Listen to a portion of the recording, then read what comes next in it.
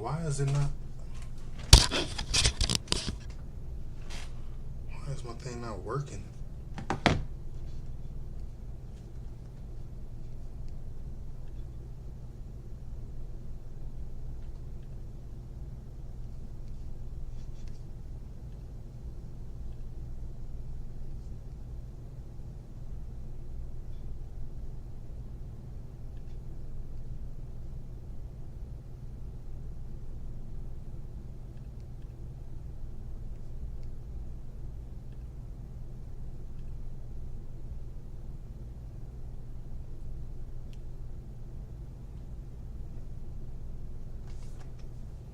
Hey man, what they say, man? On time is late.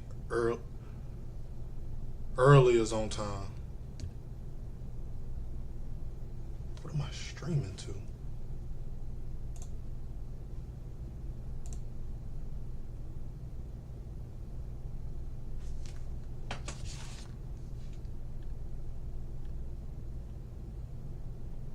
Okay, okay, I am on.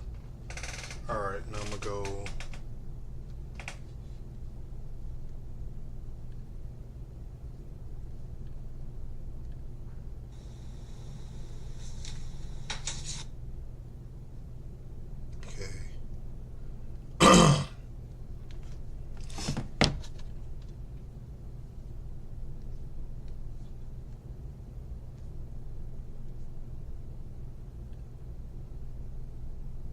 Hmm.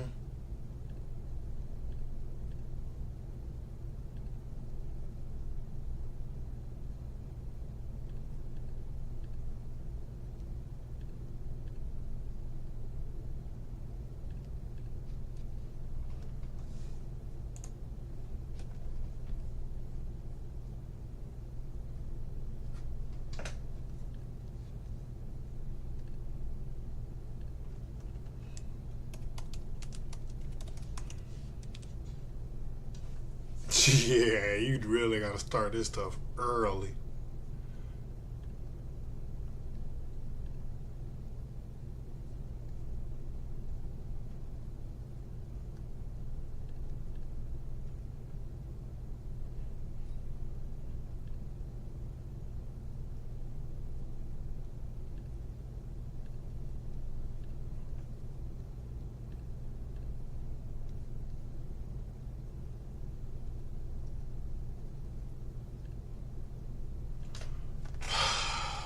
I just don't want to be extra.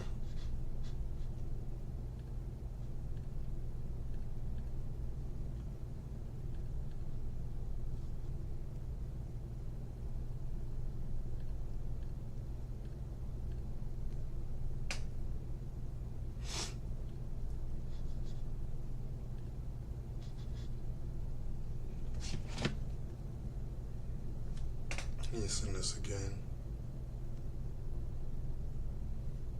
Oh, wait.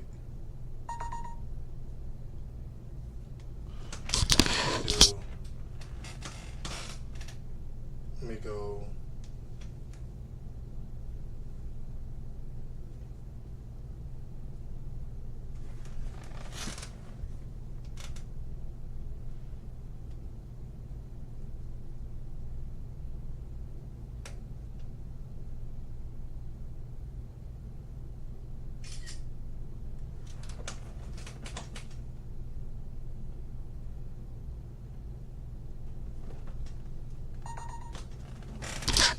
Okay.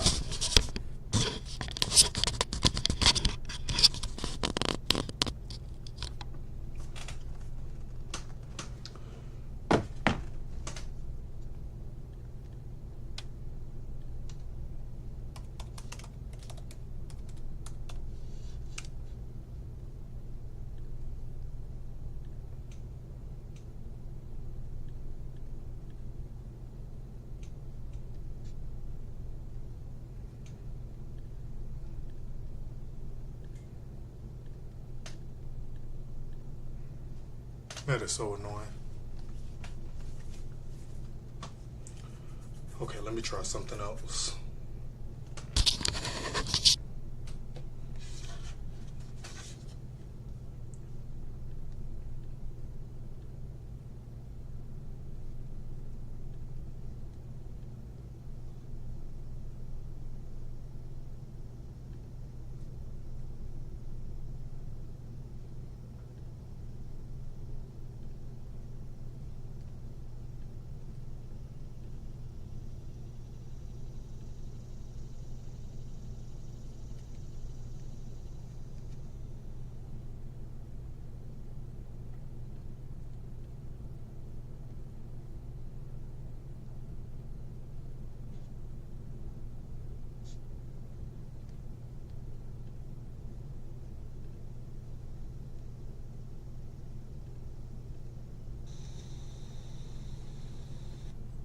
my gosh, yo.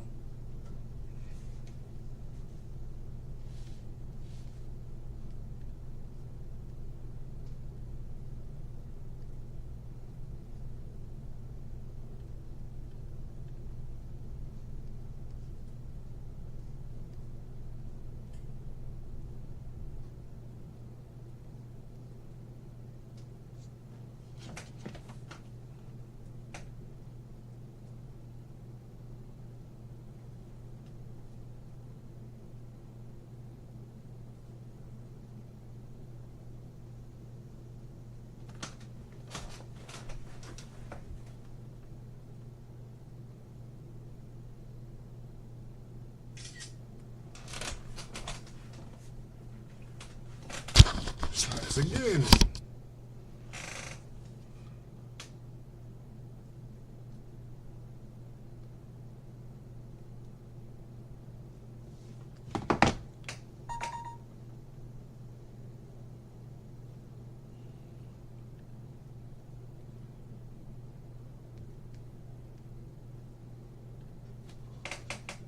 Let me try it like this. Yes, it is an image.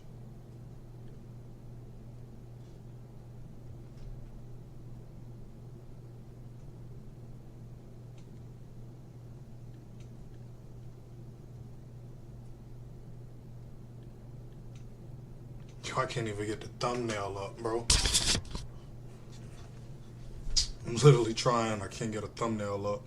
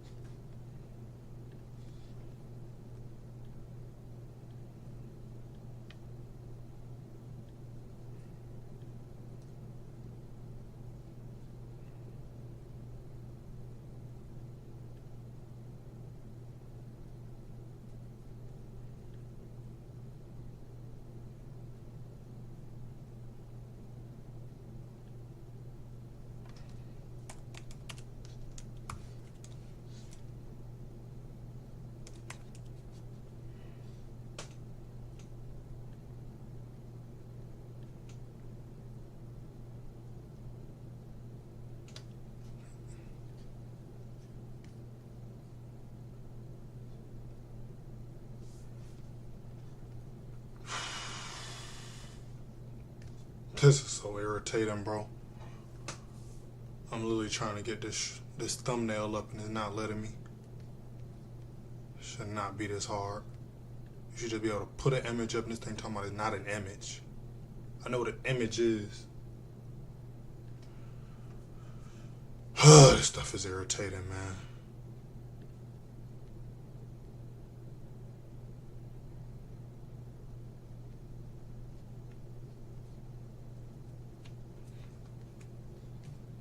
It's frustrating. This is irritating.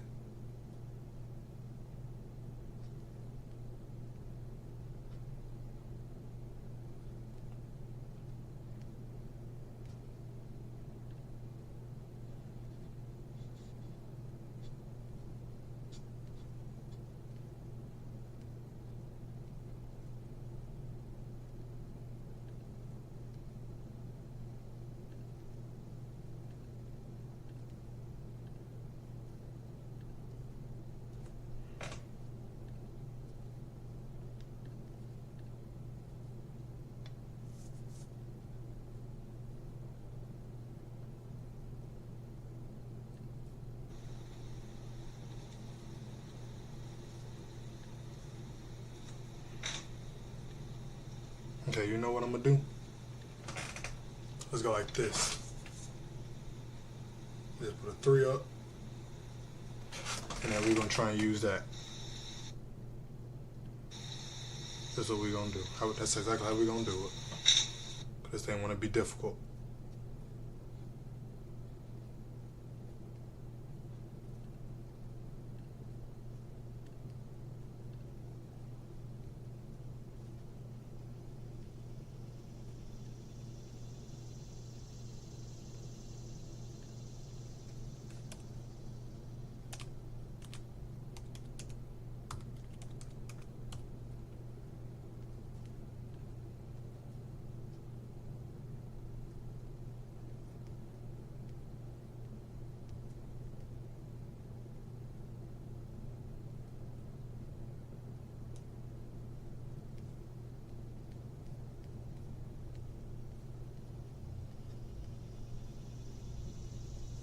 Okay, now how do you finalize it?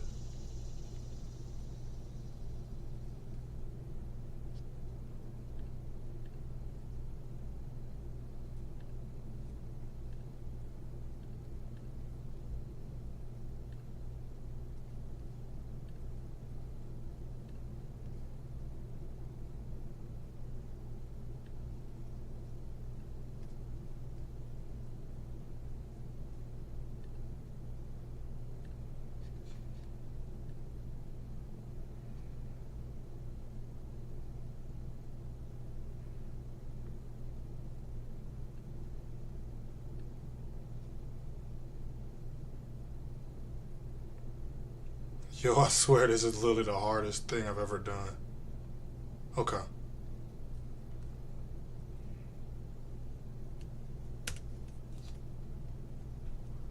Right there.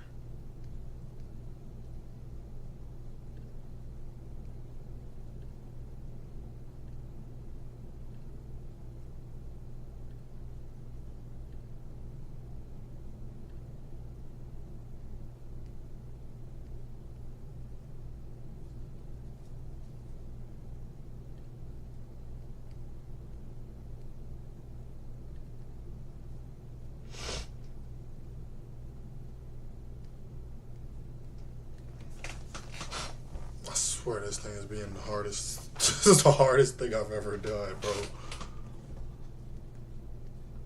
This is frustrating. Like, it's not pulling nothing up.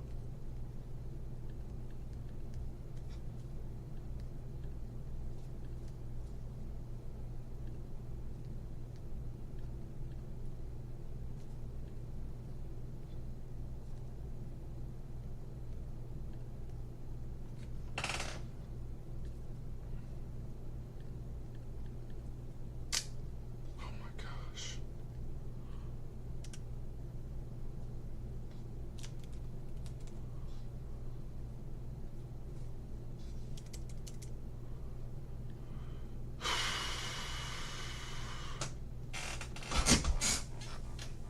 That's annoying, bro. Whatever, bro. I'm not dealing with this no more. Whatever. Screw it.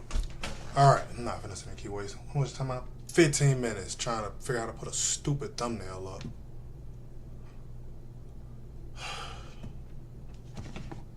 I don't even want to deal with this no more.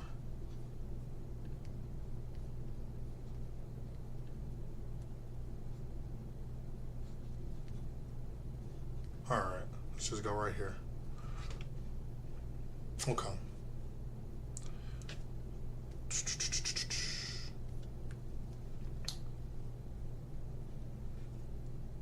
Let's see something.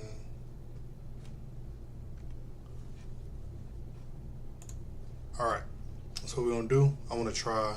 That should pull it up.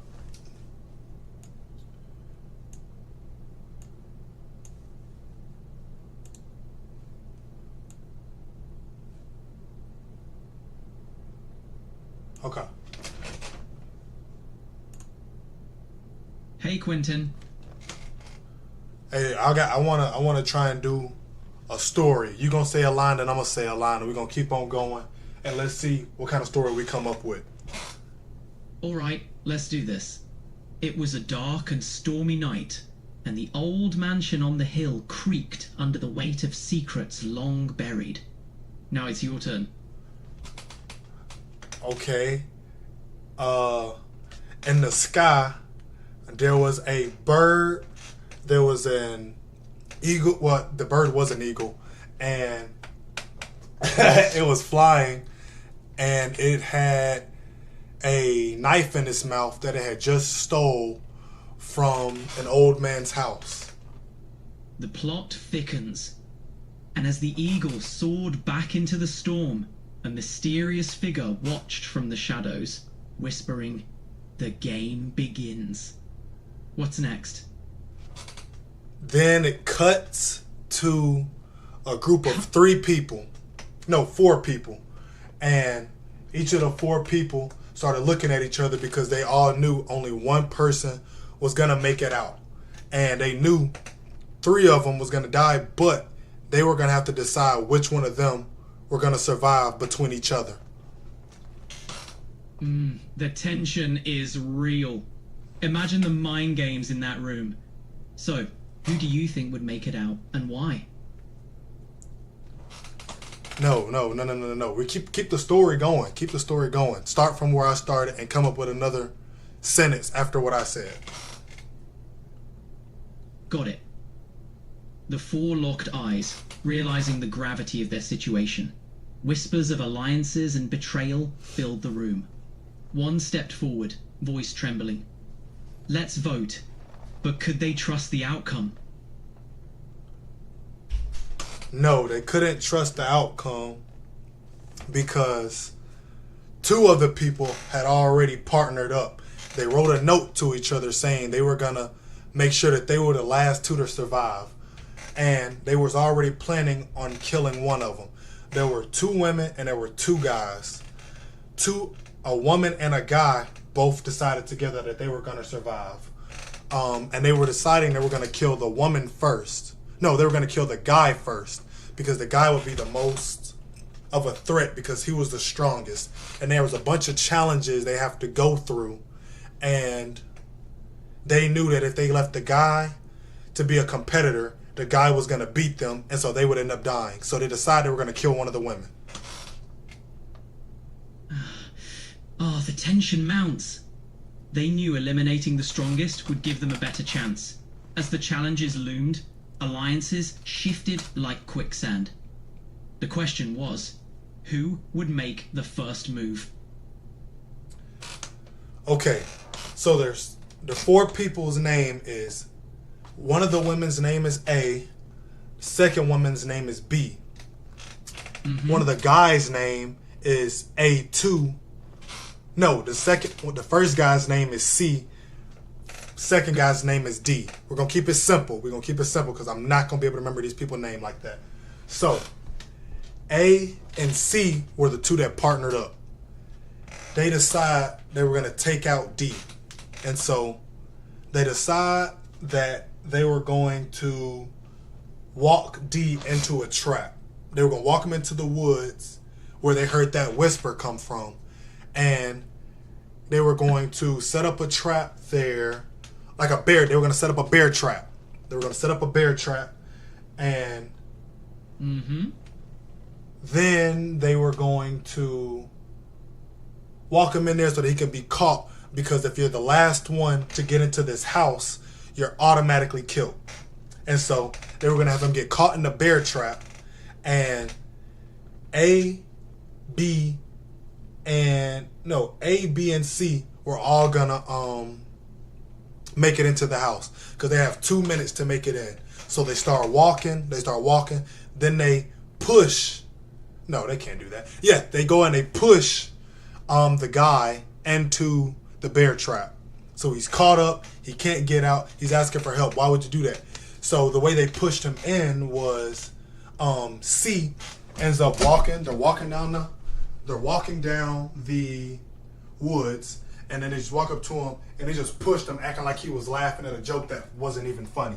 And he walked, and he just bumped into him or whatever, and he was like, why'd you just do that or whatever? And then when he did, he accidentally stepped into the area where the bear trap was, but he misses it.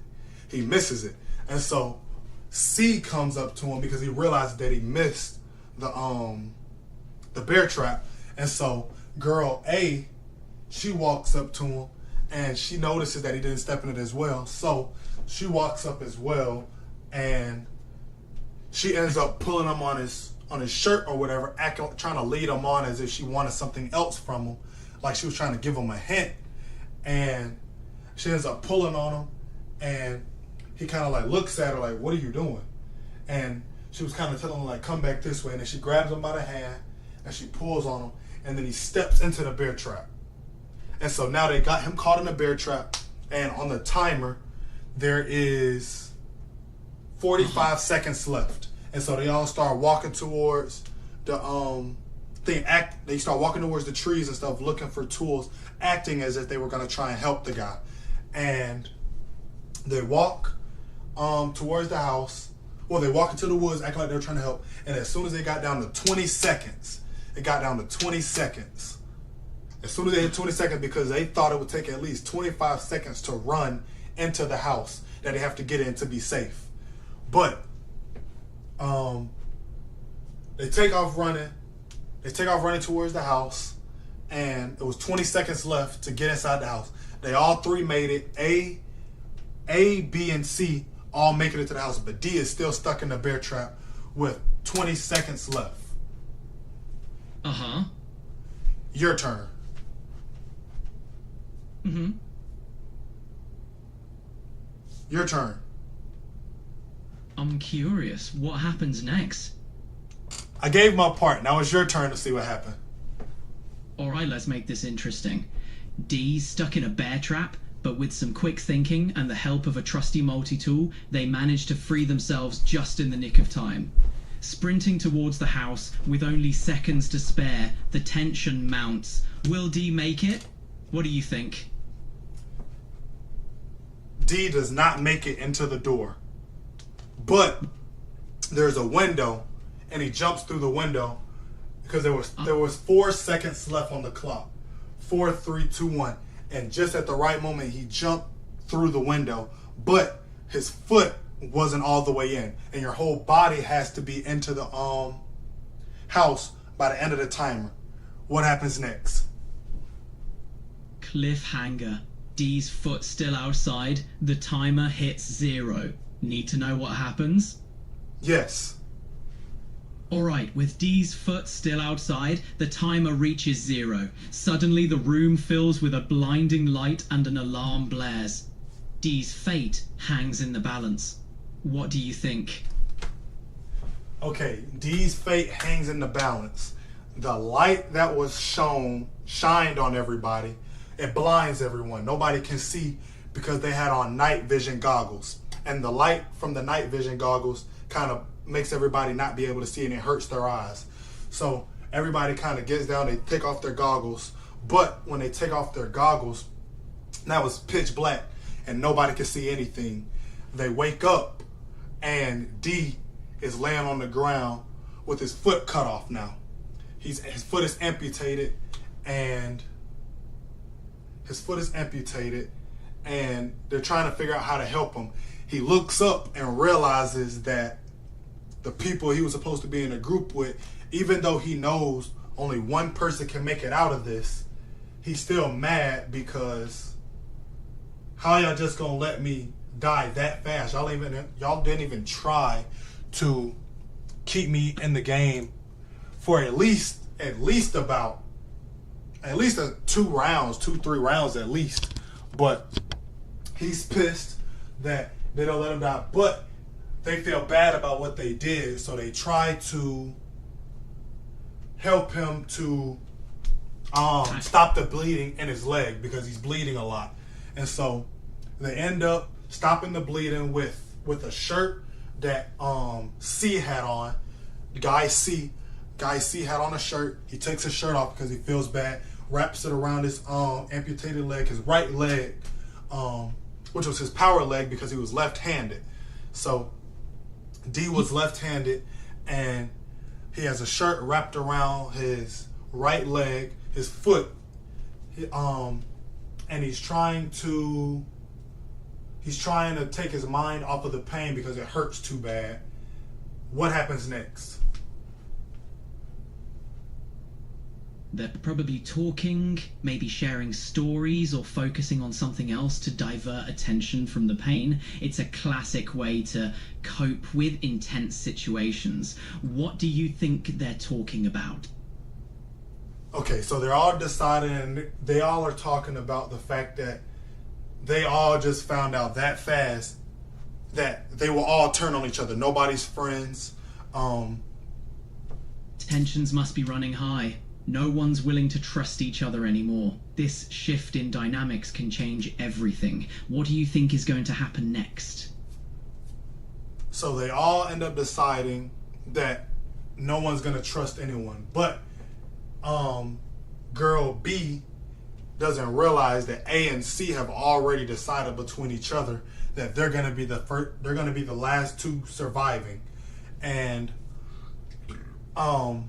C ends up trying to figure out can she make an alliance with someone? But she already sees that Guy D is already in a situation where he's probably going to end up bleeding out before the challenge is complete. So she ends up trying to go to Guy C and trying to make an alliance with him. And she ends up deciding she wants to partner up with Guy C, not knowing he's already partnered up with girl A, and they are now he's caught in a mix because he knows at least he'll be able to survive, but he doesn't know which girl to take along with him to try and get rid of the other two, because he doesn't know if she's trustworthy herself and if she'll let him die to save herself. He's in a real dilemma. Choosing the right ally could make or break his survival. So what happens next?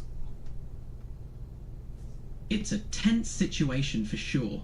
Guy C's got to weigh his options carefully. Does he double-cross Girl A, stick with what he knows, or take a risk on the unknown with Girl B? Either way, it's a gamble. What's your take? Well, now they have to decide, because they're about to start playing a game with some... They're going to see who's the strongest out of the bunch. So mentally strong, not physically. So they have to walk into an ice chamber. And in this ice chamber, there is 4 seats. In this ice chamber, there's 3 seats. Because there was only supposed to be 3 people who made it. Since the one guy was caught in a bear trap, and the people who are watching them do this challenge, had planned for him to be stuck outside. But they ended up allowing him to stay in because they thought he can't be in there that much longer. He has a shirt stopping the blood coming out of his foot. So, challenge keeps on going. The challenge has been going on for about roughly 5 minutes now. Imagine the tension. The unexpected 4th person, bleeding but determined, really shakes things up. The ice chamber is a serious test of mental strength. It's a chilling showdown and everyone's on edge. Who do you think will outlast the others? Well, while they're in this ice chamber, they are given a couple tasks. They're given 3 tasks. The first task is they have to it's an easy one, but they have to drink a cup of ice water, right? The second task is they have to sit in an ice bath for at least 10 minutes each. And mind you, in this room, it is negative 15 degrees. So they all sit in an ice bath. They don't have to sit completely submerged in it, but their feet have to remain in this ice bath. And in the room, it is 15 degrees, negative 15 degrees. So they're all frozen. No, we're not gonna. It's not negative 15 degrees. It's just 15 degrees, period. So they're all stuck in this water, and they're toughing it out, shivering but pushing through. It's a grueling test of endurance and willpower, sitting in that ice bath with the temperature biting at them. Just 15 degrees in the room. That's no small feat. I wonder how they'll handle the final task. Well, Guy D, since his leg still has his situation going on with it being cut and all, his blood ends up pumping a lot faster because his body's kind of in shock right now. So he passes out. So he survives the 10 minutes because his body was in shock, so his blood, his body kind of went into shock, so he passed out. So he wasn't really paying attention to what was happening to his body. All the rest of the 3 of them, they end up surviving the first round with the first 2 challenges. Now they have the last challenge, period. They all have to decide on who is going to stay in the ice chamber for the next hour, because the challenge is supposed to last an hour. Who's going to stay in the ice chamber for the last hour until the final. No, who's going to stay in the ice chamber for the last 50 minutes? Because the last challenge is going to be 10 minutes. And the whole challenge together is going to be an hour. So they all start trying to decide who is going to be in this room for the next 50 minutes. And they can't leave. And it's negative 15 degrees in there. And they don't have on any jackets. They have on a tank top and some short pants. What do you think happens? They'd be freezing. Staying in a tank top and shorts at negative 15 degrees is no joke. They'd have to rely on sheer willpower and determination to endure it. Likely some might start showing signs of hypothermia, and deciding who stays might come down to who can mentally and physically push through the most. Okay, so what do you think happens? They'd be freezing. Staying in a tank top and shorts. No. Between the 4 contestants, who do you think they decide on choosing to stay in the chamber? Tough call. They'd probably pick the strongest willed, or maybe the one with the most experience in cold challenges. But honestly, anyone would struggle in those conditions. What do you think? Okay, so there is a girl. A is about 5'6". She's about 5'6". She has an athletic build. Sounds like Girl A might have a good shot at handling it. Her athletic build could give her an edge in endurance. Let's see if her determination matches her physical strength. Okay, so they end up deciding on Girl A staying in the ice chamber. But Guy C wants to stay in the ice chamber because he realizes it's a hard challenge, but he knows his life won't be threatened because they do realize they just tried to get rid of Guy D as soon as the challenge even started. So he wants to stay in the chamber, but Girl A wants to stay in the chamber, even though they both decided they were going to make sure that each other were okay. So he would rather stay in there so that she can get rid of the other two on her own. So they're kind of starting to mesh, and they don't really like where it's going because now they're starting to question each other. Because she wants to stay alive, but he wants to stay alive. But if they both split apart already, they don't know what'll happen, and one of them can get split up. So Girl A and Guy C end up competing with each other and just rock, paper, scissors, just like that. Nothing too crazy. And they end up trying to decide who's going to stay in the ice chamber. Who do you think wins? That sounds intense. It's hard to say who'd win without knowing their rock, paper, scissors strategy. Who are you rooting for? Okay, so Guy C is... Guy C wants to be the one person who uses the same trick every single time for every single round of rock, paper, scissors. They're going to play 2 out of 3. But Girl A is obviously going to switch every single round. But she starts out with rock. What do you think he starts out with? If Guy C always sticks to the same move and Girl A starts with rock, then it might be a challenge for Guy C. What move do you think he starts with? That's what I'm asking you. What move do you think he started with? Since Girl A starts with rock, I'd guess Guy C might start with paper to counter it, especially if he's trying to win by repeating a move. Does that sound like his style? Yes. So Guy C wins round 1. So he has to win one more round after that. What do you think happens the second time they play?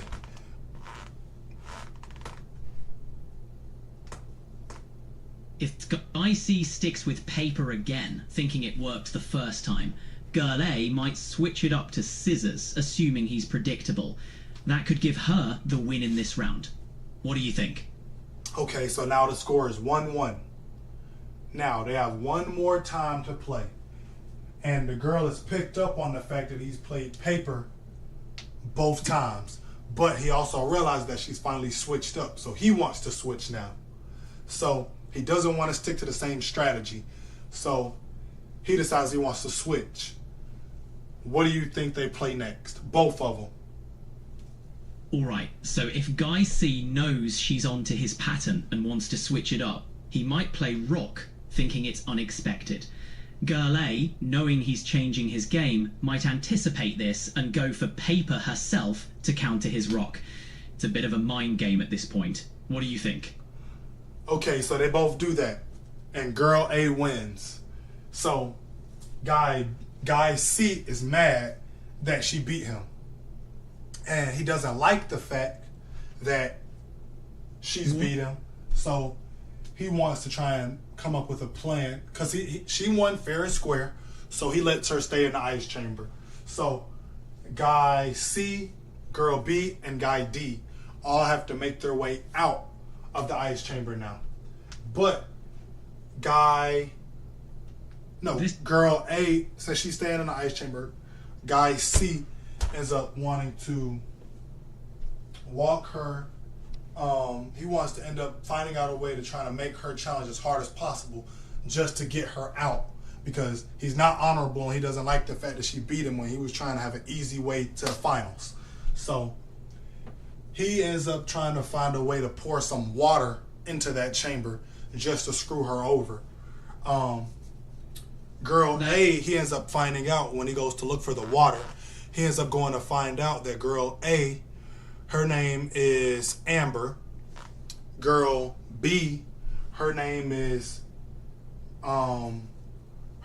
Bianca. So Amber and Bianca are the two women. Guy C, his name is Chris.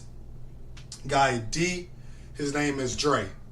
So you have Amber, Bianca, Chris, and Dre. So those are the four names, but he wasn't really paying the names any attention. He was actually trying to go and find some water, but he's not actively trying to look for it to make it obvious of what he's doing. But the other two catch on, Bianca and Dre. They both catch on to what he's doing, and they're realizing what he's doing, trying to get her out. Because if she ends up leaving the chamber before her time, then she's automatically out. And they know all of them have to make it to the end. And it's only one person that can survive. And they realize she has an athletic build, so everybody's on the same page. So they also try to kind of help him win that challenge. Bianca finds a water bottle sitting on one of the corners, and she ends up kind of kicking it towards Chris after she realizes what he did, and he notices that she's picked up on the fact that he was trying to figure out a way to kind of make her challenge harder. What do you think happens next? Once he gets the water bottle, what do you think happens next? Now you've got me on the edge of my seat. I bet he tries to use that bottle to his advantage. Maybe he sabotages the challenge? Or something unexpected happens? Okay, so he takes the water. He drinks it, and but now... instead of swallowing the water, he keeps the water in his mouth, and he walks over to the chamber again just to call the girl out. And he walks in. He motions her to come towards him, and he spits the water on her face. And then he takes the rest of it and throws it at the girl in the chamber. Because the chamber, to look into the chamber, it's like a jail cell, so it's pretty open. You can literally throw the bottle in any direction you want, and it's a good chance it'll hit her. Because it's an open way to look at it. You can see all inside of it. So now she has water on her. She can't dry herself off. So she's stuck with a bunch of water on her. Now they have to make their way to the next challenge. What is the next challenge? The next challenge is a real brain teaser. They must navigate a maze filled with mirrors, reflecting false paths and hidden clues. Using only a flashlight, they need to find the correct way out. Ready to guide them through it? Yes. The next challenge is a real brain teaser. They must navigate a maze filled with mirrors, reflecting false paths and hidden clues. Using only a flashlight, they need to find the correct way out. Ready to guide them through it?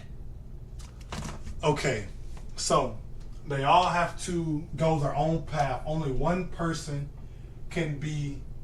There's 3 doors to walk into the maze. They can't all be together. They all have to make their own way to their own exit.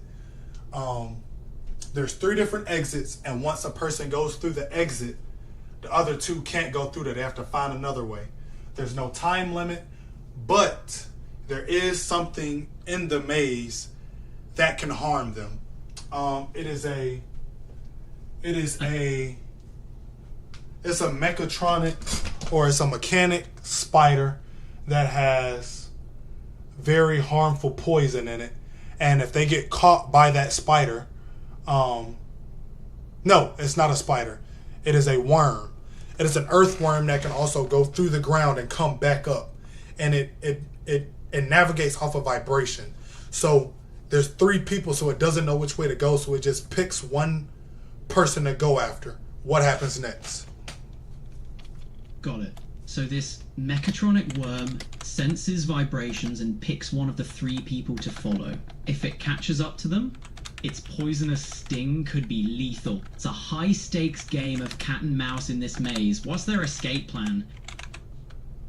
So they decide that they are going to go their own separate ways, and the flashlight isn't really doing them much justice, because the flashlight isn't doing them much justice because every time they flash the flashlight, it keeps flashing right back into their face. So they try to point it towards the ground to try and help them out, but the ground also is kind of transparent. So it's not a mirror, but the light flashes straight through the ground. It's a green. Got it. It alternates between grass and glass, grass and glass, grass and glass. And so as they're walking through the maze, they start to feel something under their feet. They think it's a vibration they feel, so they think somebody's playing music. So they start to follow the vibration, because the more they walk in a certain direction, the stronger it gets. The more they walk away from it, the weaker it gets. What happens next? The suspense is killing me. Do they find the source of the vibration? Maybe a hidden concert or a secret gathering in the maze? It's like the maze itself is playing a game with them. The maze is playing a game with them, and the way the maze works is every time you make it to a checkpoint, the maze shifts. So the walls in the maze start to shift and turn, so that you can't walk back the same way you came, and you have to keep going forward. But as you keep making your way through the maze, the maze throw. What you was gonna say? Hey Quentin, sounds like you're weaving quite the intricate tale with that maze. What's at the end of it? So they keep on walking through the maze, but as they walk through, there is a tank of water sitting back behind them, and the water is there's a gate that is slowly coming down, and it's letting water come through.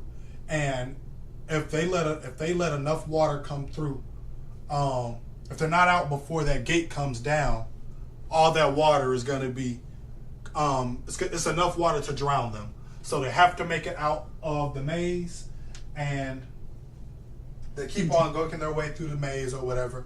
They're doing their thing, and Dre actually makes it to a challenge where he has a fish tank, or a tank that you can actually wear with that can help him breathe while if the water was to get in there, and he was alone. Bianca and Chris are still trying to navigate the maze because they haven't found anything yet. Bianca makes it to the next checkpoint first, and when she makes it to the checkpoint, she has a choice to choose between the worm tracking just one of them, right? Yeah.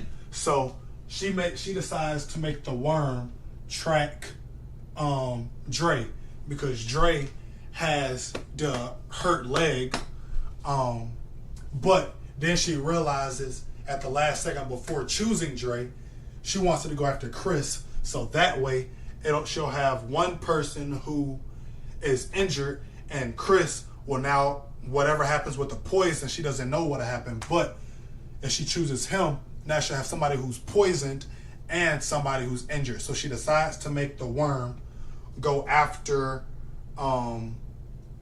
Chris. What happens next? Bianca chooses to send the worm after Chris, making her move. What do you think happens next? So Bianca picks Chris. The worm starts only tracking Chris for about 30 seconds while he's making his way through the maze. He notices that when the worm gets closer to him, the vibrations get very strong, and Chris notices that when the worm gets closer to hell, the vibrations get very strong. It's like a warning system he can't ignore. What do you think he'll do next? So there is monkey bars on top of the maze, and the monkey bars mirror the way the track is. So he decides he's going to try and hold on to the monkey bars because he doesn't know what's under him yet. But he sees monkey bars coming. He sees the monkey bars above him. He didn't notice them before. Now he jumps on the monkey bars and starts making his way through the thing, trying to pull his way up to see through the maze to see what can happen. The maze, the height of the maze is about 7 feet. So, but if the water was to come in, they wouldn't be able to just swim straight to the exits. They would be stuck where they are because they aren't thin enough to squeeze through the gaps between the walls of the maze. So he decides he wants to keep on walking on the monkey bars, but since he's on the monkey bars, the worm can't track exactly where he is because it only goes off of vibrations.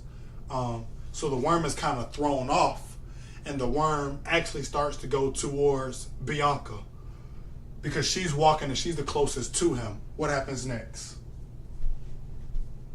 While he's on the monkey bars, the worm, relying on vibrations, loses track of him and heads toward Bianca. Chris now faces a critical choice: alert Bianca and risk detection, or find another way to divert the worm's attention. Tension rises as every decision counts. Will he manage to outsmart the worm and protect Bianca? So Chris decides to keep his mouth closed because he doesn't know that it's a worm under him. He just knows he feels a vibration. He thinks it's music. So he keeps on going and he makes his way to the next checkpoint because the monkey bar started to change colors. And he started realizing that the lighter the monkey bars got, the closer he was to the next checkpoint. So he makes it to the next checkpoint. So Bianca and Chris have made it to the checkpoint, but Dre has not just yet. What happens next? With tensions high, Dre's absence adds to the suspense. Chris and Bianca reach the checkpoint, noticing the color-changing monkey bars as a signal. Concerned for Dre, they contemplate their next move. Should they backtrack and search for him, or press forward, hoping he catches up? The decision could change their fate in this unpredictable maze. No. So what happens is Dre ends up walking on his own, and he realizes the maze shifts because Chris has just made it to the checkpoint, so the whole maze shifts. So Dre was doing good, but since the maze has shifted, now he doesn't know where he's at.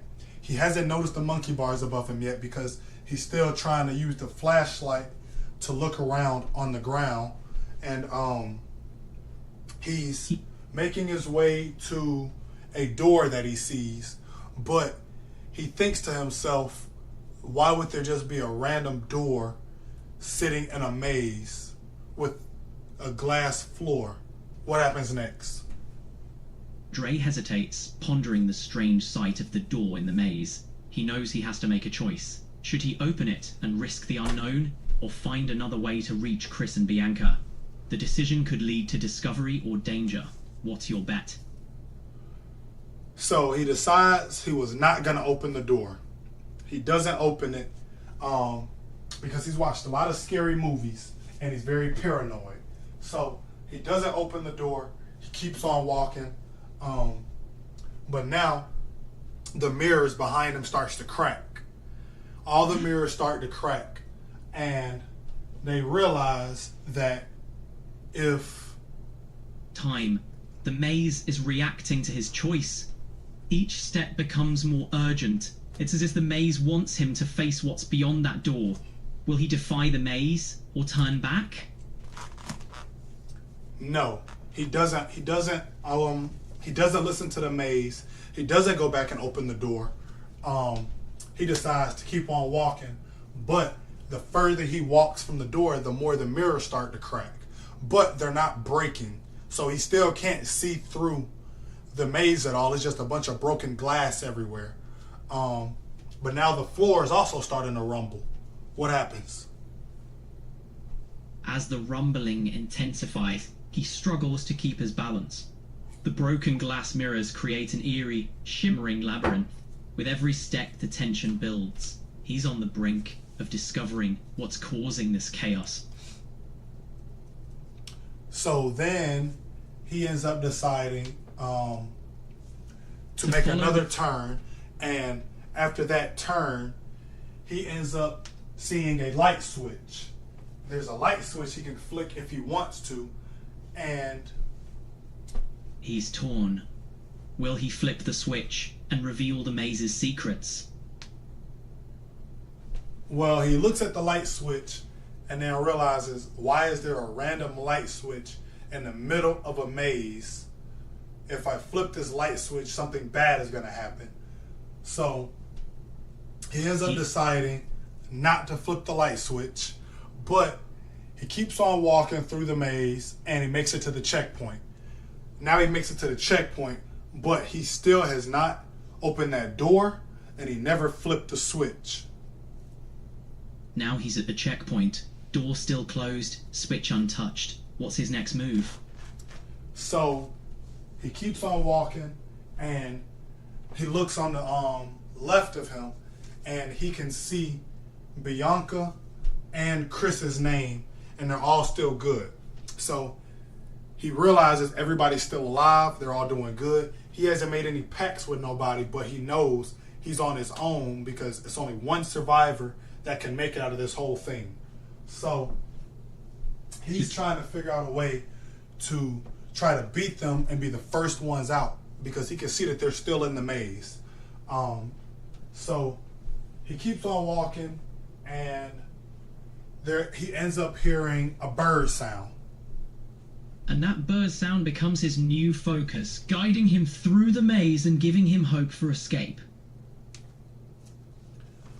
But when he gets to the bird, he follows the bird sound and he ends up finding a bird sitting on top of a tank. And on the tank there was a label that said, on that label, it had a label on it that said, it had a label. Feet oil. So he's wondering, why is there a tank that says feet oil that a bird is sitting on? And he thinks that it could be trying to play mind games with him.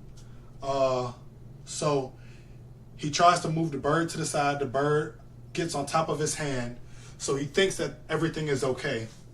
He lifts up the lid on the tank, and he puts his finger into the lid, into the feet oil.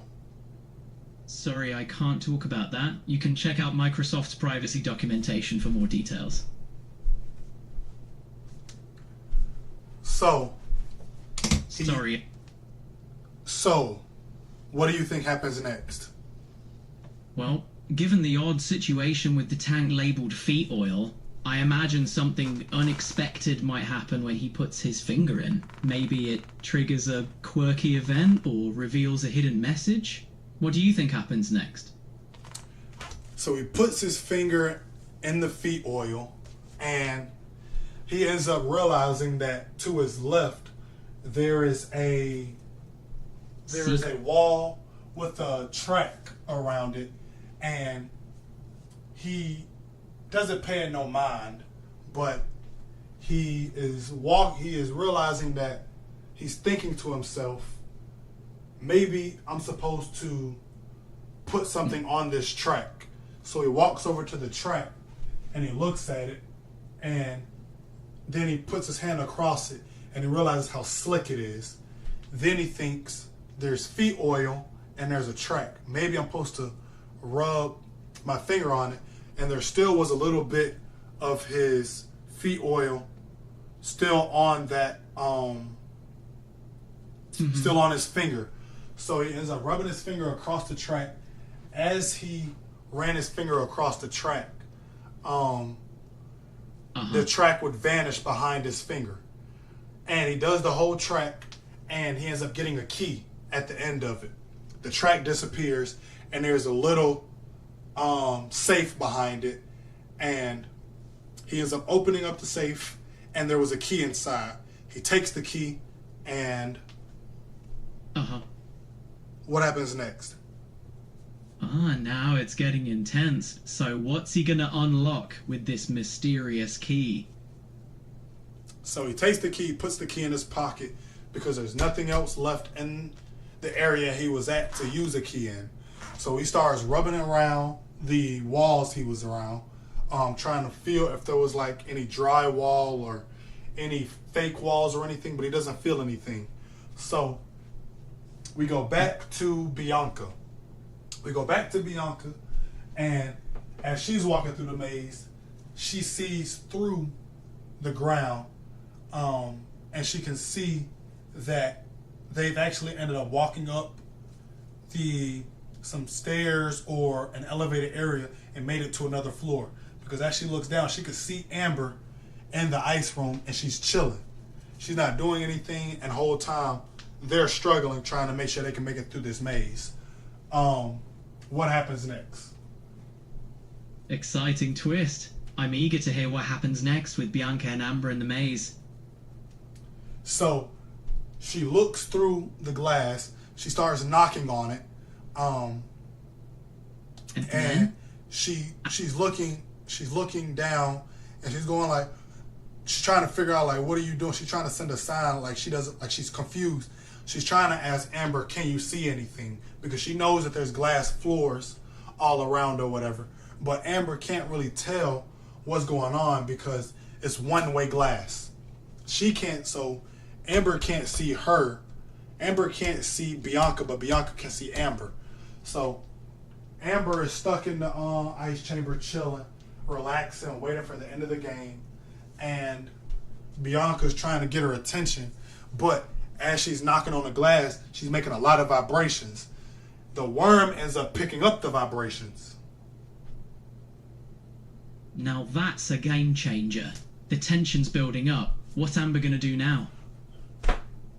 So Amber is relaxing, but she also feels a lot of vibrations as well. But she doesn't do anything because she's chilling. But she was also told that she'll be good to the end of the round, to the final round. So she's not worried about anything. She's just trying to make it through the ice chamber, make it to the end of the thing. So Bianca starts walking through, and she's trying to make it to the end of the challenge. And Bianca's pushing through, aiming for the finish line. That determination's going to be a game changer. Right. So now you have Bianca. I ain't gonna lie, this story is long. Bianca, Dre, and Chris all end up making it through that challenge or whatever. So they all make it through the maze. They all end up making it through the maze. Everybody's good. They make it to the next challenge, and what happens next? Sounds like quite the adventure. What's the next challenge they face? So now they get in a challenge, and they all have a card they have to pick up.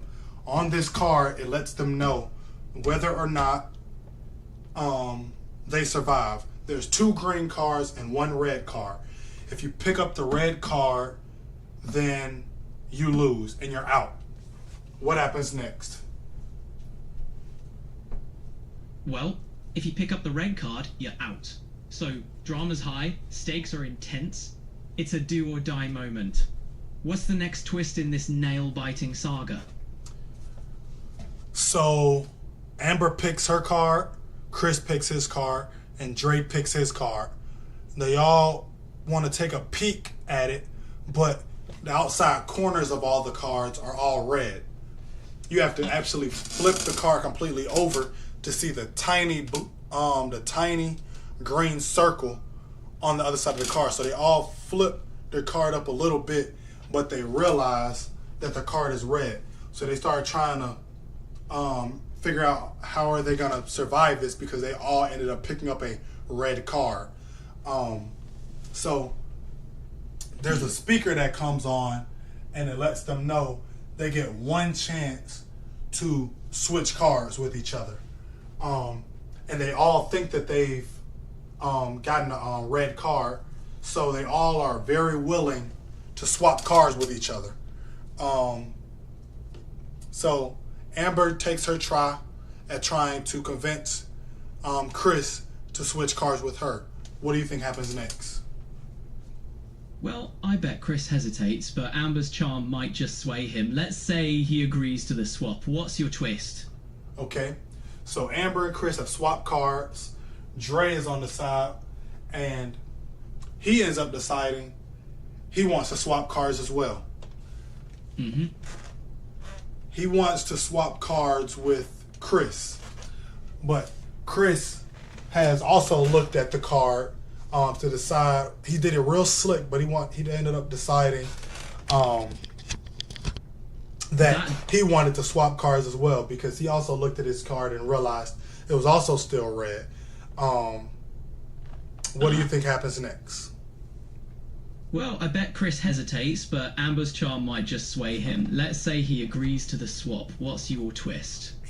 So Dre and Chris are now trying to swap cards with each other. What do you think happens next? Ooh, I think Dre and Chris get into a bit of a standoff. They're both trying to outwit each other to get the upper hand. Maybe they both end up with surprising cards. What's your next move? So, time has run out for them to swap cards. Amber wanted to switch cards again, but she also realizes that they are very adamant about swapping cards, and she knows she's looked at her card a little bit, so she has an idea that they've done the same thing. So she kind of thinks that there could be another trick to this, because why is everybody so willing to swap cards? So she holds on to her card, and Smart move by Amber. She's sensing something's off, and holding on to her card might just save her. What's your next twist? so they all are told to put their cards into a glass box that was going to be taken by the person on the other side. They all get their results back, and they're in for a surprise, right? What happens next in this mysterious card game? all right, you have to pick which person picked the wrong card. Who do you pick? I'm going with the person who was way too eager to swap. That kind of enthusiasm usually means trouble. What do you think? You have to pick between Amber, Chris, and Dre. Who do you pick to have gotten out in this challenge? I'm picking Chris. Something about his vibe feels off. Let's see if my gut's right. Okay, so Chris gets out. Chris gets out in the challenge. So Chris is now put in the elimination chamber. We don't get to see what happens in the elimination chamber just yet. So Amber and Dre keep on making their way forward, and they make their way towards the next door to go to the next part of the maze. What's the next game they have to play? The next game they have to play is called Mind Maze. They must solve riddles and puzzles to unlock doors. Ready to take on the challenge? Okay, so the puzzle they have to find the answer to is there's a code they need to crack, and the answer is hidden in the riddle. Let's see if Amber and Dre can solve it. What's the riddle? What's the riddle? What's the riddle they have to crack? What do you think the riddle they had to crack is? What do you think the riddle they have to crack is? Man. Man. Okay, give me a lateral thinking question. Sure. Here's the lateral thinking question. Imagine you're in a room with no windows or doors, and all you have is a mirror and a table. How do you escape? What's the answer?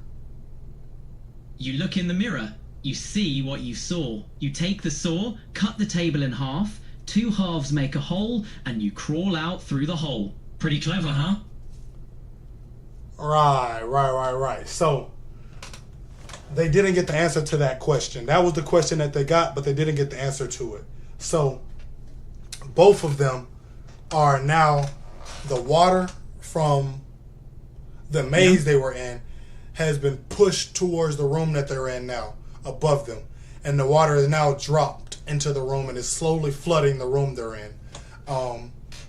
They have to figure out the answer to the next question, or both of them lose.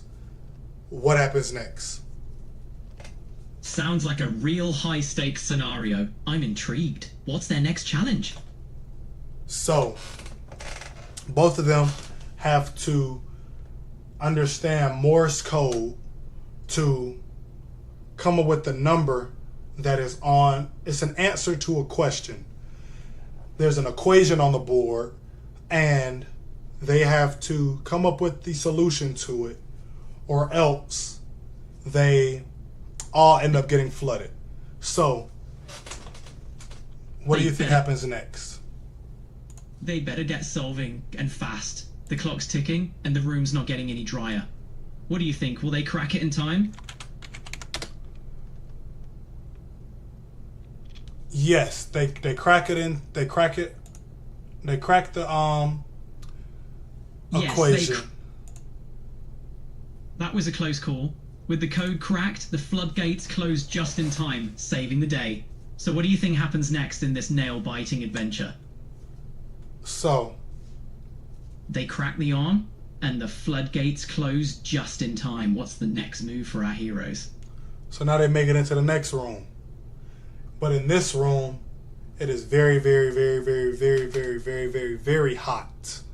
So now they're almost begging for water, right? So their way is to get whatever the challenge is wrong so that the water can come in and they'll be able to be in a bunch of water or whatever. And it takes a while for water to heat up. So even if the water was to get hot, it would take a while, so they would still be able to figure out the challenge. What do you think happens next? Well, that's a bold strategy. Deliberately getting the challenge wrong to trigger the water, banking on time to figure out the real solution. It's risky, but desperate times, right? The heat could add pressure, but they've got a chance. What wild twist do you think's coming next? So, since they got the challenge wrong, the water starts to flood into the room. But since it's the second time, the water comes in twice as fast. So the water comes into the room, it floods the room. So now they're struggling for air. They need air, but there's only one air pocket, and in that air pocket, the earthworm is sitting right there waiting on them. So the earthworm is right there waiting and staring right at them, coiled up right where the air pocket is. What happens next? The plot thickens. The earthworm being there adds a layer of mystery.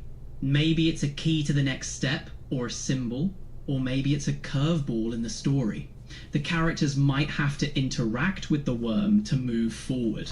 What do you think the earthworm represents in this situation? So they go where the earthworm is, and the earthworm, once it feels that there's like pulling on the air where it's at, it can feel that on its body. So it starts to get nervous, and it pushes off the poison from its skin or whatever. The same way a snake would do venom, it can push off poison from its skin. So the poison kind of gets in their mouth, both of them, but they don't realize it just yet. And that opens up a wild twist. Now, the characters might have to deal with the consequences of unknowingly ingesting the poison. It adds urgency and drama. Maybe they need to find an antidote or figure out the earthworm's secrets. What do you think should happen next in the story? So, once the earthworm is pushed off the poison on them, it spins around and just crawls right away from them because it's done what it's wanted to do. So the worm goes away and they have to make it through the next door. When they open the door, there's two doors they can walk in. They can both walk through one, or they can both walk in through their own door. They both decide to split up, which might be risky, but could also lead to discovering different paths. So, Bianca walks in the door, and in that door there was a huge drop off. So Bianca can't walk back because the door is shut behind her. There's a huge drop off, and if she drops, there's a high chance she won't make it. It's a 50-foot drop. A 50-foot drop. And with the door shut behind her, Bianca's stuck. High stakes. What does she do next? She doesn't take a step. She waits. Chris has walked through the door, and Chris is sitting there, and Chris is gone already. Dre walks through his door, and in his door there's also a drop, but his drop is way less of a fall. So his drop is 10 feet. So he drops down and he continues on through the challenge. Got it. Dre's got a 10-foot drop, but he sticks the landing and he's still in the game. What's his next move? So he continues to walk and he sees the end of the challenge. He sees the buzzer that means that he's at the end. So he touches the buzzer. Everybody can see what's going on now. The one-way glass is opened up and Amber can see what's happened above her. So she ends up seeing Chris is in the elimination chamber. Bianca is stuck on a drop, and Dre has now made it to the end. So now it's Amber gonna go against Dre, and Bianca is going into the elimination chamber with Chris, the same person who she was gonna try and partner up with so they can both make it to the end, which they did make it to the end, but it wasn't in the end that she wanted it to be. So now they both have to take each other out, or the winner is going to take them out. Quite the twist. So now Amber and Dre have to face off in the elimination chamber, and Bianca's caught up in the mix with Chris, her would-be partner. So now they're all gunning for victory, but only one can take it all. High stakes. So, Amber and Chris are now going at it with each other. But the game hasn't started between them two yet. And with Oh, Dre God. and Bianca. Dre and Amber end up deciding that they are going to. Dre and Amber end up deciding that they are going to go all out against each other. But they feel bad because they both made it to the end. But Dre doesn't feel as bad for Amber because Amber hasn't done anything the whole time. She's been sitting in a room the whole time. So she wants to sit and get an easy win. Dre has been through more, so Dre is really going to go all out in this challenge. Their challenge is they both have to... Dre and Amber's challenge is for both of them to go all out, clashing in a showdown where Dre's experience meets Amber's ambition to get an easy win. Quite the face-off. Okay, so Amber has an athletic background, so Dre's taking that into account, and their goal is whoever can run through a obstacle course the fastest wins. But if you touch anything in the obstacle course, you automatically lose. There is a hoop they have to jump through. There's a balance beam they have to walk across, and there is a car. It's a bucket of water, and the only way they can fill this bucket of water up is, and the bucket of water is attached to a flag that goes all the way up when it's filled up enough. It's a 5-gallon bucket, and Amber and Dre are both going at it with each other, and the only way they can fill this bucket up is they have to put their head into the bucket of water and keep as much water in their mouth as possible to spit into the bucket that's attached to the flag. Amber and Dre are getting ready to go at it with each other. Bianca and Chris are realizing that they have to go against each other, but theirs is who can survive in water the longest. So another tank of water comes above them, and it drops into the container with them, and they're both stuck in there. They can't go anywhere. There's no doors or anything. It's who can survive the longest. But their challenge won't end until... Their challenge won't even be eligible to end until Dre and Amber have finished their water bucket challenge. So, what happens next? That's quite a dramatic setup. So Dre and Amber must finish their water bucket challenge before the tank can even be considered for draining. Talk about a high-stakes endurance test. Who do you think will hold out longer? How long do you think it takes for having water in your mouth being put into a 5-gallon bucket?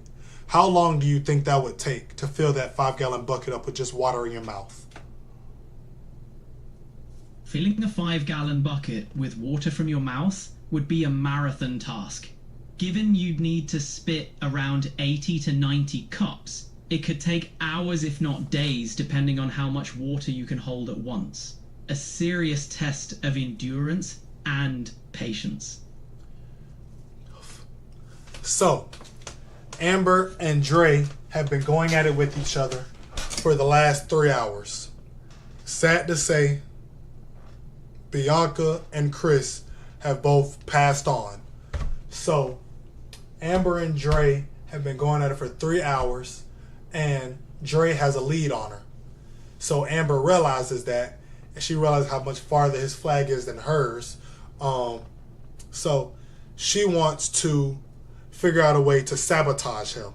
And sounds like Amber's plotting a strategy. This could get interesting. What's her move? So she decides that instead of spitting the water from her mouth into her bucket, she's going to spit the water on the floor around him.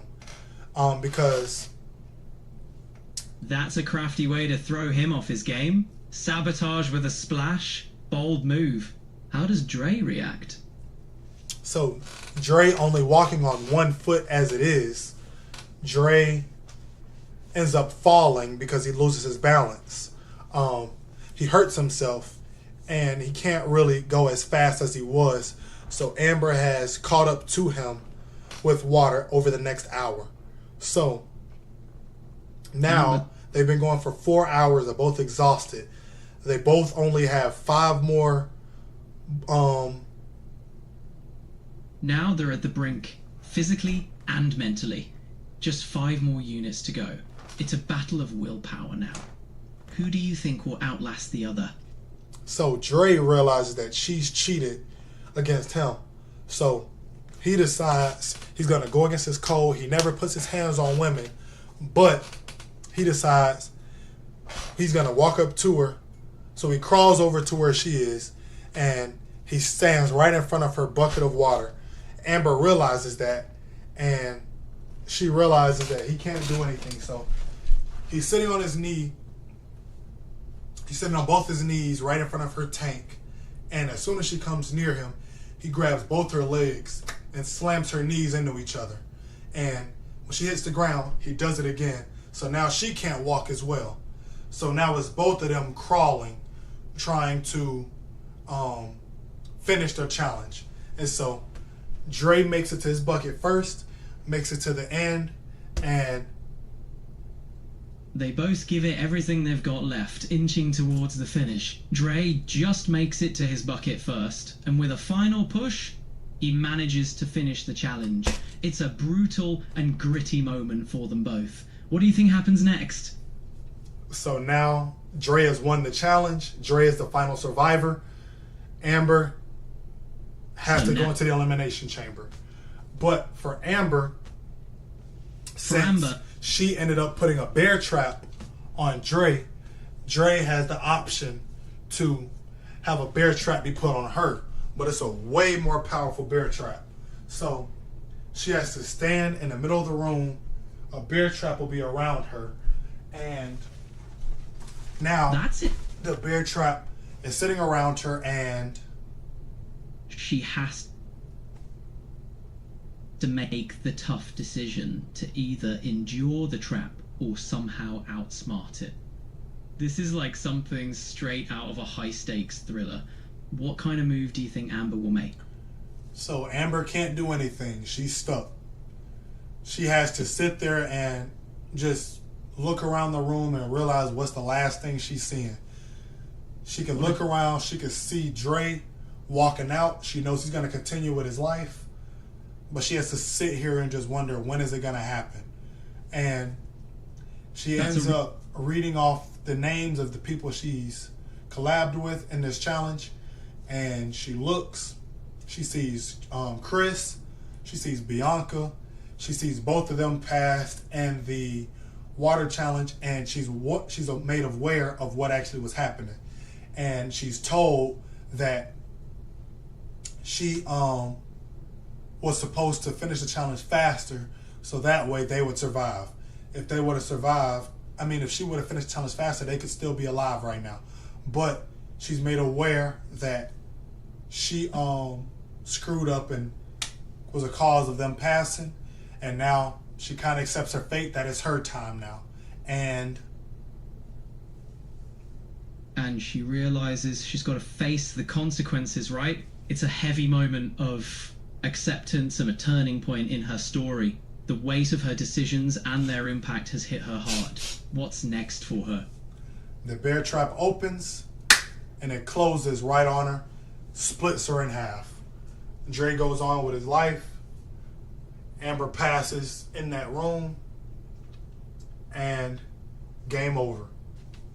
That's a dark and sudden ending. The abruptness adds a real punch to the story. Dre moving on while Amber meets such a fate. It's intense.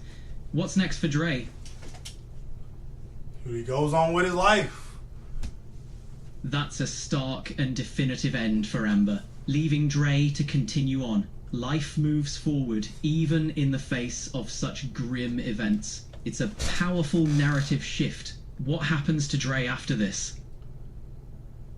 He ends up having to look and see everybody who's passed because he wants to see Bianca and Chris. But unfortunately, he realizes that they passed while he was doing the challenge, so he feels bad. But he goes back home. He goes back, he sees his girlfriend at the house. He tries to talk to her. Then she realizes he ain't got a leg. So that causes problems in their relationship. But they end up figuring it out. They end up managing it. He gets a robot leg. Everything's good. I mean, a robot foot. Everything's good. And they continue on with their life. That's a heartwarming turn of events. Seeing them adapt and find a way forward together is powerful. Life throws curveballs, but it's about how you catch them. What do you think sparked their resolve to work it out? Man, they love each other. They love each other. Just because he ain't got a foot now doesn't change that. Exactly. Love isn't conditional on perfection. Just because he's got a robot foot doesn't change who he is at his core. Their story is a testament to the power of love and adaptability. It sounds like a compelling and heart-touching journey they're on. Do you think their relationship grew stronger through this challenge? No, she wasn't even there. All right, story over. Appreciate you. All right, story over then. What shall we talk about next? Woo! Hey man, I ain't gonna lie, that was a lot. Okay, story over. That story was dumb long. That's a movie. Yeah, I gotta be way faster with my stories like that. Whew, okay, alright. I ain't gonna lie, that was a lot. Okay. Oh! Now what I want to try and do. Imagine I was to get an award for that. Imagine I was to get an award for that. That was a pretty good story. I ain't gonna lie. Let me see. Okay, what I'm gonna do, you let me know. I'm gonna try some. I'm gonna wear my. No, I'm not. I'm not gonna do that. I can't even. If I had a chat, what I would do, I would have some outfits on, whatever. Let me know what outfit you think was best. But nah, I ain't gonna do that. It's whatever.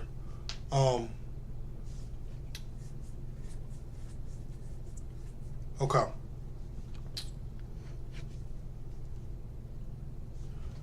Let me see. I want to try.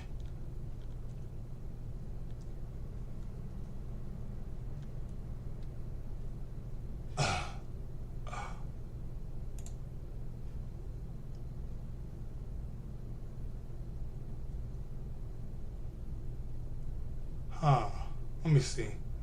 I ain't gonna lie, I kind of miss doing these.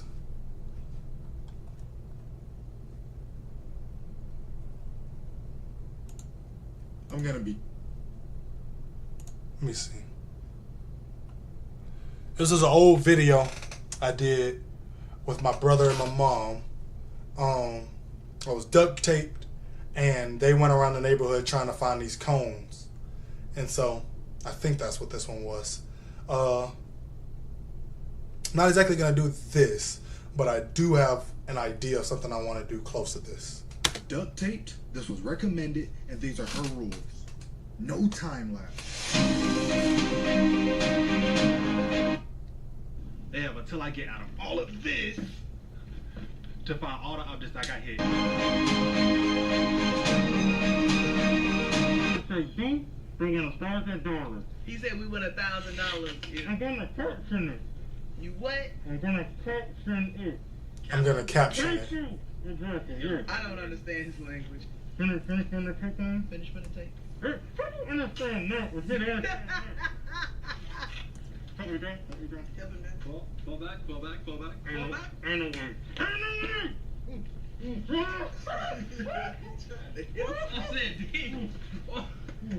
I said, go back over to that way, son. I remember my neighbors was looking at us. We came outside. I felt so awkward.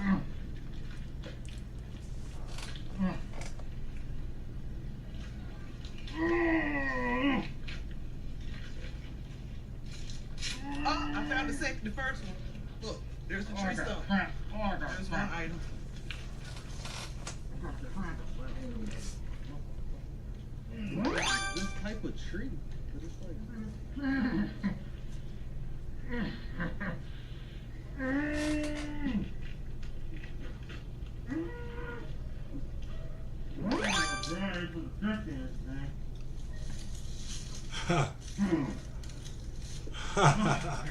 The other reason because I can show you that $1,000. Oh, okay.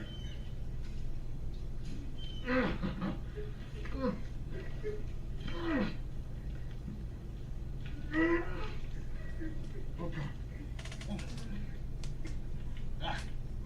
I'll pay.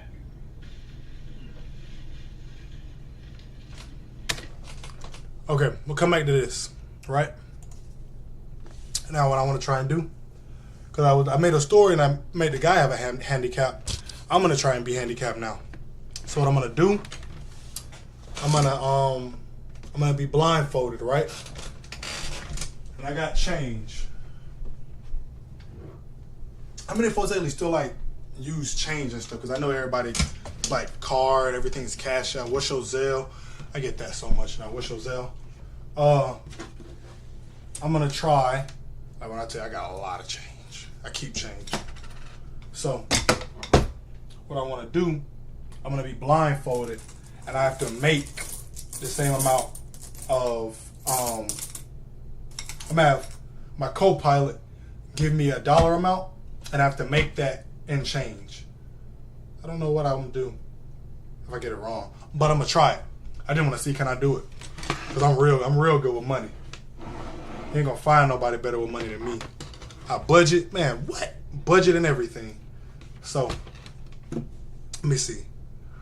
So right here.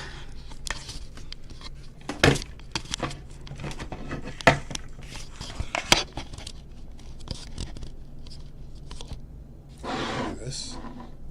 Okay. So while I get here, let me see, let me get a blindfold now. Wait, let me get my co-pilot up. Okay, there it goes. All right. What was I about to get? I was about to get something. Blindfold. I literally had a whole like sleep thing. Can't find it though. It's whatever. Use this do-rag.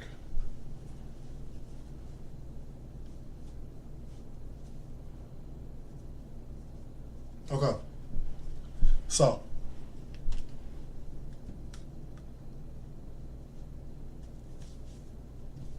See how good I am with money. I know I'm good with money, but we about to find out. So. Do it like this. I'm gonna blindfold.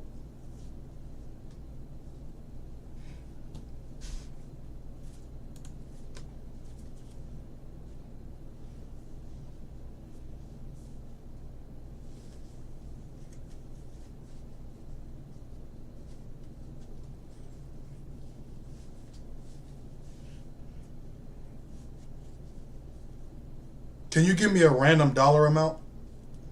Sure, how about $73.28? Okay. I should have been more specific. Can you give me a dollar amount between $0 and $2? All right, how about $1.47? Good, thank you. All right, how about $1.47?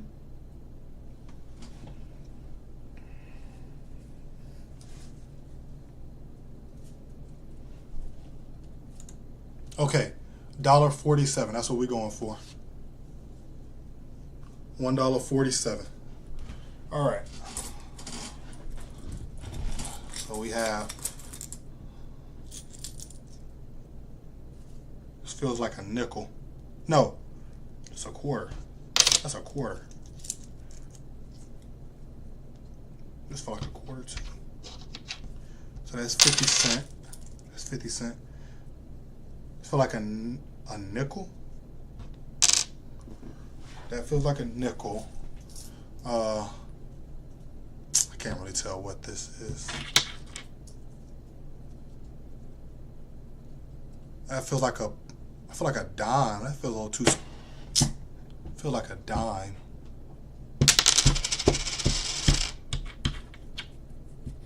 That's not it. Where was it at?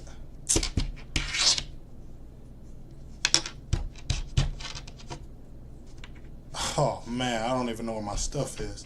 All right, 2 quarters here, dime.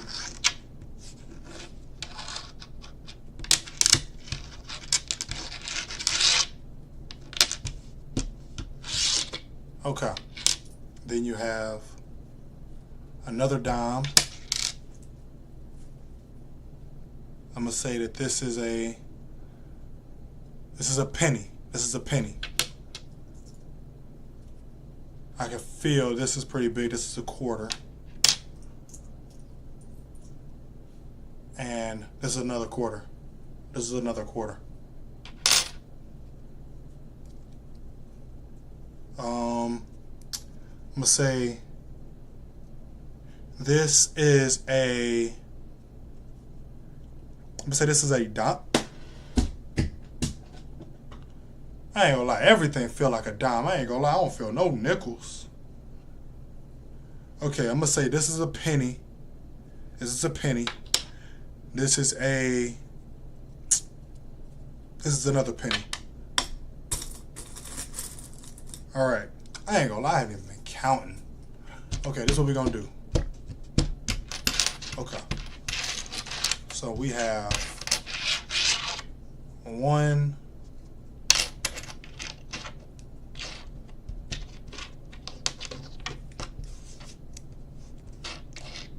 okay,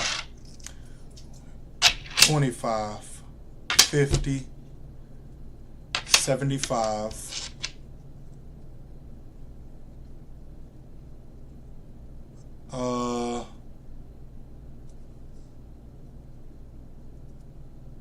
this is a penny.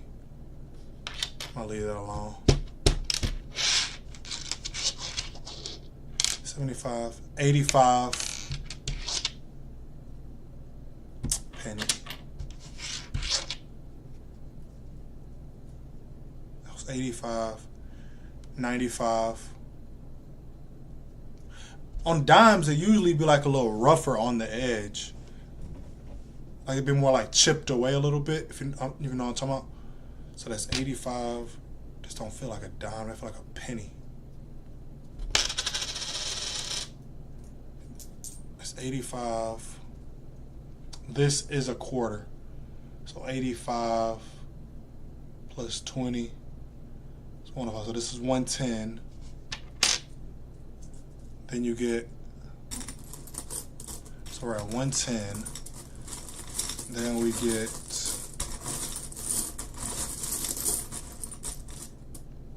what is this? It's 85. No, that's 110. This is, screw it, 111. It's 111. 112. 113, 14, 15, 16.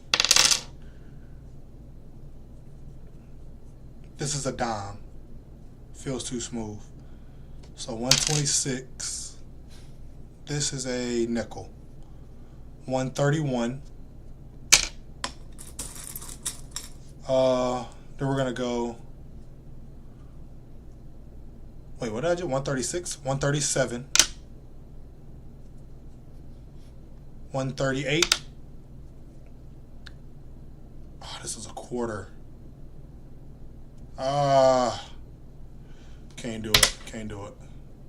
138. I'm gonna say this is a nickel.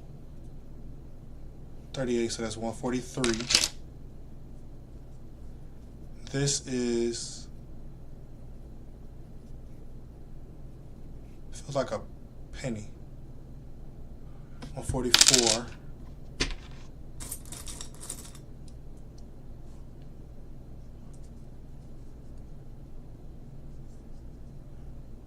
think this is a nickel. 44. I need pennies. 45. 46. No, that's a nickel. It's a nickel. 46. 47. That's 147 right there.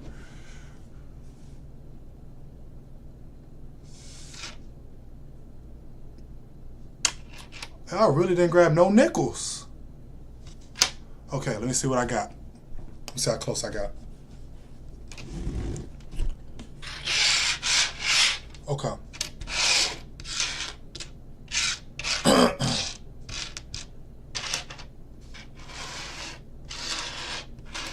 Okay, so we have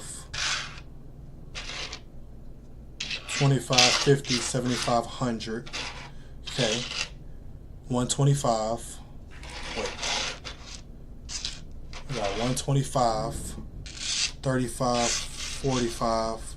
Oh, 155.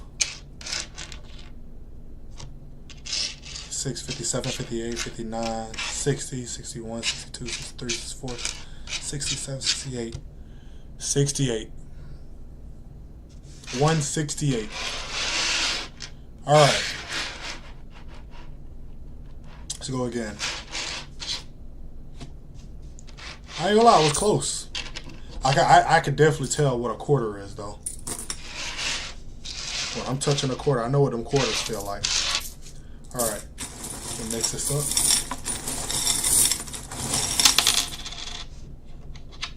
Mix this on up.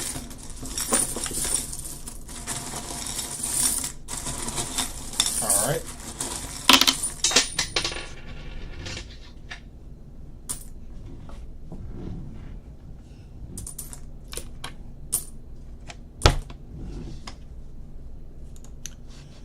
Can you give me a random dollar amount? All right, how about $1.47? Can you give me another dollar amount? How about 79 cents? All right.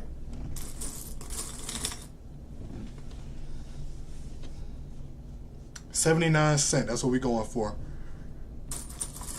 All right. Let's go. Where them quarters at? 25. Now I want my quarters first. Let's go quarters first.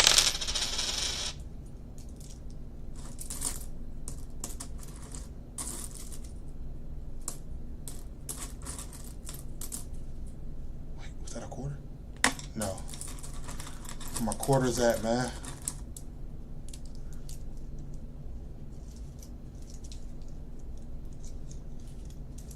$0.79. I need 79 cents.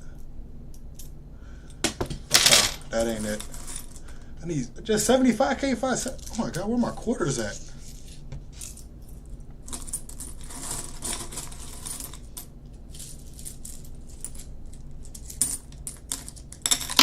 Wait a minute. Quarter. It's 50.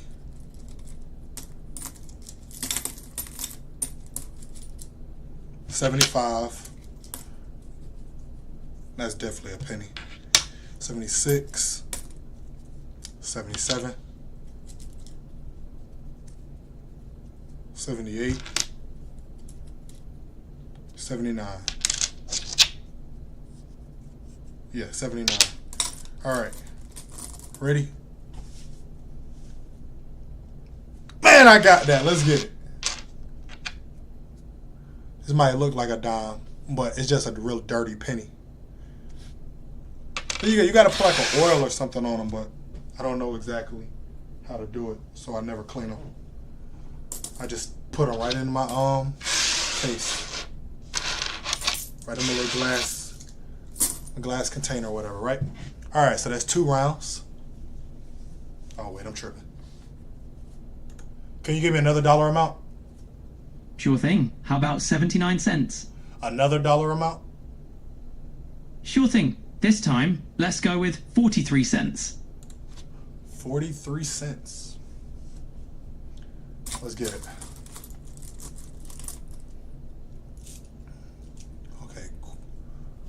$1.25. Do I have no nickels in here? No nickels. It's 25, 26, 27.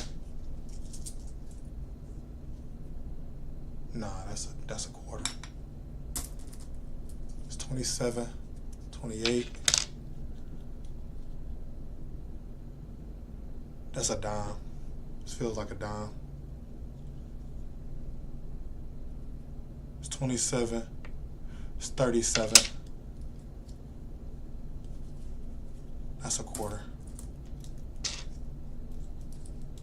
37. I don't even know what I just dropped. It's 37. It's 48. 49. All right, let's see. Yo, I grabbed all pennies? Man, I got 1, 2, 3, 4, 5, 6, 7, 25. 32 cents, man. 32 cents. What did I drop? I didn't even drop a dime. All right, go again.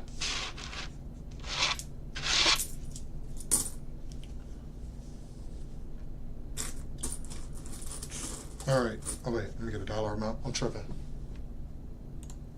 Can you give me another dollar amount? Okay, how about $1.28? $1.28. Let's do it.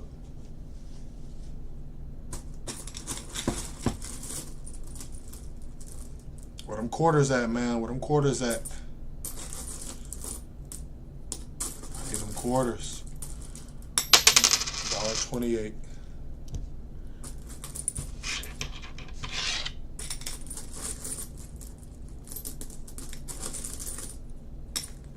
Quarter. My quarter's at, man. Quarter. 50 cents. 75. Dollar. I know I went and grabbed. I don't know what that extra was. Yeah, put this on back. I can feel that. All right, so that's $1. I think. 1, 2, 3, 4. Yeah. Okay. It's $1.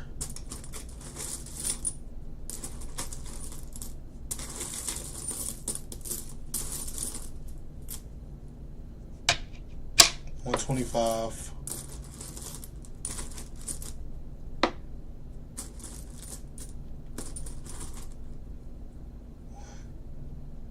2, 3. 128.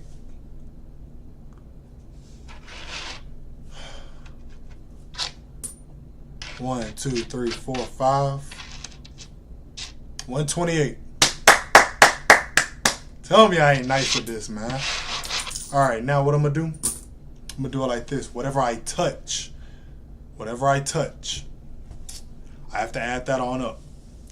It's only gonna get bad really if it's like 130 something and I'm grabbing a bunch of pennies and I gotta keep track of that.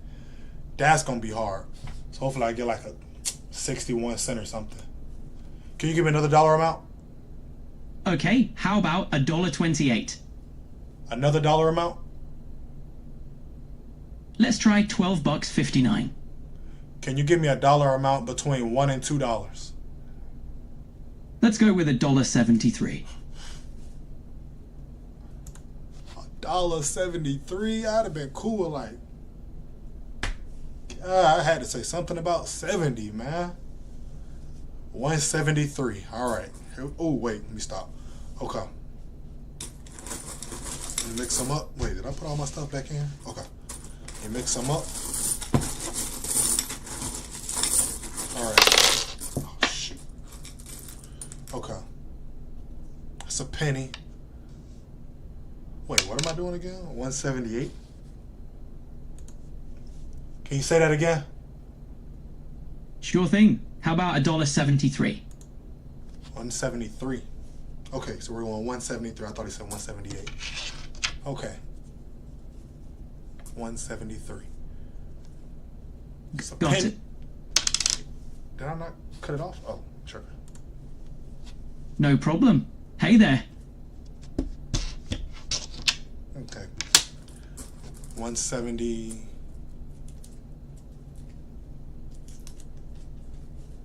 It's 2.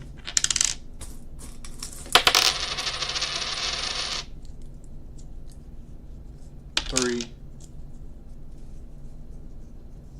That's a dime. That's 14.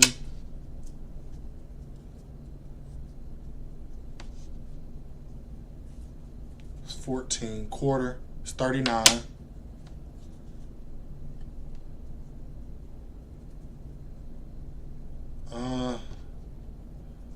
It's a penny. It's a penny. I don't even remember what I'm at already. I think that's 39. So what's that, 40? It's 40. This is a nickel. 45. 46. 47. 48. 49, 50, 51, 52, 53. Wait a minute. 54. 54 plus 25 is 79. That is 79. Then we got, okay, wait. So what's that? Minus 6. So I got 96 cents more to go. I don't even remember what I'm at already. Okay, I'm at 79. 79. Let me just keep going. Let me stop trying to do math. 79. 79. 94 cents left. 79. 79 plus 25. 79 plus 25 is 21. 104. 104. So that's 104. 129. 129. 154. 155.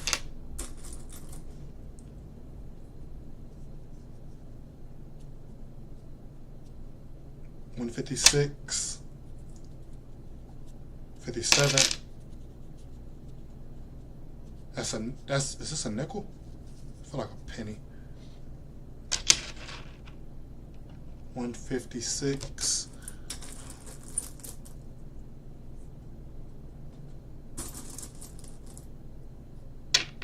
58, 7. 57. One. No, I can't use a quarter. That's a quarter. 57.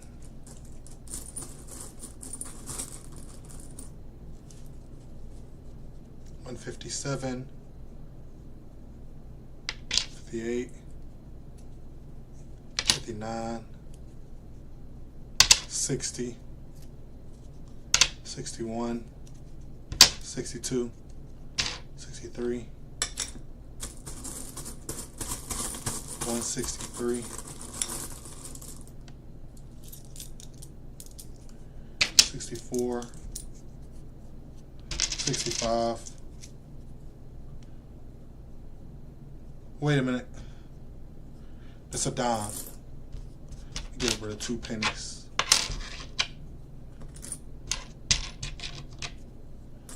Yep. Deal. Let's get it. That's 173. All right.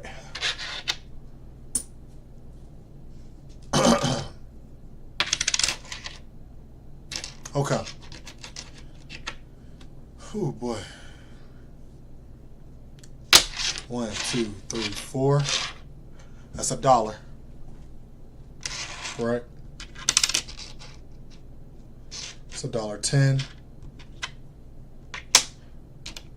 $1.20. 1, 2, 3, 4, 5, 6, 7, 8, 9, 10, 11, 12, 13, 14, 15, 16, 17, 18, 19, 20, 21, 22, 23, 24. 124.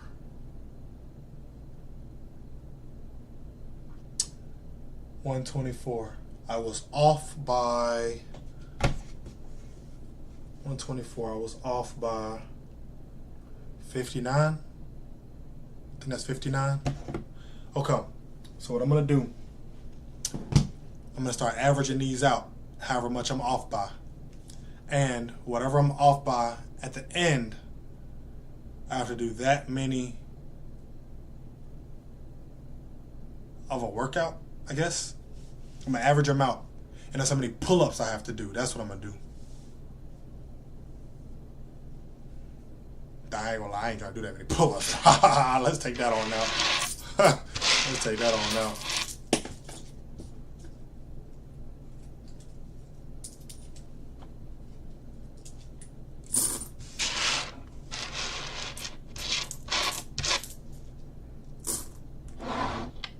Alright.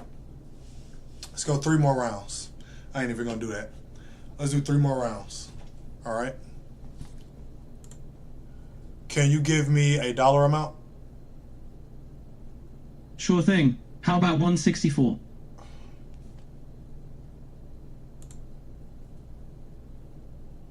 Hell, I'm tired of these big dollar amounts, bro. Alright. Go again.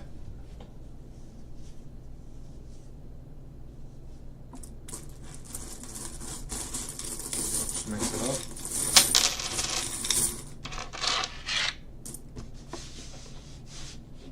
Okay. Let's go 25.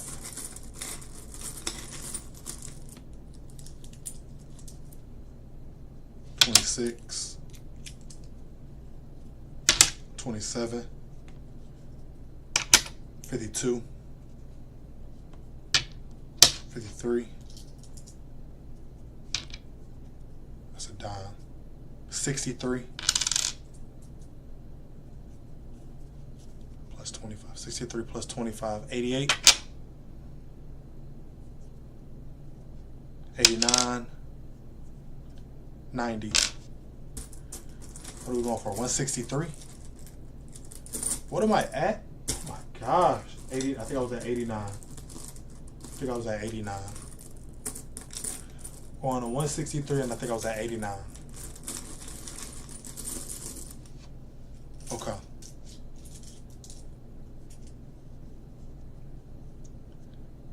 It's 11. 114.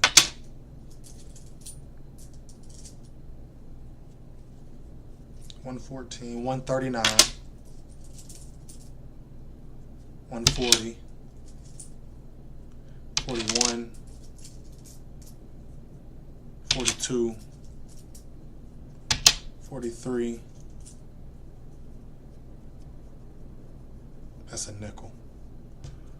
48, quarter. 49.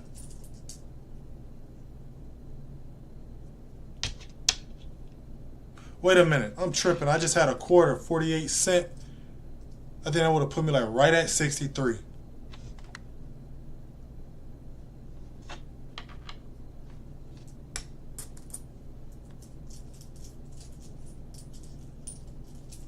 You know what? I'm gonna take a bet. I got another quarter in my hand. I think I was at. Okay, I'm gonna take a penny back. Find a penny. That's 48. It's 63. It's 163. All right. I see a lot of silver, so I should be good. Okay. Let's see.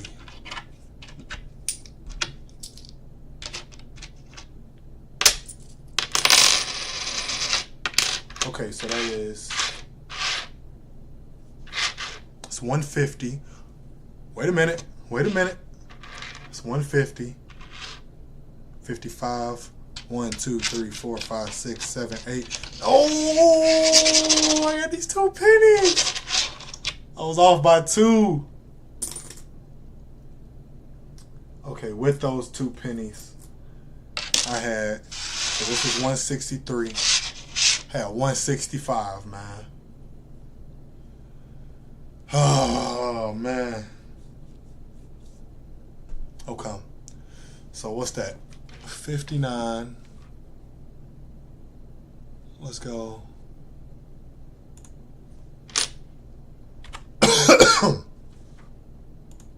It's 159. Let's go Sketchpad.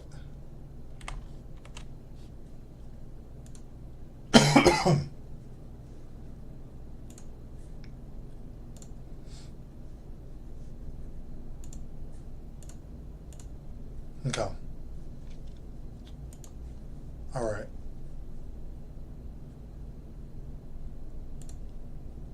Okay, so that is 59. Then we have 2. All right, we'll come back to this again.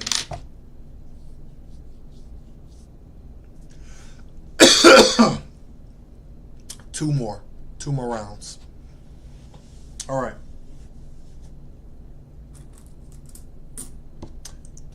You know what? I know I was off by a lot that first one. I'm gonna just put 10, just cause.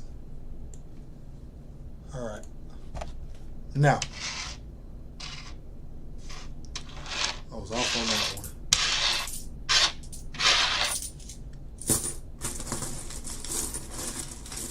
Okay. Give me another one. Can you give me another dollar amount? Sure thing. Let's go with 225. This thing will not stop with all these big numbers. Okay, this time, I ain't gonna lie to you. I'm only feeling around for the quarters.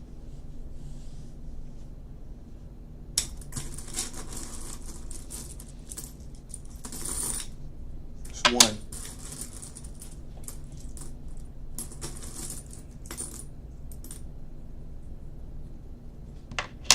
It's 50.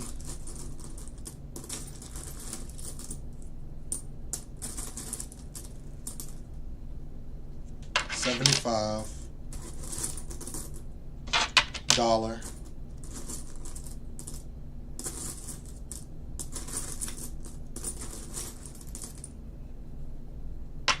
It's 25.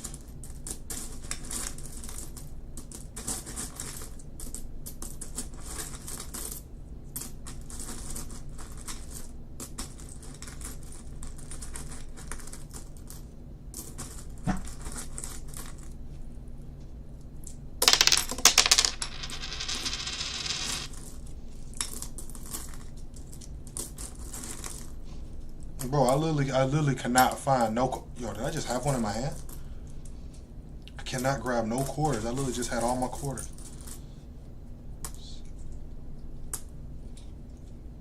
There's one.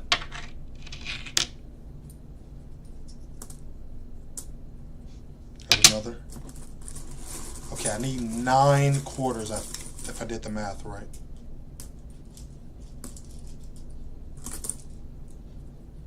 Another one. No, that's not a quarter.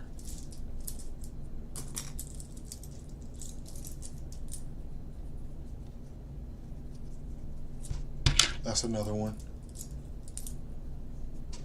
That's another one.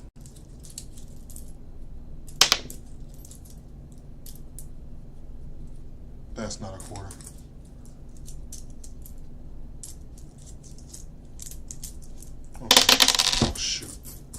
Okay. I'm gonna grab like 2 more just to be sure, and I'm gonna just count them out. I think I just need 9.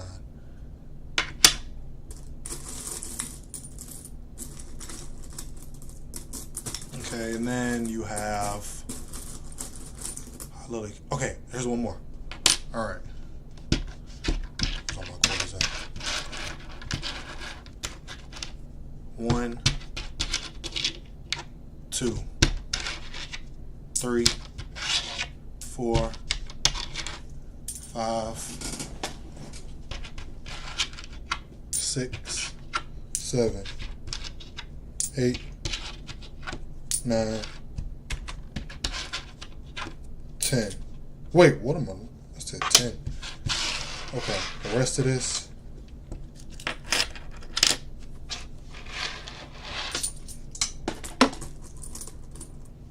It's 9 quarters.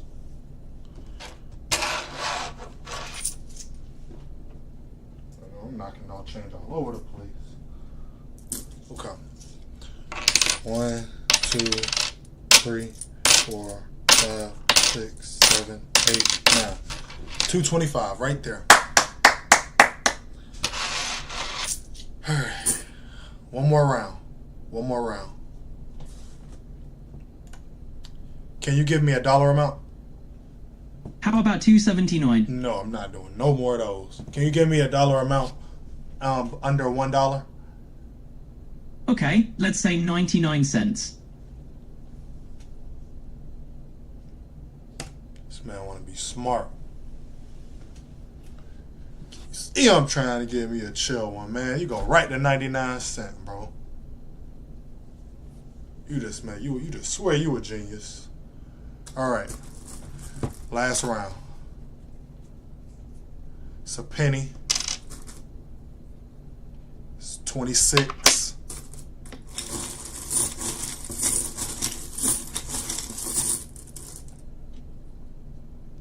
It's 51. 52. 53. 63. 73.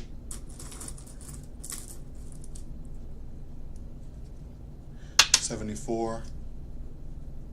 75. 85.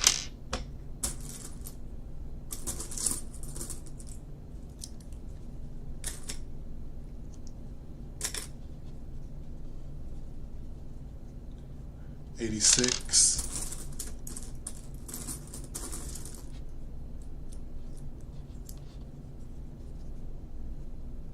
87. 88. Okay. I need 11 more cents. No, sir. 98. 99. All right. Let's see. All right, that's a big mix up. Okay, let's see what I got. 2 quarters, that's 50.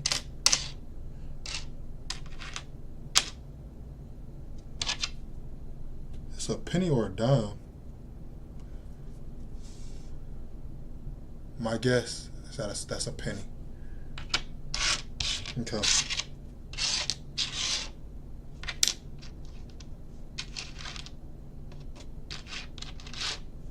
It's 70. No. So that was 70. 1, 2, 3, 4, 5, 6, 7, 8, 9, 10, 11. 81 cents, man. I was off by 18. All right. All right, let's go one more. Let's go one more round. All right, one more round. Last one. Absolute last one. I really just don't want that number to be that high. Okay. All right. Oh, I'm tripping. I ain't even get the dollar amount. I'm tripping. Can you give me a new dollar amount? Under $1? How about 99 cents? Another dollar amount under $1? Let's go with 75 cents. Another dollar amount under $1? Sure, how about 65 cents? Can you give me a dollar amount between 50 and $1? All right. Let's go with 85 cents. 85 cents. Okay. 85 cents.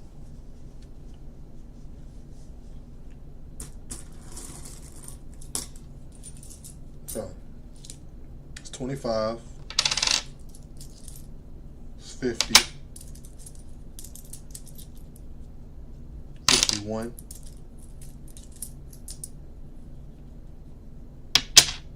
76.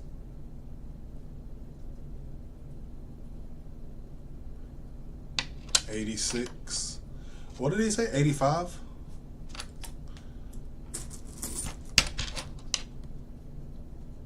Okay. No, that's a dime.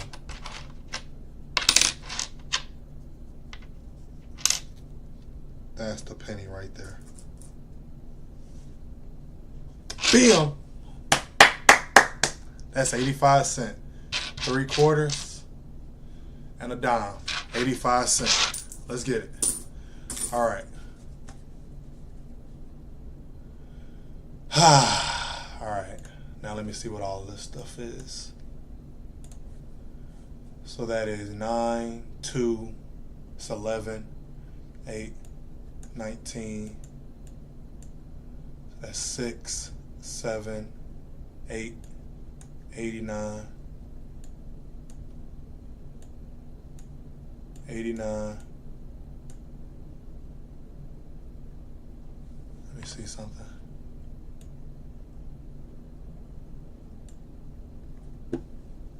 $89 divided by 4. Let me see.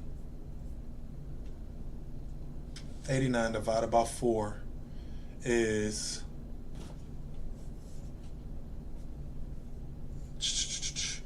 89 divided by 4 goes into that 2. Great. So I got to do 20 something pull-ups. So that's 8 minus, bring your 9 down. Goes into that twice. Okay, 22 pull-ups. That ain't bad. 22, 8. You got 1, 0. Bring that down. Okay, 22.2. All right, I'm cool with that. All right, so what we got now is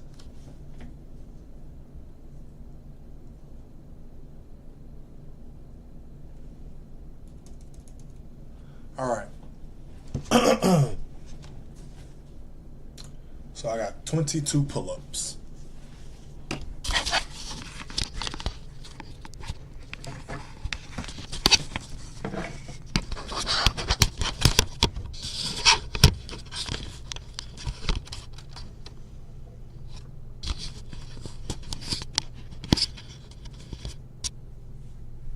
All right, 22 pull-ups.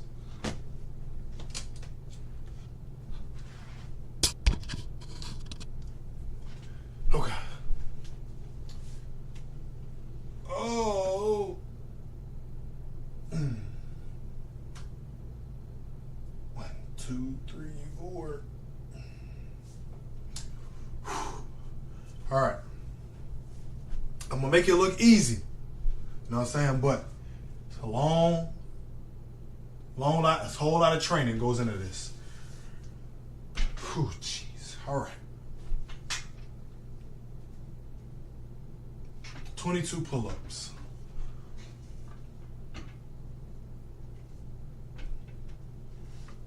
One, 2, oh, gee, whew. 3, 4, 5. Okay. Oh my God, my arms are dead. All right, that's 5. Okay. 6, 7, 8, 9, 10. All right, that's 10. Whew. I don't want to hear none of them gym freaks talking about some, you doing your pull-ups wrong. I don't want to hear none of that, man. I'm doing my pull-ups. No gym freaks. All right. That's 10, 12 more. 12 more. 1, 2, 3, 4. 5. All right, that's 15. 7 more. I'm trying to keep going so my arms stay fired. I ain't trying to let my arms get too relaxed, like the rest period and stuff. All right.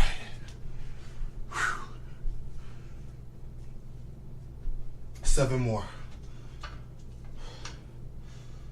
I'm gonna do 4 and then I'm gonna do 3. The last one. Okay. Let's go 4. Ready? Let's go. 1, 2, 3, 4. All right. 3 more. Whew. All right. Let's get it. 3 more. 3 more. Come on. 3 more. 3 more. All right. 1, 2, 3. Woo! Not doing that. Let's get it. All right. Oh boy.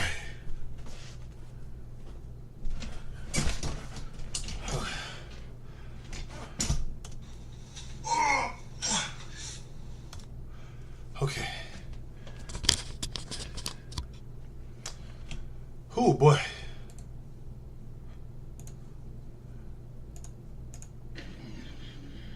Way harder than I thought it was gonna be.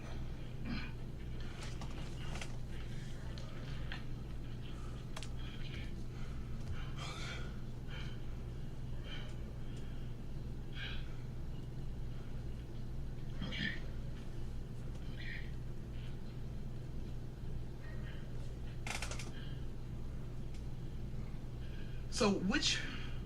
Let me see what that other tree look like. I gotta use the That's bathroom, fine. boy. The what? Shoe polish. We got that. Shoe polish is in front of. Oh my gosh, yo. Little stick tree.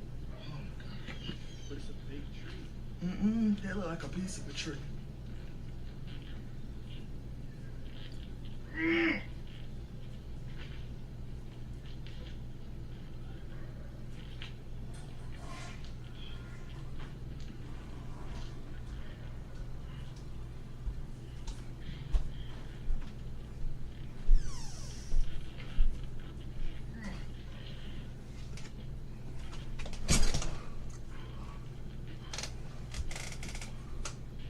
Okay.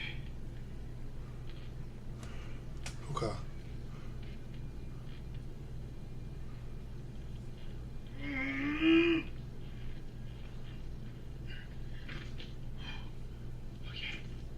I think I almost got an arm out. I think I almost got an arm out. Let me see. I wonder, could I? So tired. Huh.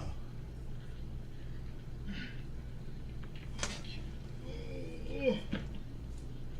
Would you be able to see that though? I want to try and make a. I want to try and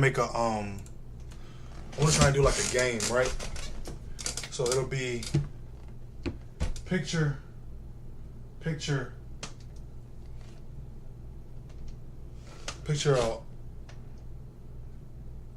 a blank bottom, and then you have an arm, right? And it swings each side, right? I want to try that.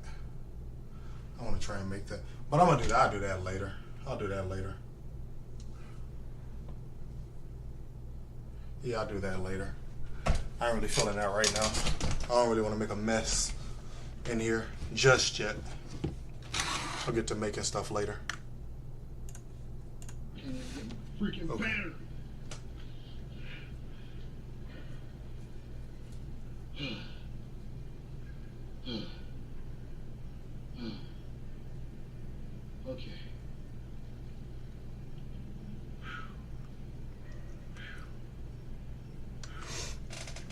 All right.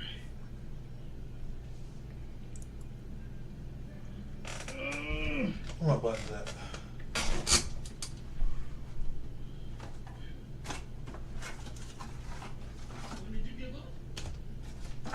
All right.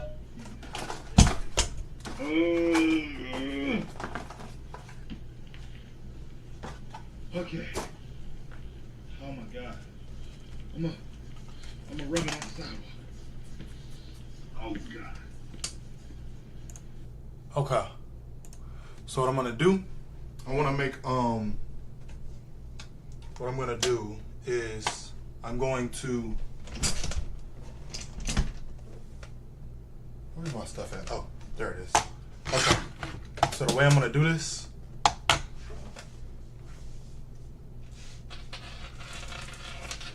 I'm going to put, this is putty, right? All it does is just make stuff stick to the wall. That's all it is. Nothing crazy. So what I'm gonna do, I'm gonna put this on all of my buttons. I'm gonna put this on all of my buttons. And I'm gonna be blindfolded and I'm gonna have to guess.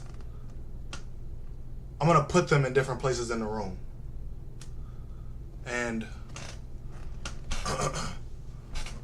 all my buttons are gonna look like this. I'm gonna put them around the room, and hopefully I don't grab the wrong one or there will be a punishment.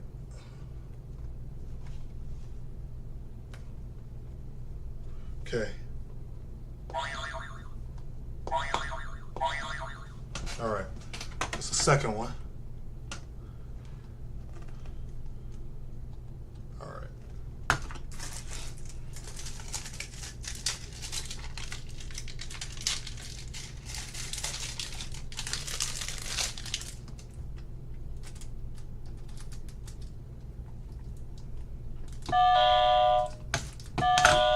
Okay. Then we have, oh my gosh, shut up. All right, last one.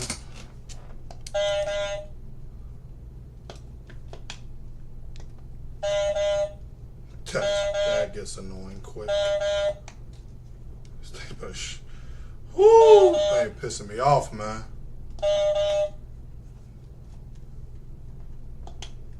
Okay.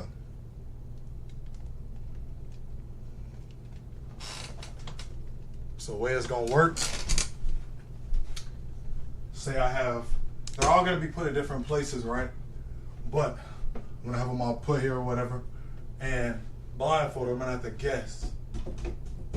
And I'm gonna have to hit a button, right? But I'm gonna mix them up every round. So I'll put this one here. Just guessing or whatever, right?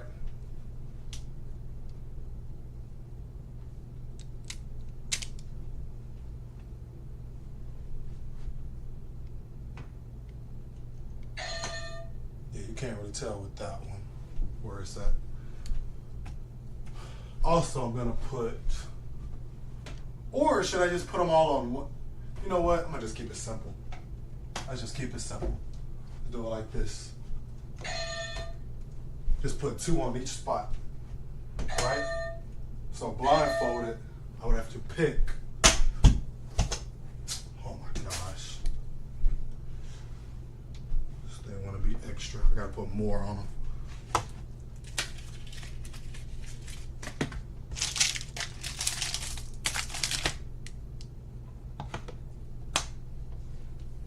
Okay. So practice round. Practice round. Okay. So randomly, I would pick a color, and say, I'm gonna go purple. Then I'll have to take a guess. Feel around.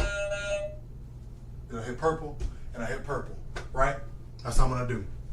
But I'm gonna swap them around. I'm gonna swap them up, obviously, but I'm gonna swap them while blindfolded. No, I'm not. How am I gonna do it? Whatever. I know. Go to this wall, go to this door, right? I'm gonna just put them around. I'm gonna just place them. I don't really know them by their buzzer sound, so even if it do go off, it ain't gonna really tell me nothing. All right. Each round I get wrong.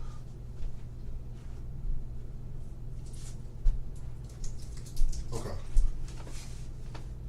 Now I ain't gonna lie, I ain't doing no more pull-ups. I ain't gonna lie, I'm not doing no pull-up. Let's go push-up. We're gonna go push-ups this time. Right? Okay. So we're gonna mix them up. All right. We're gonna mix them up. All right. Just mix them around. All right. So I'm gonna put this one up here.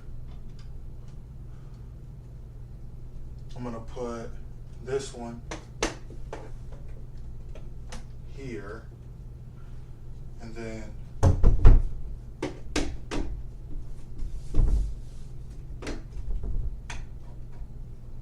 this one goes here, and then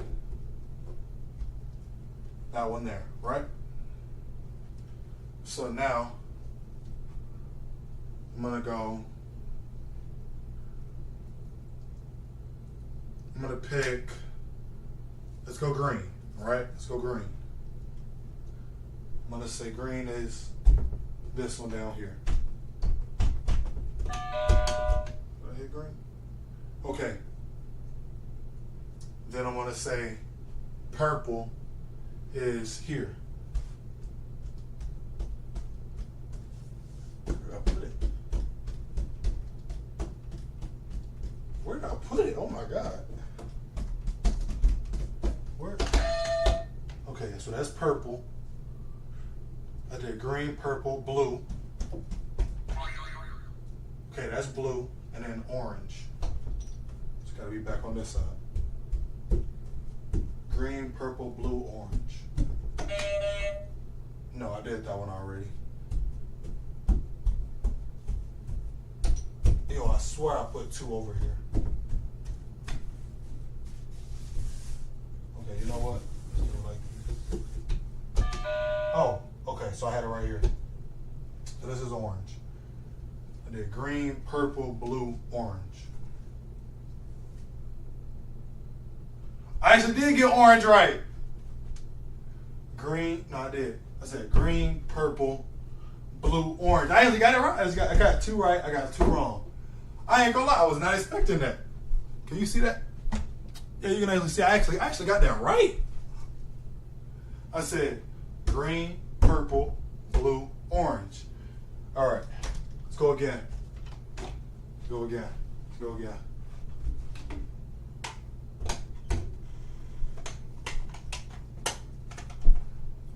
All right. Now let's go.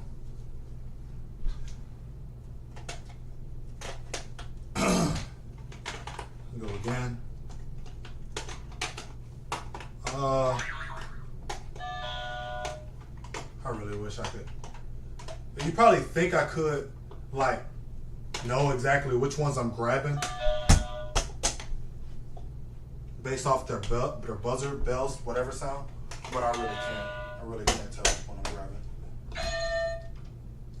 Okay. I think that's the purple one though. Okay. And then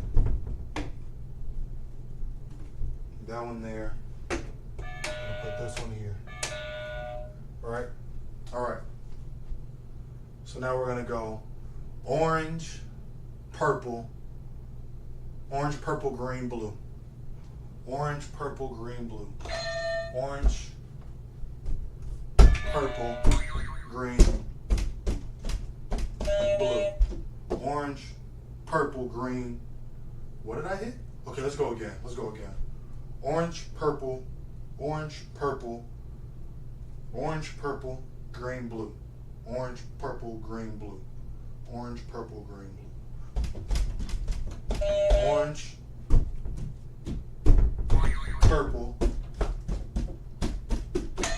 green, blue. Orange, purple, green, blue. Orange, purple, green, blue. Orange, purple. I got green again. Okay, I still failed that round. I don't even know why I'm getting hyped. I literally still failed. All right. I literally still failed that round. Okay. Now, let's go one more round.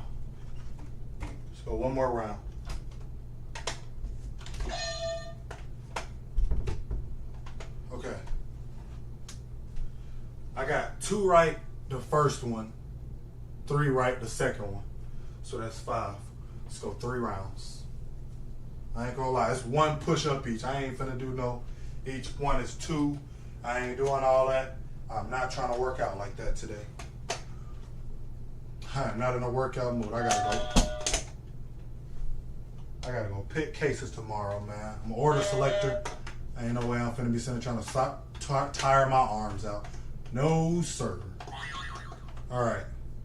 Now we're gonna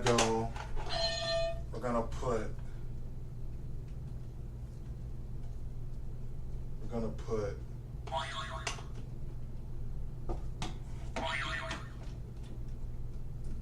this one here, this one here. We're gonna go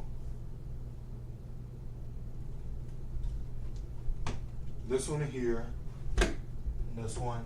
Oh shoot. This one here, right? We're gonna go orange, green, purple.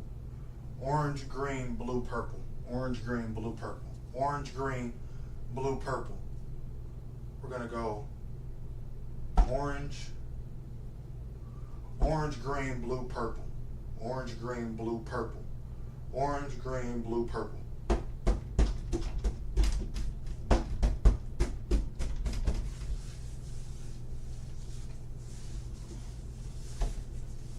Where did I put it? I don't like when I do this. Orange, green, blue, purple. Orange, green, blue, purple. Orange, green, blue, purple. Orange, green, blue, purple. Yo, I didn't get none of them right on that one. Oh my God. Okay. All right. Orange, green, blue, purple was a fail. All right. So that's 4. So that's 2, 3, 4. That's just 9 push-ups. Man, that's 9 push-ups. I'll knock these 9 push-ups out. That ain't nothing. 9 push-ups, man. 9 push-ups. 1, 2, 3, 4, 5, 6, 7, 8, 9. Come on, man. I ain't doing no extra one, no lucky one. No, not doing it. I don't care to even that out at no 10. No, not doing it. I passed. I beat it. That's it. Okay. We're going to go. Well, you know what? Go get my brother. Got an idea I want to do with my brother.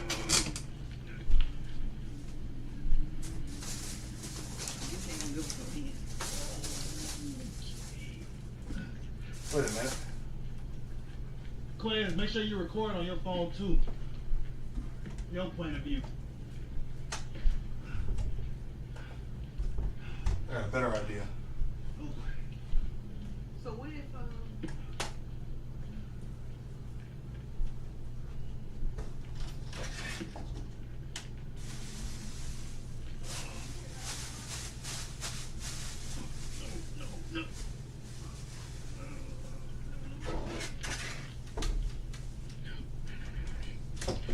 Okay.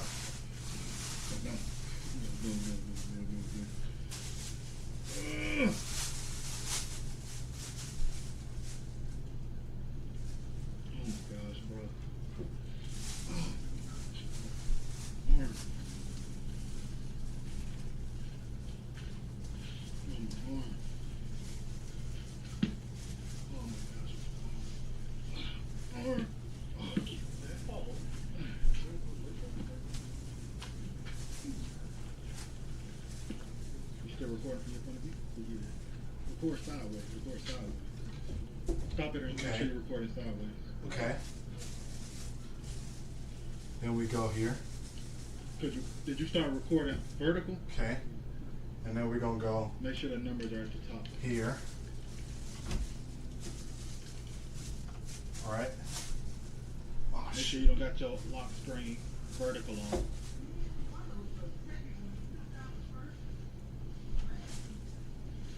I'm turning this fan off. Does that stop it?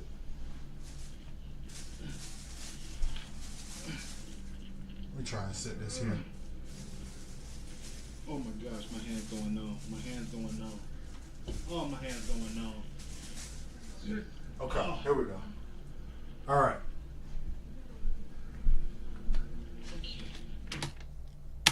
I'm gonna set up two more. I'm gonna set up some more too. Something, this bench right here, something about this bench probably.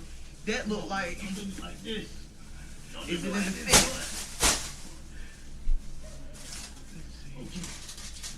I see the dictionary. See, I found two. Uh-huh. It makes sense because it's educational. Oh man. You got to think like Quentin. Okay. Now,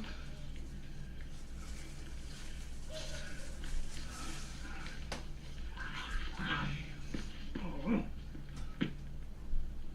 Oh gosh. Ah.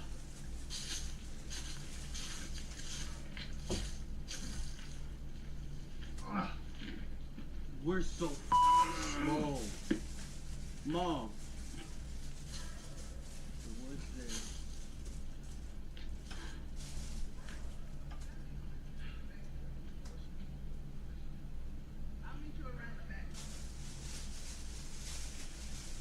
you see it in the yard?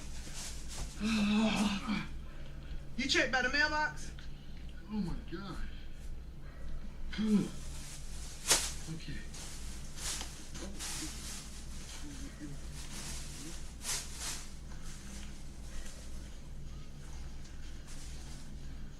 So it actually is in there? Okay.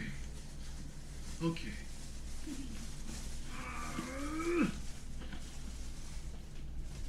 Why is this so hard, bro? I don't do woods. Wait, I know. Okay, No. let's look over here.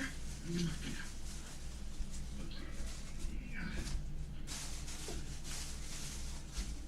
A downward sock for a reason. Okay. Perfect. Part of the strategy. Can you see those bags? You should be able to see those pretty good. Alright. Okay. So now, I got me 3 footballs, right? 3 footballs. And pretty self-explanatory, I'm gonna try and throw them in the bags, right?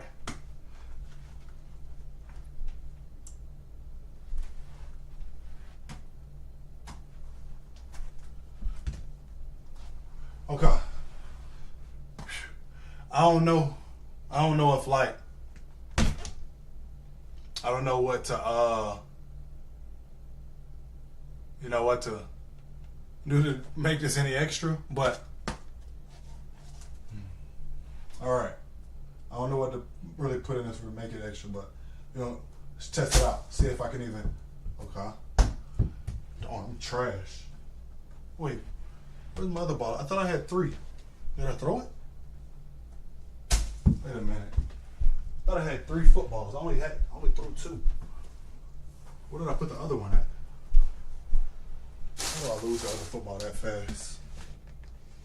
Oh, put it in the chair. Okay, all right, ready? Let's go.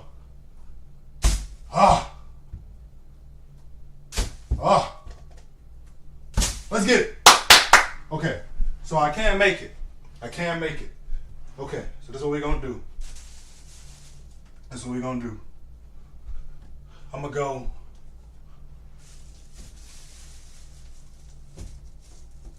Okay.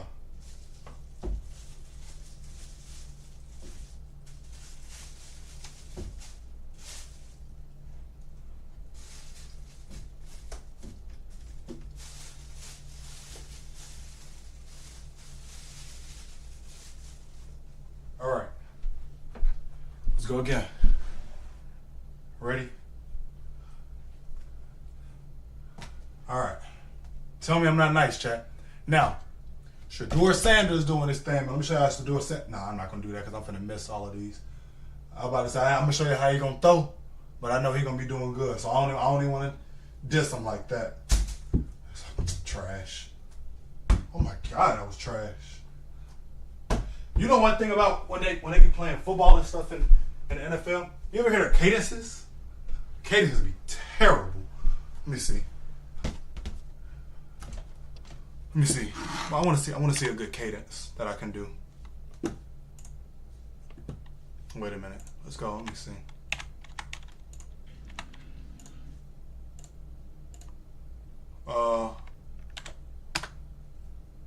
Let's go.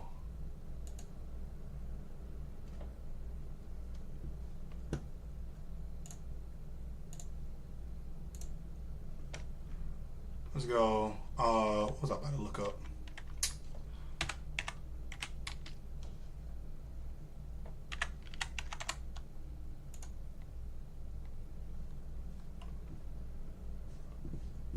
All right, let's go here.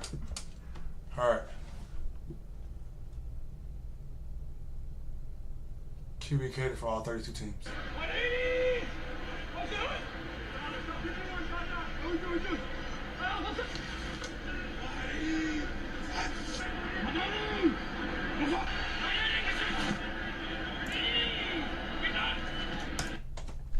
They all literally sit down and saying the most random stuff. Serenity, bloody, that's literally us.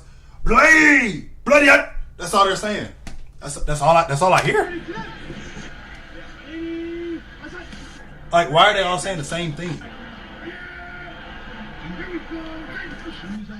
Wait, okay, he switched it up.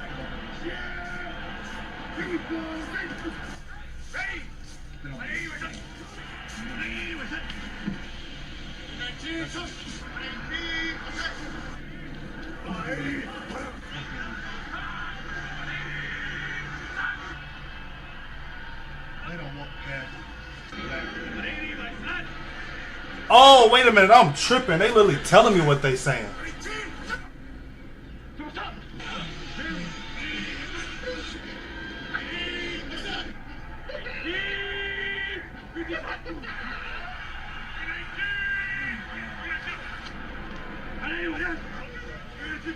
Wood is cut.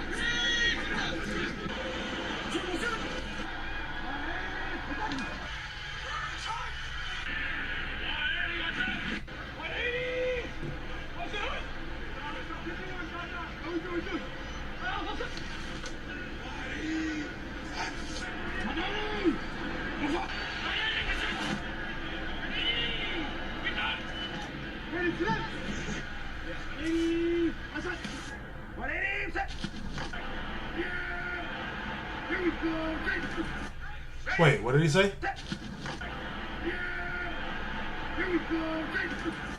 Yeah, I like that one. That's my favorite one. That's my favorite one. Okay, that's how we gonna do it. Wait, what did he say again? Yeah, here we go. Yeah, I like that. I like that. I ain't even a Cowboys fan, but I like that. All right, ready? Yeah, here we go. What is that? Yeah, here we go. Set. Yeah, here we go. Set. Okay. Wait, where do my balls keep going? Okay. I really should have bought more of these. I just didn't know. I didn't know if it was gonna be like. I didn't know if it was gonna be OD. Here we go. I don't know why I did that. All right, ready? Should it ain't like the QB drill in the NFL? Like you start. No, that's the receiver. That's the receiver. I'm tripping. Never mind. Discredit what I just said. All right, ready? Here we go. Wait, I didn't even say set. I didn't even say set. All right,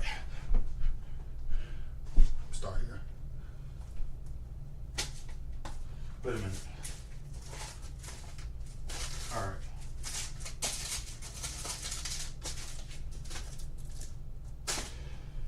Ready?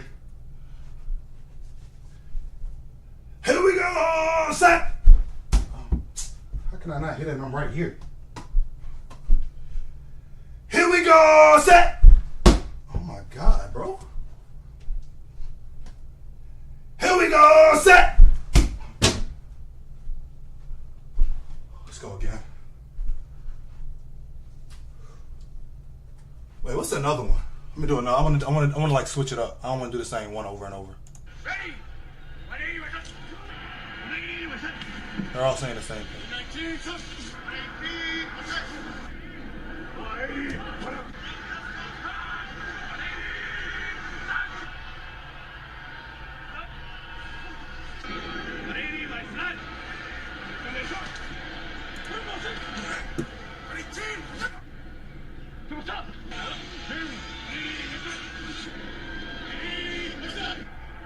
Man, I don't want to do none of their cadences no more. I'm finna do my own cadence. Watch this cadence. Watch how I kill this. Watch how I kill it. Watch how I kill it. Watch how I kill this cadence. Watch how I kill this. Black 23! Say hut! Oh my God. Black 23. Black and 23. Come on, now tell me that cadence ain't nice. Black 23! Hut! Oh my God, man. All right, let's go. Ready? Black 23, stop! This bag literally don't want my balls to go in. All right, ready? My brother is 21. Black 21, stop!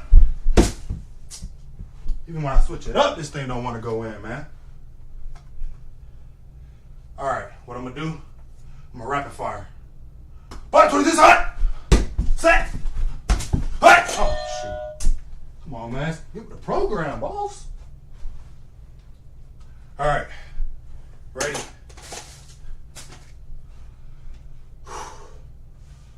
All right, this is what we're going to do. We're going to go. Let me see. What's some plays? What's some plays we can do? What's some plays? Nah, dumb one.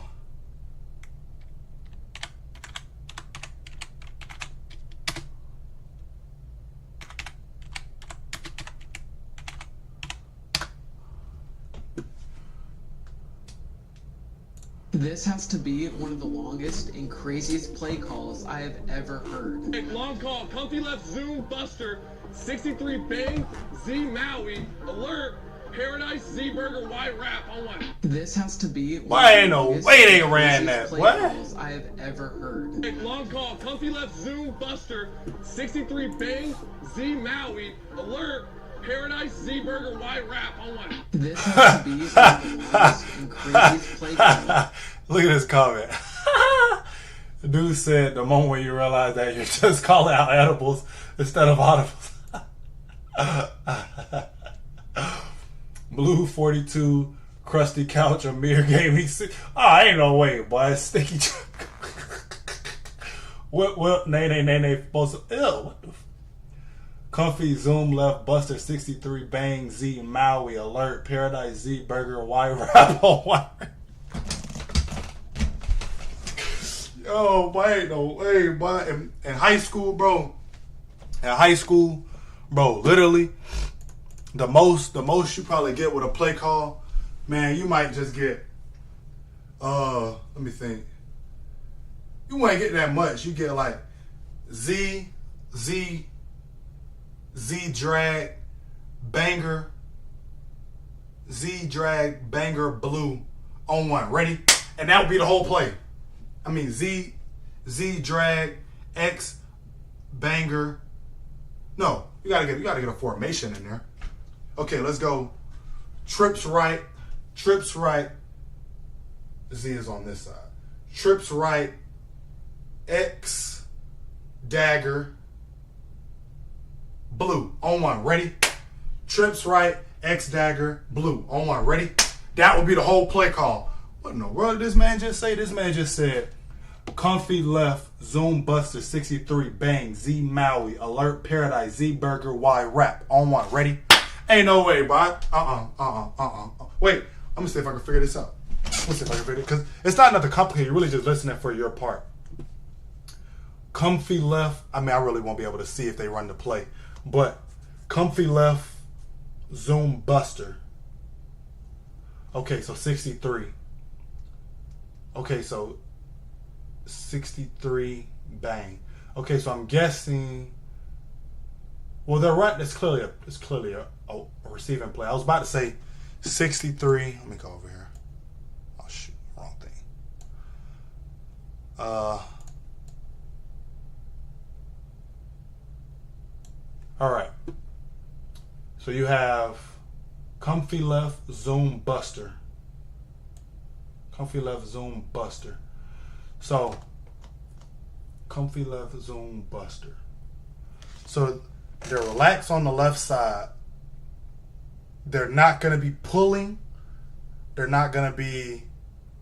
So when they come out their stance, they're not going to be having to do this and run around and go block nothing. So I'm guessing they're just going to be sitting on their side.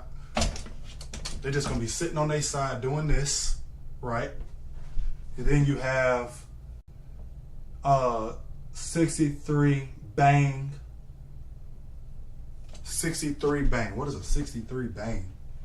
I'm guessing they're going to be running 6-3 on the route tree. So what's 6 and 3 on the route tree? What is 6 and 3 on the route tree?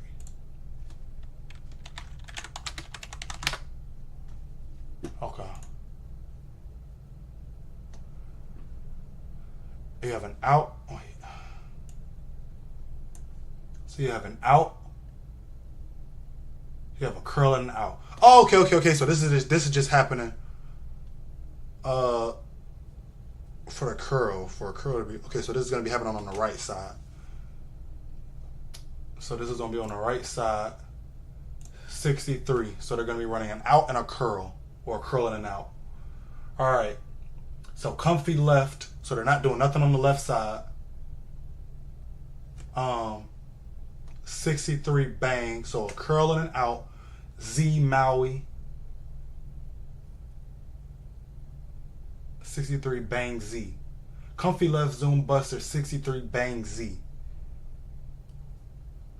But you won't be able to do nothing with the Z because the Z is already over here. Okay, so the Z is over here. Maui alert paradise. I guess Z gotta be alert. Z burger Y wrap. I guess instead of a drag, I guess or a wrap around, I'm guessing. So he's gonna do this. He'll come in, he'll break down, and then he'll come back out like this, I'm guessing. That's what they're gonna do. You know what? Let me see if is that a video you can look up. Play calls.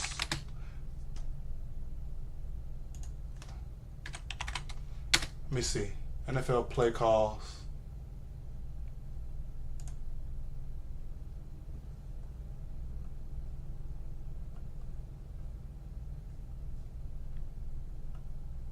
No, I don't want none of this. I just want the play calls and then the play after. Nobody's done that? Something that'd be cool. Oh, tough. All right, whatever. It's cool. Yeah, it is what it is. Okay, anyway.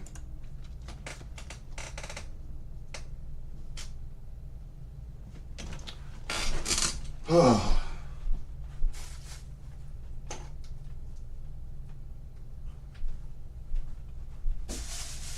bags ain't even open for me to make them. Alright. Now I'm gonna chill. I'm actually gonna chill when I do this now. Right? Let's just go right here. Let's go right here. Oh my gosh. I can't even throw them like a football because they don't want to go in anyway. Alright? So we're gonna go, let's go here. Let's go here. Oh my gosh. Why did I think that was gonna work? Come on, I just wanna make one. I ain't made one since I started, man. Come on now. Stop playing these games.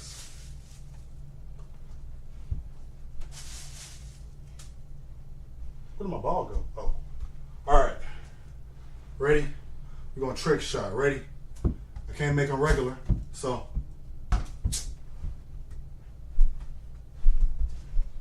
I'm so nice at this, man. I'm so nice at this. I'm so nice at this. I'm so nice at this. Oh my God. Trying to get a clip out of this, man. All right. I'm so nice at this, I can literally make these without. I'm so nice I can literally make these without. Oh my gosh. I'm so nice at this, I can literally make this without. Oh my gosh. Bro, I'm so nice at this, I can literally make this without. Oh my. So nice at this, I can literally make this without. Bro, they be making this stuff look so easy, bro. I ain't no telling how long they be doing this stuff. I can literally make this without even looking, bro. I can literally make this without even looking. Nope. Oh, I thought I had that. I was about to start talking. I can literally make this without even looking, bro. I can literally make this without even looking. Shooting a football in a bag ain't really that complicated. You just throw it over the shoulder.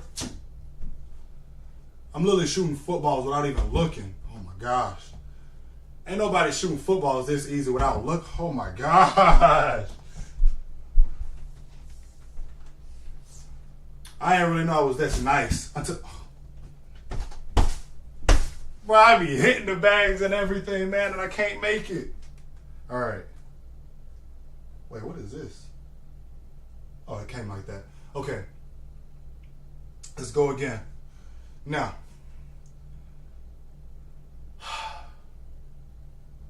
Throwing a football is a little complicated. You just got to make sure you put a little spin on the wrist. Oh my gosh, bro, it's irritating me. All right. Let me see, what am I saying?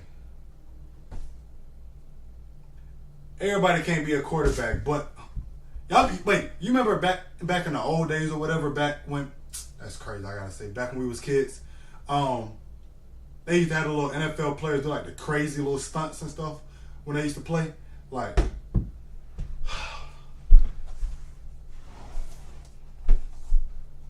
trying to get ready for the season. I really don't even have to. That's so irritating.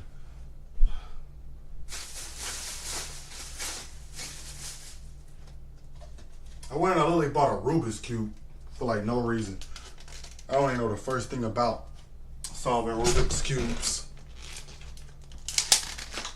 Okay. We're finna learn on here live how to do this.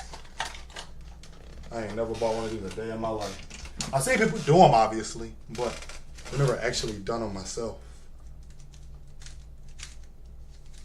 These things always been so interesting to me. Okay, you know what we're gonna do? Let's do this live. To solve.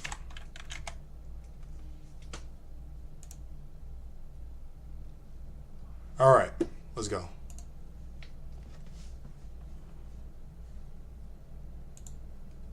So if you've never solved a cube before, it may seem impossibly hard. But today I'll be teaching you a method that I used to teach many people who did not believe they'd ever be able to solve the cube. And if anything along the way becomes unclear and you need more examples, then you can check the example solve, which I have a link to in the description. With that being said, it's time for you to solve your first cube. White so the cross. first thing you do is find the white centerpiece and hold that on top. Next, what you do is solve the white cross, but we also need the colors on the side to line up. So here's how you do it. Find a white piece on the bottom layer, like this one, but not this one. This one is a corner piece that has 3 colors on it. We want these ones, these edge ones in the middle. So we're going to take this one, make sure you have the white on top, take this piece from the bottom, and just move it along the bottom until you find that it's underneath the correct colored center. I have not been paying attention. I ain't even gonna lie to you. I literally looking at my own. Hold on. Let me see something. Okay. I just wanted to see was there anything faster. So if you've never solved a cube before, it may seem impossibly hard. But today I'll be teaching you a method that I used to teach many people who did not believe they'd ever be able to solve the cube. And if anything along the way becomes unclear and you need more examples, then you can check the example solve, which I have a link to in the description. With that being said, it's time for you to solve your first cube. Like, do people start doing this stuff like when they're The first thing you do kids? is find the white centerpiece and hold that on top. Okay, let me go. Next Hold what on. you Let me do mix is my. solve the white cross. Let me mix mine up first. It's crazy because I'm probably never gonna get this thing back to where it was. Okay. Let's mix. Ooh, boy, this thing annoying me just doing this.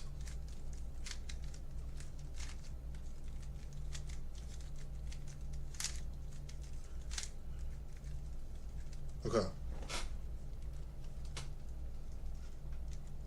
All right. He say find. All right, so it's all mixed up now. It's all mixed up. He say find the white centerpiece and make sure it stays on top. Right? But we also need the colors on the side to line up. So here's how you do it. Find a white piece on the bottom layer, like this one, but not this one. This one is a corner piece that has 3 colors on it. We want these ones, these edge ones in the middle. So we're going to take this one, make sure you have the white on top, take this piece from the bottom, and just move it along the bottom until you find that it's underneath the correct colored center. This one's white and green, and this one is a green center. Wait, what? The white on top, take this one, but not this one. This one is a corner piece that has 3 colors on it. We want these ones, these first skew. So the first thing you do is find the white centerpiece and hold that on top. Next what you do is solve the white cross, but we also need the colors on the side to line up. So here's how you do it. Find a white piece on the bottom layer, like this one, but not this one. This one is a corner piece that has 3 colors on it. We want these ones, these edge ones in the middle. So we're going to take this one, make sure you have the white on top, take this piece from the bottom, and just move it along the bottom until you find that it's underneath the correct colored center. Okay.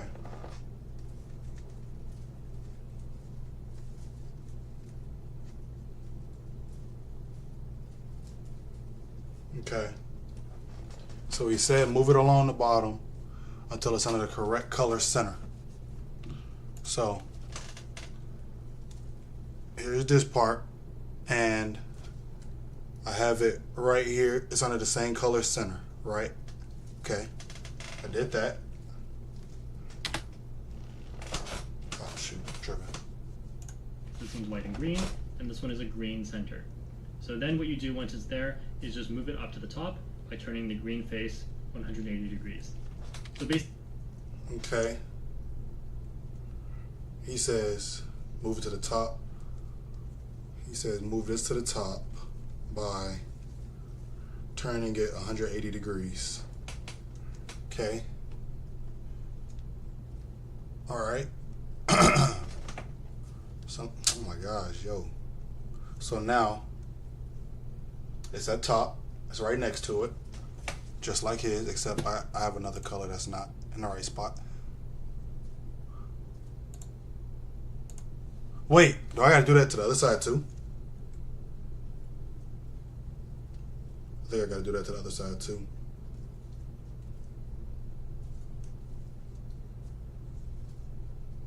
Wait, is he doing it sideways?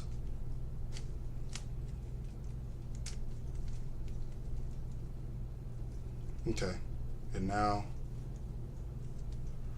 okay, the top is a corner piece, and then we turn it 180 degrees. All right, so now I have the two white sides. I have the 2 white squares on the side of the Rubik, the middle part. Okay, got that. basically just do that until you solve the entire white cross and these colors on the side also line up. But I'm going to show you what might happen that will be a bit tricky. So here I have found a white and orange piece, so I will move it down along the bottom until it's under the orange center, and then turn it 180 degrees until it's on the top.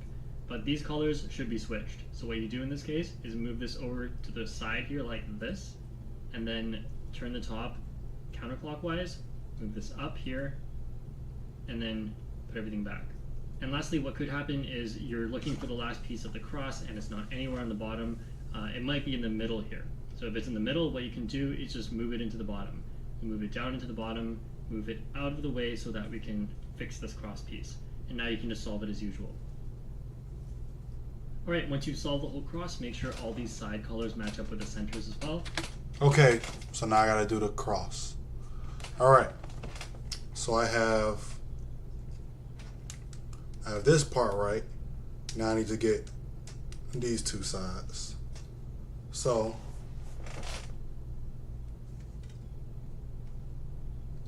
okay, well that's like I got that. Now I need to get this side over here.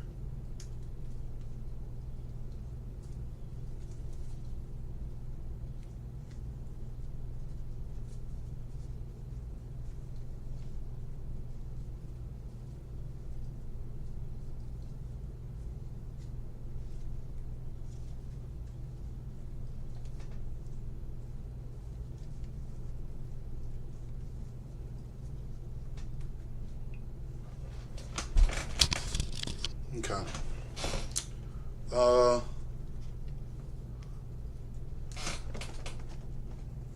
Okay. I'm gonna try.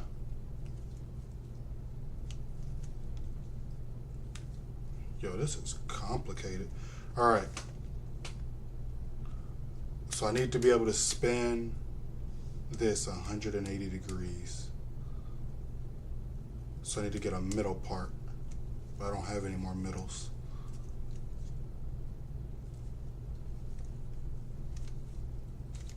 No, I already did that. Okay, so I need to get this one off from up here. Okay. Let me get that one off from up there.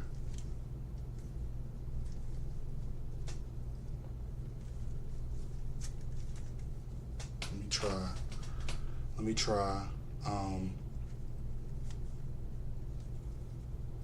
Yo, I am messing this up.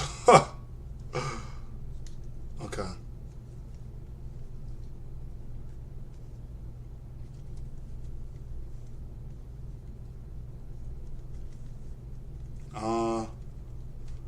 Yo, this dude making this look so easy. But look, I'm lining stuff up. I'm lining all the whites up. Wait a minute. Okay, I didn't get these two sides. I'm doing everything but what I'm supposed to do.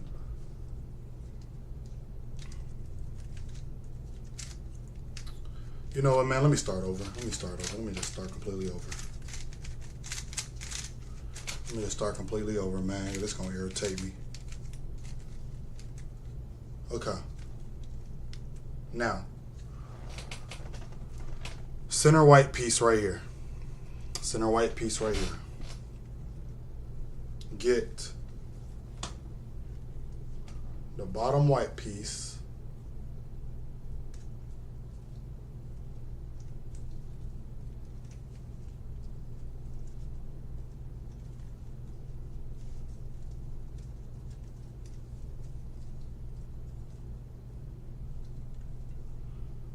Okay.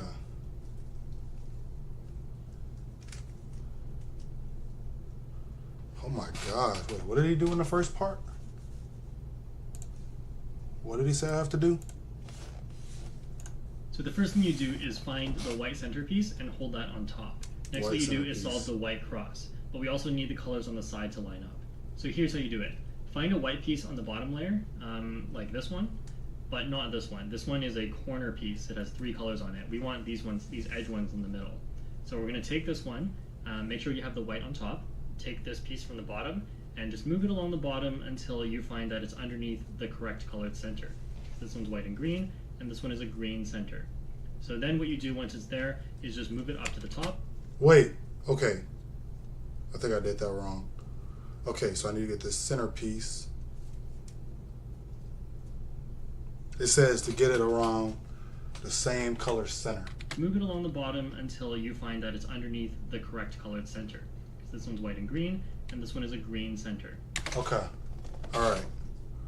So find a bottom piece with the same color center. So I need to find one with yellow. I need to find one with yellow. Okay.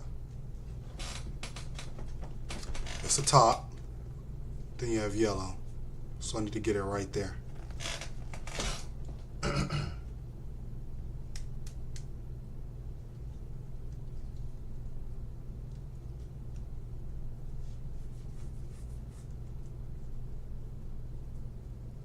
Wait. What does he do? the white on top. Take this piece from the bottom and just move it along the bottom until the piece. It has 3 colors on it. We want these ones, these edge ones in the middle.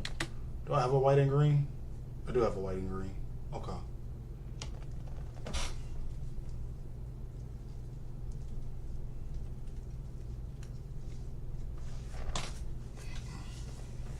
Okay.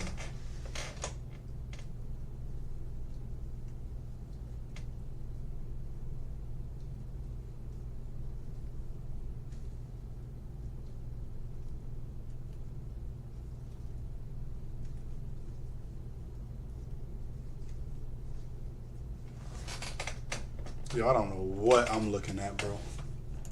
So we're going to take this one, make sure you have the white on top, take this piece from the bottom, and just move it along the bottom until you find that it's underneath the correct colored center. Because this one's white and green, and this one is a green center. So then what you do once it's there is just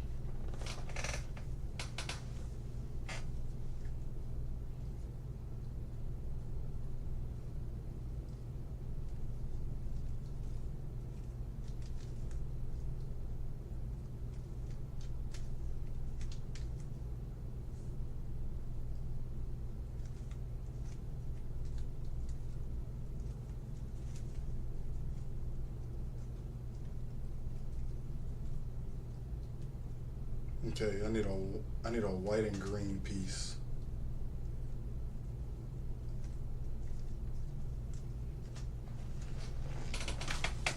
I need a white and green piece.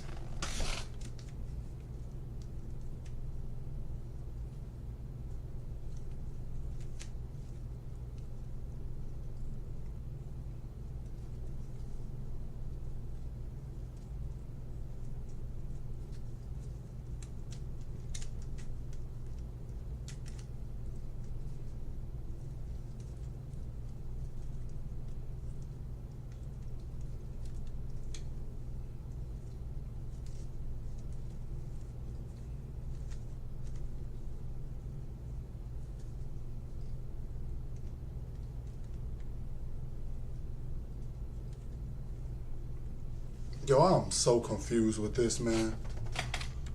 This don't make no sense.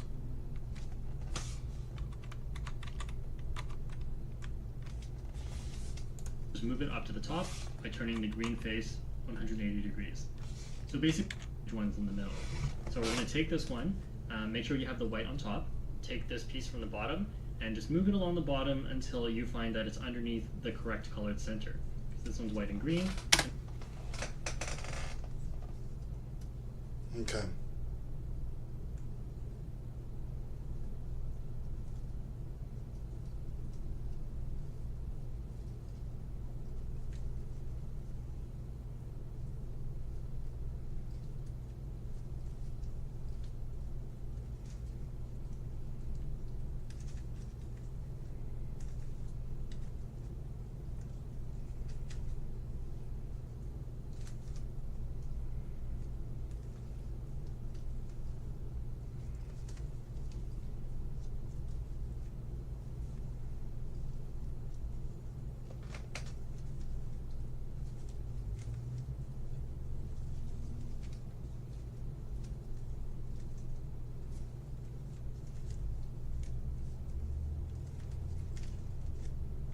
Yo, this don't make no sense, bro.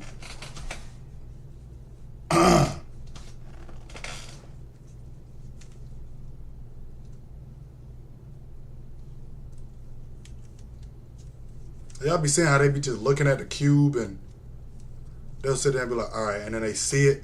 I don't see anything. Top middle piece. A white middle piece on the bottom.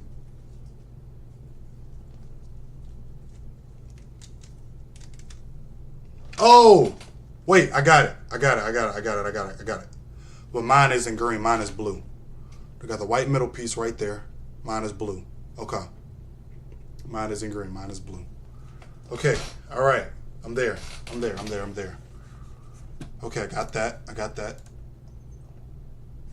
And this one is a green center. So then what you do once it's there is just move it up to the top by turning the green face 180 degrees. So basically just do that until you solve the entire white cross and these colors on the side also line up. But I'm going to show you what might happen that will be a bit tricky. So here I have found a white and orange piece, so I will move it down along the bottom until it's under the orange center, and then turn it 180 degrees until it's on the top. But these colors should be switched. So what you do in this case is move this over to the side here like this, and then turn the top counterclockwise, move this up here, and then put everything back. And lastly, what could happen is you're looking for the last piece of the cross and it's not anywhere on the bottom. It might be in the middle here. So if it's in the middle, what you can do is just move it into the bottom. We'll move it down into the bottom, move it out of the way so that we can fix this cross piece. And now you can just solve it as usual. Okay. I followed what he was saying, but I ain't did this enough to be able to constantly keep doing this. Alright. Alright. Bottom piece. Now, I need to spin this 180 degrees. Okay, I got the cross part.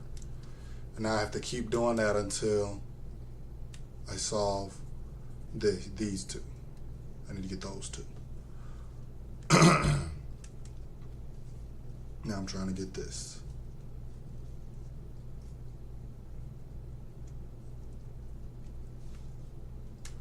Okay, so I have a white piece in the middle with red. I need to get red in the middle.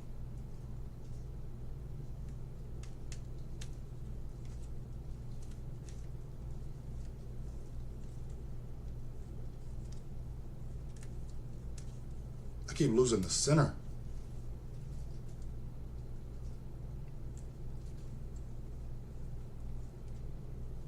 I keep forgetting what I'm supposed to do. All right.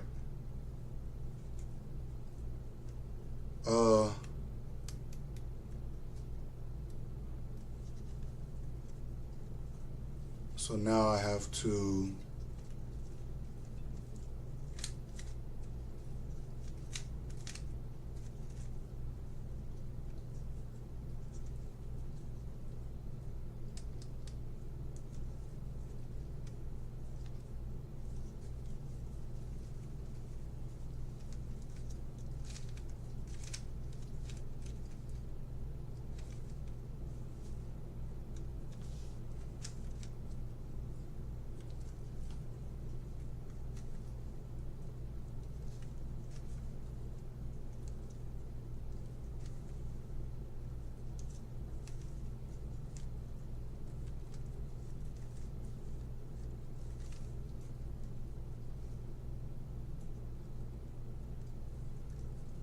okay.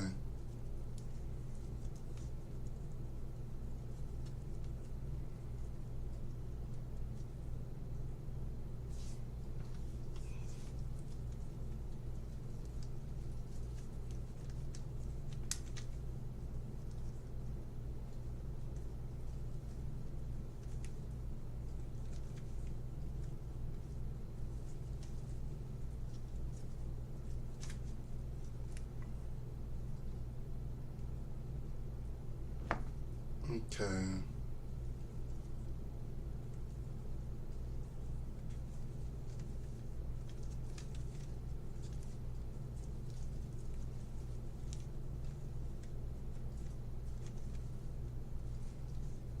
Okay. I need to get, nah, I just screwed all of that up. I ain't gonna lie to you. Oh, okay.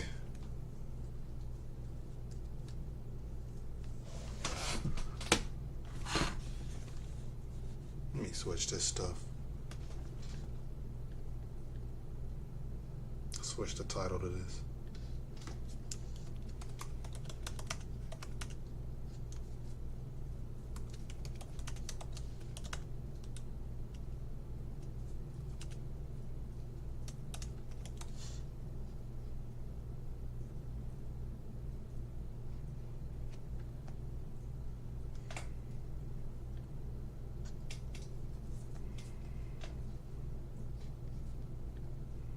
Okay.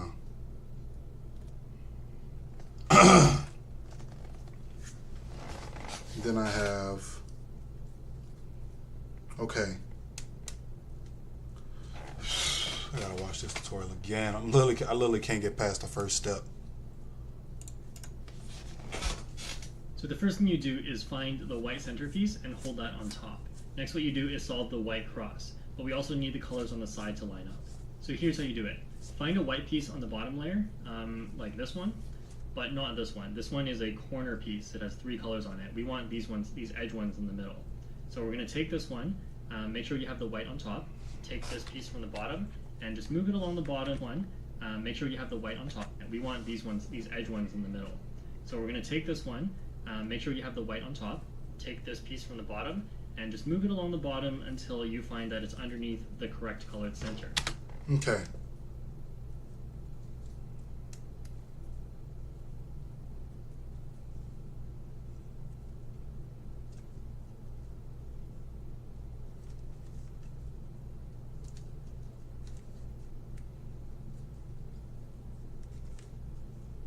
Okay.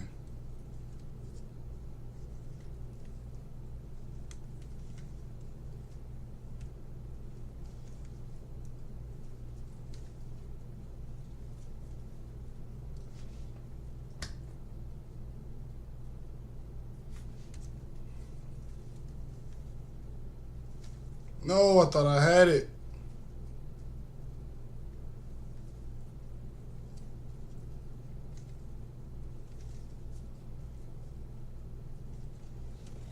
I ain't gonna lie, I'm accidentally doing something. I need this middle piece right here now.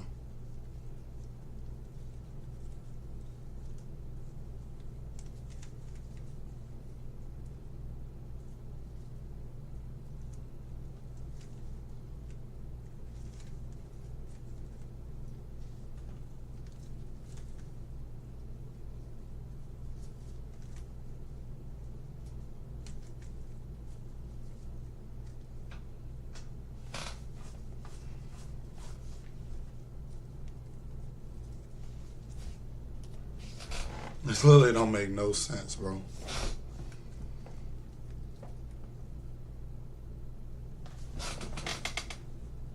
I am literally trying my hardest. Okay.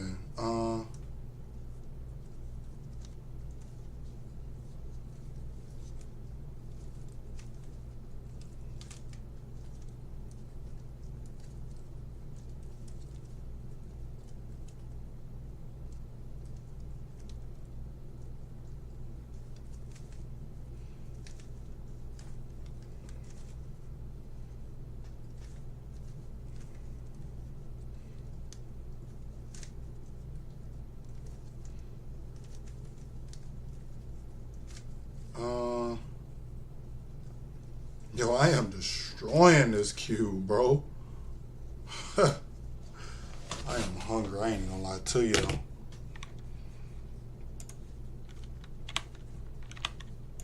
This one's white and green. Then where it stopped for a reason, right?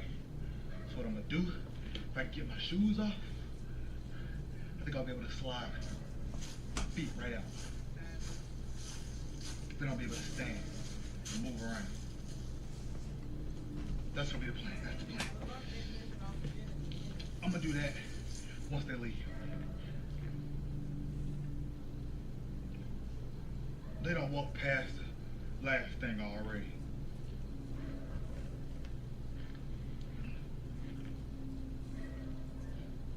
Just in your brain. And they need a brain.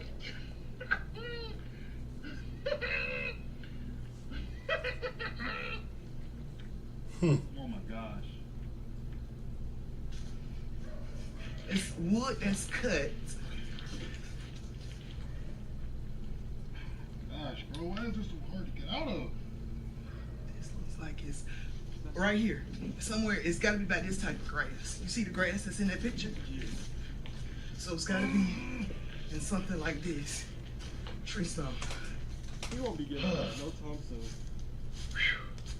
Trust me. They finna walk it. My David's finna come out and see me. He goes, what's he doing?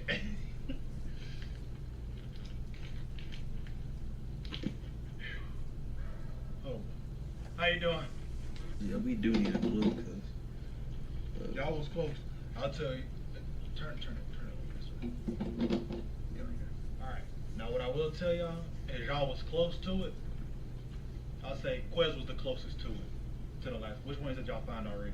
The book and the axes, right? Okay. Quez was the closest to it. That's all I'll say, but it's not in the backyard. Okay, perfect. So we was right here. Cause I was like, I ain't never went that far back in Yeah. the back since we've been here. I was like, this is too Oh, much. you got that on footage too? Yes. Oh yeah, I can't wait to see that. I know you was talking about some stuff. Like, ah. Okay. All right, back to the task at hand. Learning this thing.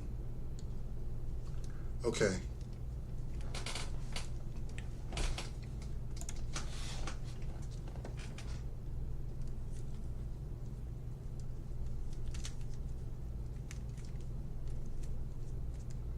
I'm literally getting every other piece lined up, but this and this. These two pieces I need to get lined up. And I literally got them sitting right here. I got 3 pieces sitting right here, and I don't know how to get them back to this side.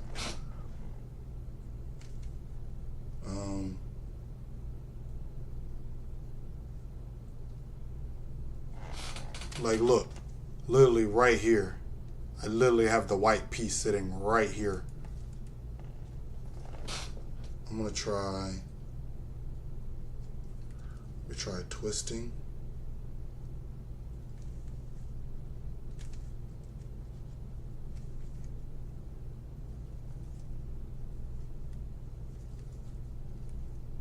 And go here, here, here. Boom! I got it. Let's get it. Okay. I figured out how to get that part. Now I gotta get this part. Now I gotta get this part. Okay. Alright. Okay, and I see it. This middle part right here that I gotta get. Let me see. This piece. Is this sitting on here? Oh, it's not on here? I swear I thought I saw it.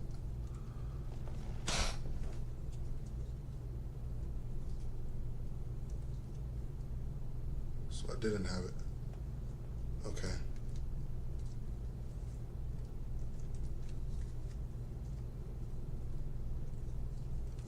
Wait a minute. Wait a minute. Wait a minute. Wait a minute. Okay, I done figured that out. Okay, I done figured that out. Now, I'm on to this part. I got the white cross. Now the white corners. Right, once you solve the whole cross, make sure all these side colors match up with the centers as Okay. well. Then just turn the cube upside down. So now I'm going to teach you a really important sequence of 4 moves that will help you with everything else in the cube. So just hold the cube like I am, put your left thumb on the front here, and then put your right thumb on the bottom, fingers up here, and then do this. Turn the right side up, turn the top with your right hand, like that, turn the right side down, and then turn the top with your left hand like this. Now just repeat that. So right side up, push with the right hand, right side down, push with left hand. So do it a few times so you can do it quick, and now we're also going to be learning how to do that with our left hand, because it's going to be important as well. So hold your left hand like this, right thumb on front, and then move up with your left hand, push with your left hand, move down, and push with your right hand. Up, push with left, down, push with right. Okay, so once you can do both of those, we're now going to be solving the rest of the white side. So what you have to do is look at the top for a corner with white on it, such as this one, and then look at these side colors match up with the centers as well, then just turn the cube upside down. So now I'm going to teach you a really important sequence of 4 moves that will help you with everything else in the cube. So just hold the cube like I am, put your left thumb on the front here, and then put your right thumb on the bottom, fingers up here, and then do this. Turn the right side up, turn the top with your right hand, like that, turn the right side down, and then turn the top with your left hand like this. Now just repeat that. So right side up, push with the right hand, right side down. Wait a minute, do that again, bro. Like that. So just hold the cube like I am, put your left thumb on the front here, and then put your right thumb on the bottom. Okay, so I'm not holding on to this anymore. Alright.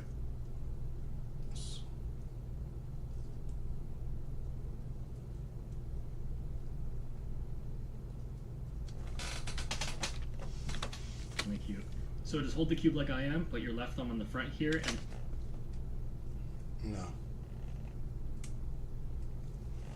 Then put your right thumb on the bottom. Fingers up here. Okay. Okay, so this is the way I'm supposed to hold it. Like this. Holding it like this now. This is how they be looking when they be doing it. Okay, so I can twist it like that. I can twist it like that. Right.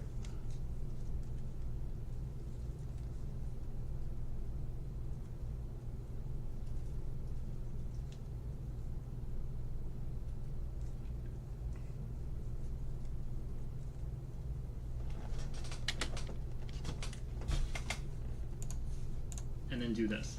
Turn the right side up to the top with your right hand, like that. Turn the right side down, and then turn the top with your left hand like this. Now just repeat that. So right side up, push with the right hand, right side down, push with the left hand. So do it a few times so you can do it quick, and now we're also going to be learning how to do that with our left hand, because it's going to be important as well. So hold your left hand like this, right thumb on front, and then turn the top with your left hand, like right thumb on the bottom, fingers up here.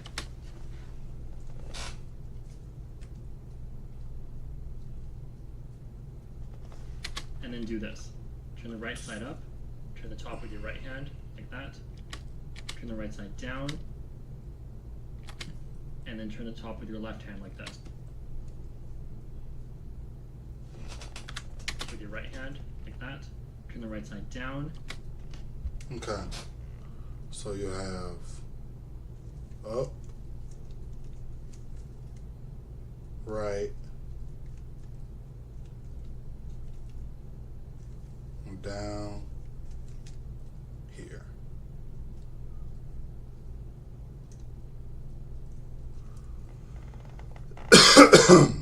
Okay. Then you have to do it with the left side too. And then turn the top with your left hand like this. Now just repeat that. So right side up, push with the right hand, right side down, push with the left hand. Okay. So now we're gonna, all right, so this is the way the bottom looks now. Okay. Left hand here, here, boom. Okay. Right side up, spin the top, right side down, boom.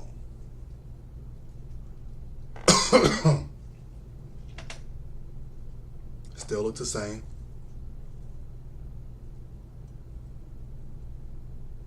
Okay. Right side up, spin to the right.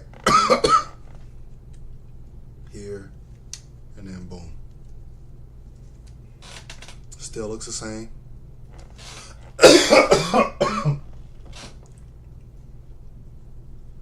Okay. Now let's go. Wait, the other side. My green side starting to line up a little bit. And my orange side starting to line up a little bit. Wait a minute, I might have actually been doing something this whole time. My blues and my reds ain't too mixed up anymore. Wait a minute. I might actually be figuring this out. Let me not jinx myself. Shut up, Q. Don't jinx yourself. All right. Let's go. Right side up. Turn here. Right side down. Turn it like this. Wait a minute, I done messed up.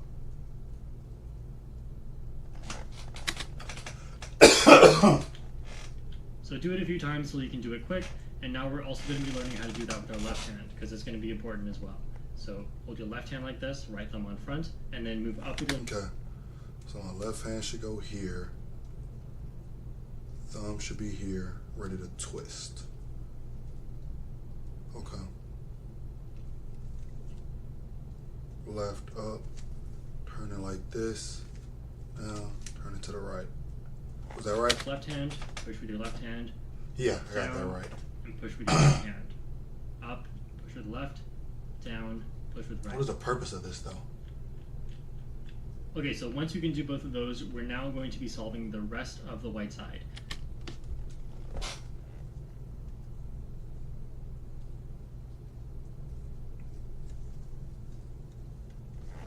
So what you have to do is look at the top for a corner with white on it, such as this one, and then look at the other colors on it as well. This is green and this is orange. So these three make up one piece, and so we have to look at where that needs to go. So it goes between the white, green, and orange centers. White, orange, green. So it goes over here. So we're going to move the top until it goes right on top of where it should go, and then now you can insert this into here using two different ways. And one way is by holding it on the right side like this, and then doing the right hand 4 moves. 1, 2, 3, 4. And, oh, it just happened to be solved. But sometimes you'll have to repeat it before it ends up being solved. So here's another example. Here's white, green, red. So it goes between white, green, and red centers. So we're going to move the top until it goes right up above where it should go. And then we're going to repeat those moves. But this time it's on the left side. So we could actually do that with our left hand. So once, not solved yet, twice, 3 times, and there we go. Now something that might happen is you have a corner that's stuck on the bottom here and you need to take it out in order to keep solving. So if that happens, you can just hold it here and then take it out using the same so like that. And then you can just go on as usual. Okay, so once you've done that for every corner, then just check to make sure all these colors here are also correct. All right, my turn. All right.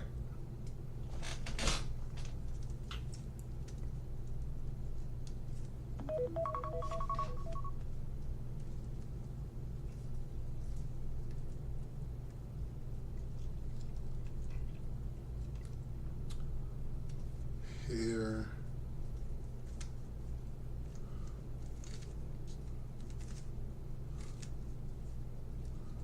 Yo, I am destroying this side.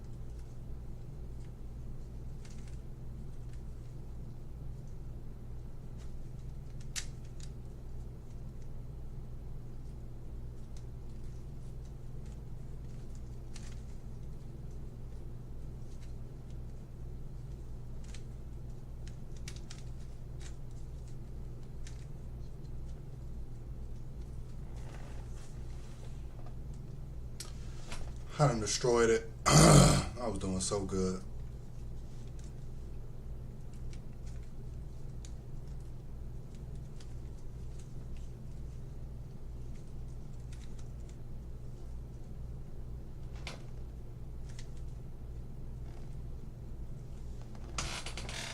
Okay, we got 2 more to go.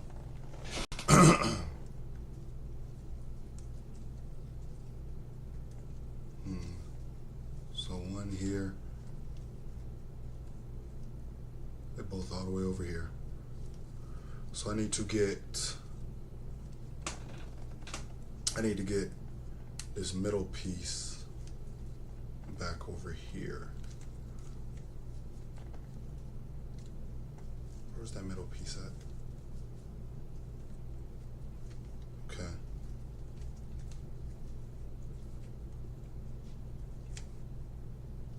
Oh. All right.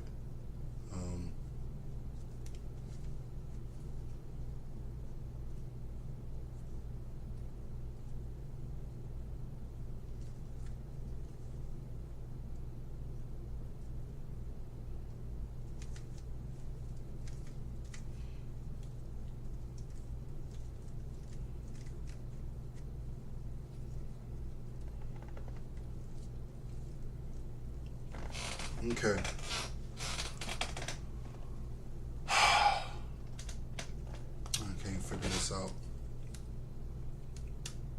I need to get this piece right here.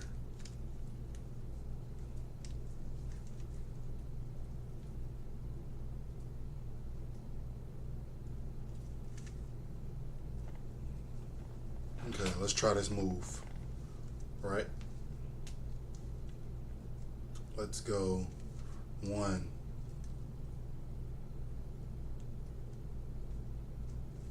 2, 3, 4. Yo, that just messed all of them up. Okay, I need to get this white piece over here with these. Okay. Let's go. Boom. Boom. Boom.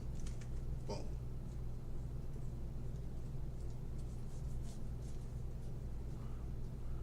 Let's go.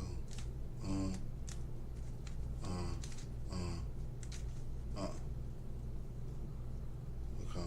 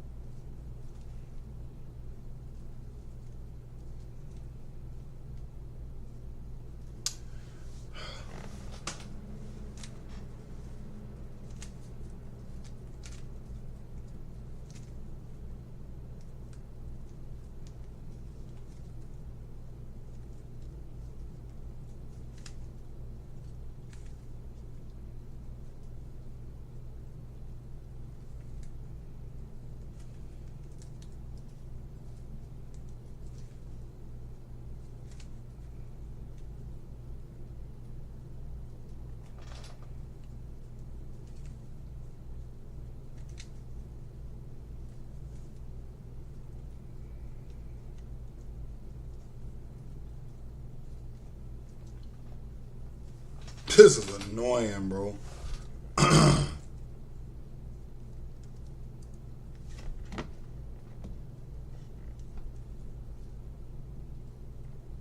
Okay.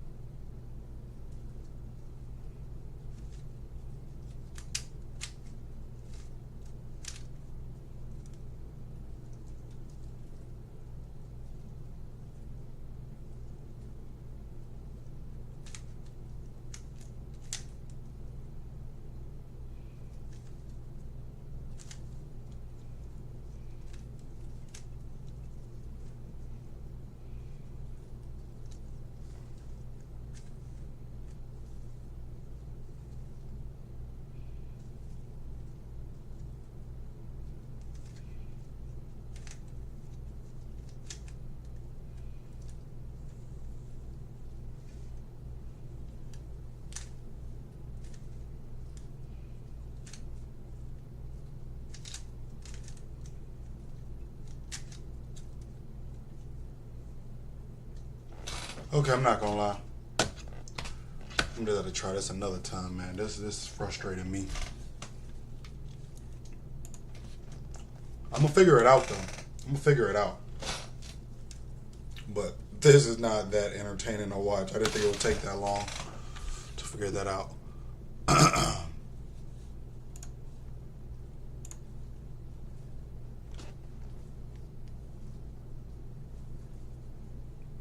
Okay.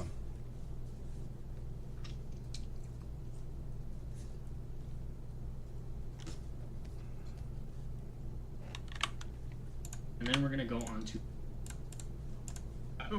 Why? What?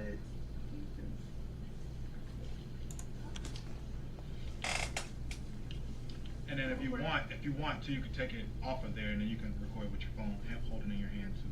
Just make sure you record horizontally. Hold on.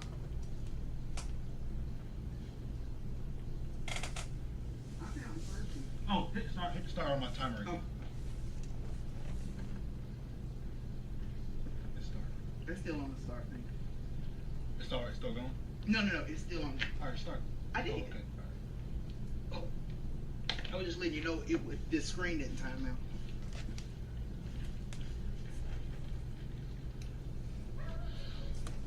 I wonder if it's that tree back there. I wonder if it's gotta be one of the trees in the backyard. Okay. I'll meet you around the back. It should not take us this long to find 3 items in the yard. She polishes what we're looking for. Actually, what I'm looking for is Quest found it. piece of wood.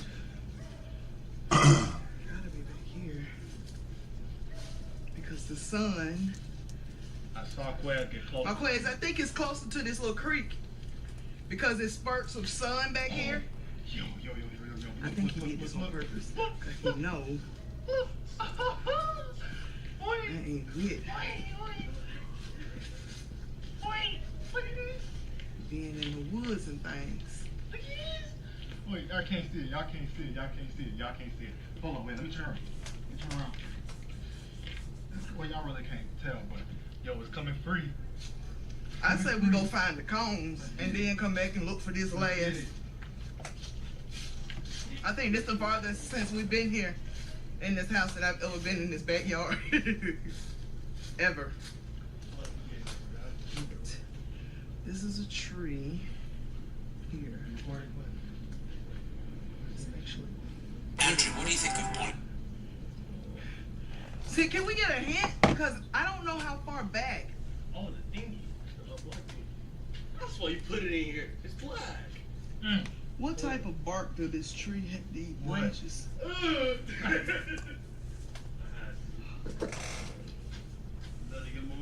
He never said he could see it. He just said you was the closest. What did you do to my right hand? Tied it up. Well, y'all just jacked my whole hand up. I thought I was out. I seen it. I learned that method off of Dennis the Menace when I was a kid. Yes. Oh my gosh, Marquez. His hands are loose. We gotta get out of the. Can we go collect the things? Huh? We can't go collect the things. I'll tell you. It's on this half of the yard. On this half. This half of the yard. We've been over there. Check by the mailbox. We did. That's the first place I told him to go. So, Yes, sir. I told you to go check the mailbox. I know. I told you to come down here 30 minutes ago. We got it. All right, now go start looking. Huh? Go start looking. The maps I sent y'all, I got a circle where the spots are. Okay, you know how to read the maps. Well, we got like 40 minutes.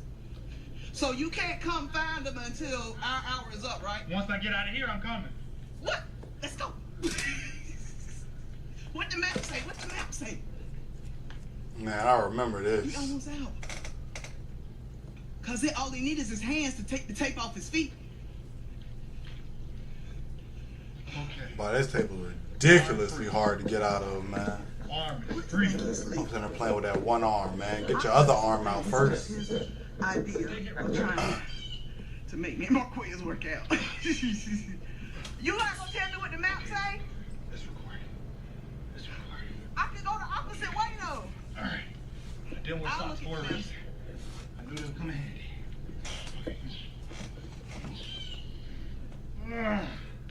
In the coastal side? Come on. Uh-oh. Come on. Don't do this to me. Come on. Come on. Look at my feet. It's literally not even on my foot no more. The duct tape got it.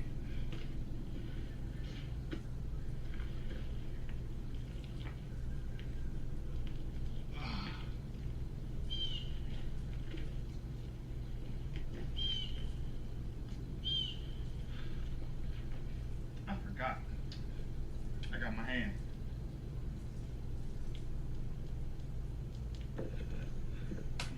What in the world am I doing?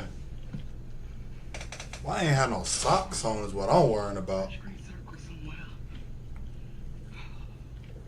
Yes, sir. I don't understand that. Why ain't having socks on? One foot. Now let me come on out of this. Let me come on out of it. What did he do to my foot? Yo. I'm shocked wasn't nobody walking the neighborhood or nothing. The whole thing. I forgot I got my hand.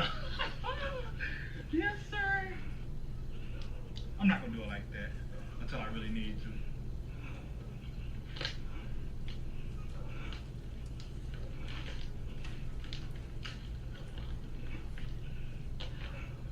What I didn't tell them was every 5 minutes that goes by, they lose 50. It's been 20 minutes. Now they can only win 800.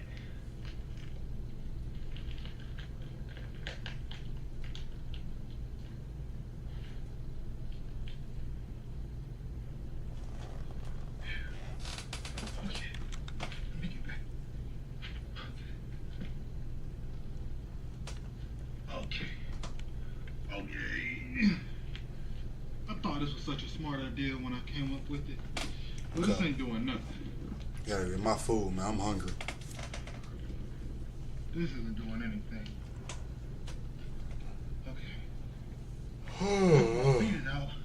But I still can't do nothing.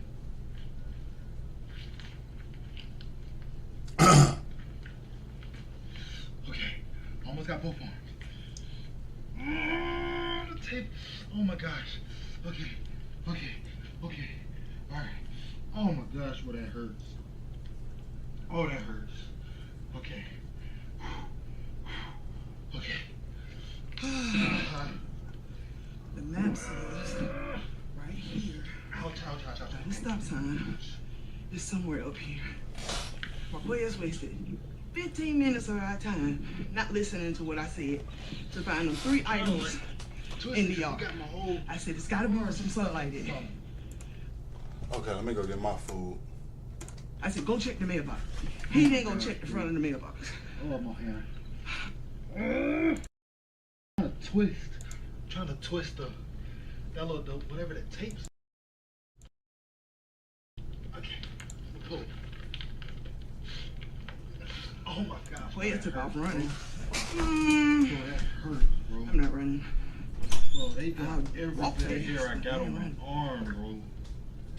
I know I done pulled some hair off. Oh, bro, that hurts. Okay. All right.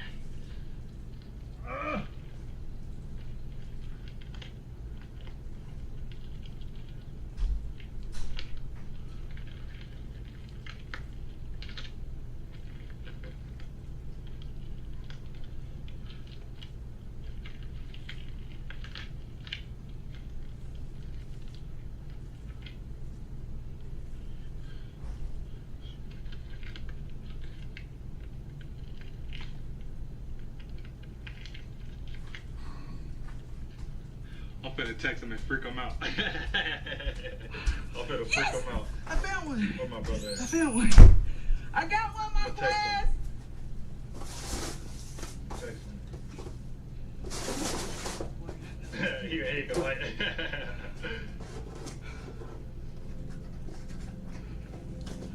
Wait. I'm gonna put. Yeah. I wonder what they're gonna say. I wonder what they're gonna say.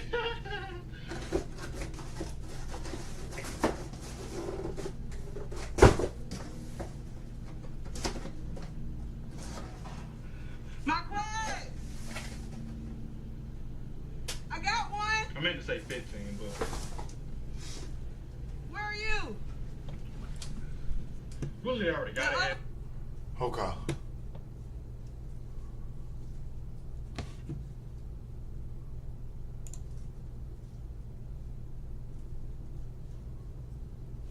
One is not over there. I'm gonna still send it. Oh, I know what they probably freaking out right now. Y'all, this is a pretty quiet neighborhood, so me yelling like this, it's not appropriate. It's not appropriate.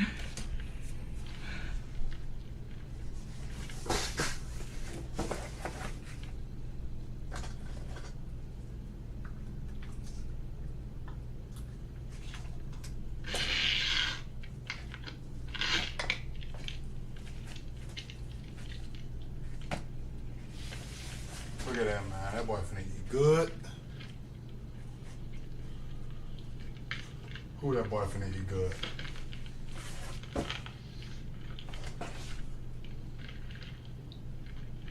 Bro, when I tell you, bro, it got my arm so deep, bro. How did they tie my arm up, bro? Like, this is ridiculous.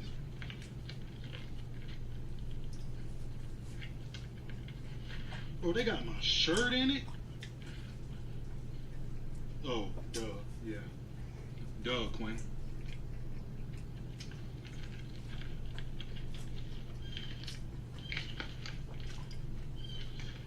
Okay.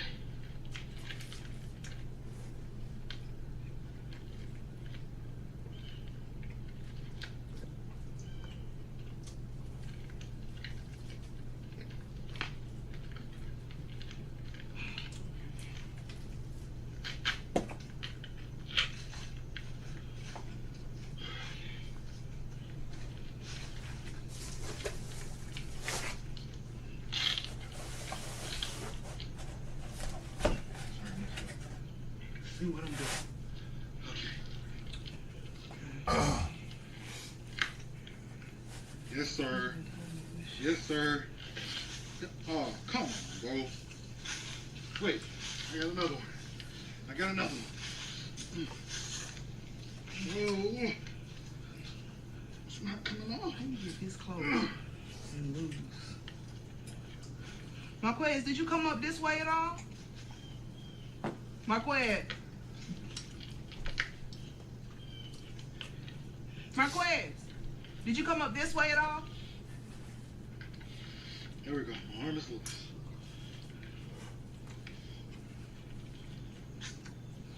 Oh my God! And this man got my feet all. You looked on taped up. both sides? I really just want You looked on both sides? Well, this one was in plain view. This one I found was in plain view at the stop sign. Maybe he didn't hide it. Maybe it's like right in front of your face. Why did I agree to be in duct tape again? Did you go around at all? I didn't see the other two. You want to be a YouTuber, Quinn? I'm thinking, You want to be a YouTuber? do you know where Church Hill is? Is it the other cul-de-sac? Because that's where the Let's map go. circled the other one is.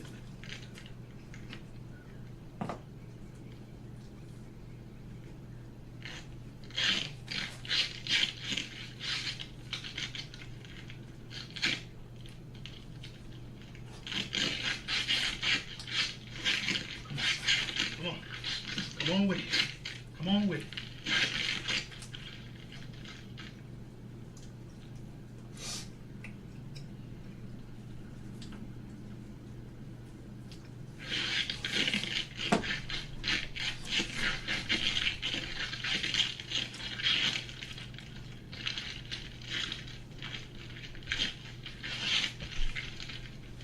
Okay.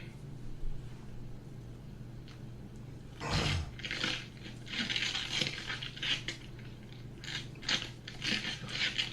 on.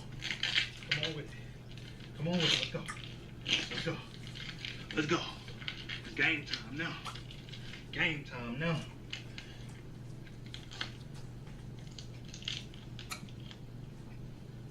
Wait a second.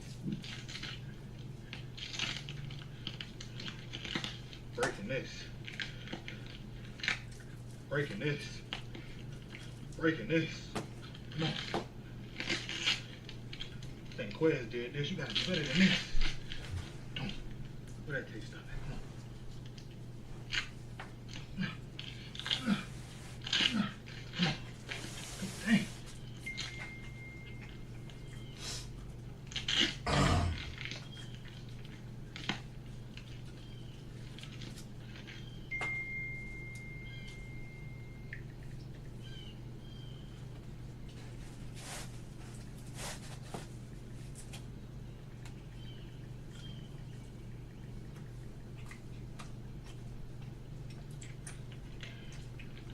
They don't even know what a real one is.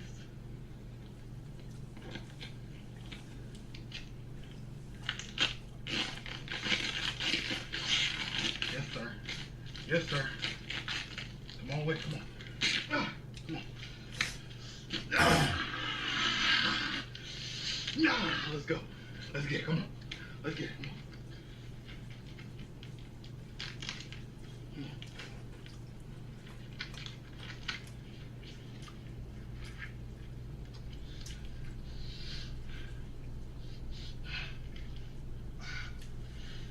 Keep it fair. Keep it fair. Come on. Keep it fair. Come on, keep it fair. Keeping it fair. Let's go. Let's go. Shoot. Wait. Here's one right here, Marquez. There's the red one right here. Now we gotta go back up here to find the third one before he break loose. Okay, so the other one is up by the other coat. Run!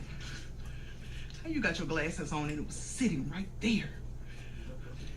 Right, which I thought was right here, but it's not right there because that street that's on there, this one, it starts with an F. That one on the map starts with a C.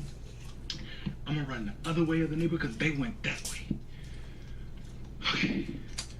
So that's those two. They made that easy for me. Let me see.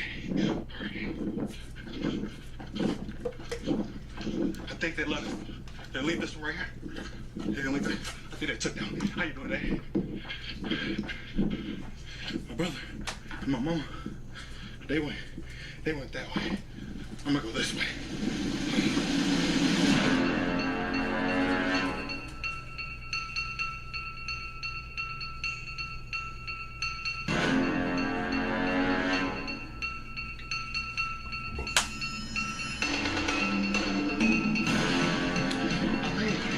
Right up here.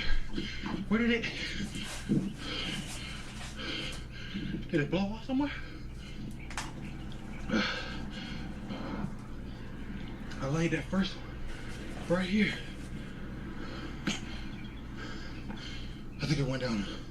So I'm still gonna beat him.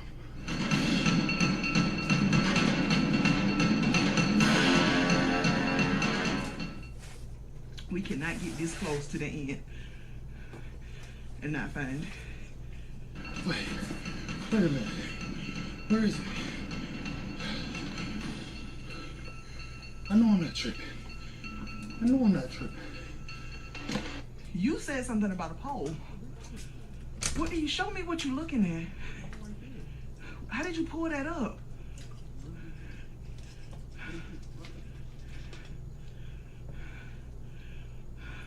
He sent you a hint or something? I didn't see. Oh, he gave us clues?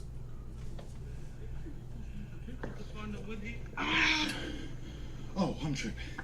I just didn't go further enough. Here's that one right here. Here's the other one. The other one's right there. I'm gonna leave that. Okay.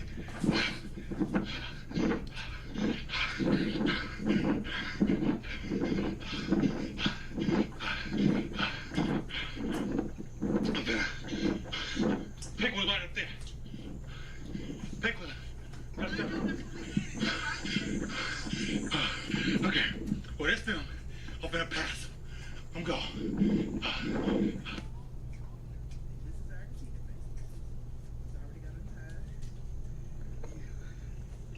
We just found the 3 cones. Show the cone. But I was FaceTiming Marquez to get instructions and walk past the pink one. So when we came back to get the pink one, Quentin had already come around the neighborhood. Oh well, I didn't understand the instructions. It's okay. I think they moved it. I had it set it in here somewhere. But I think they moved it. I think they took it. Okay. 43. And you gotta finish by shooting a shot. Not in the DMs.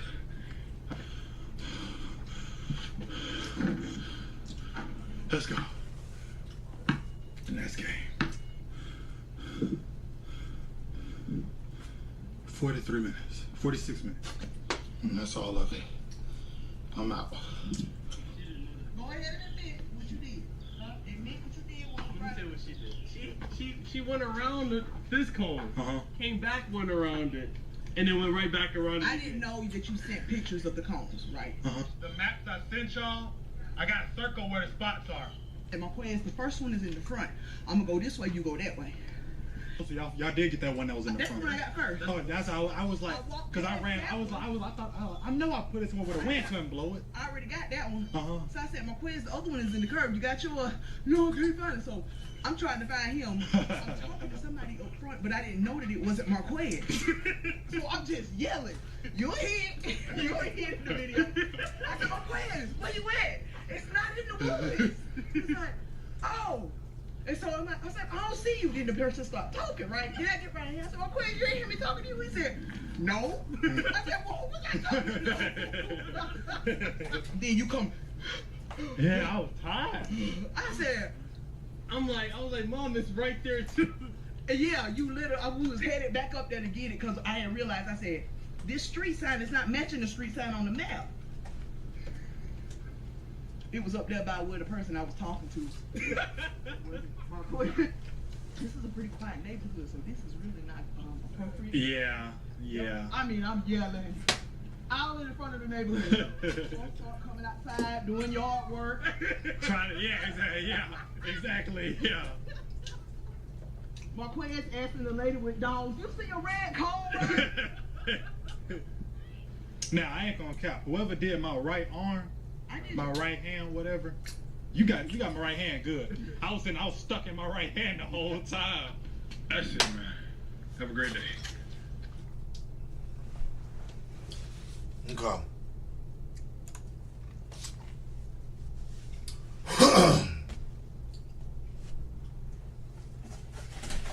All right. Now.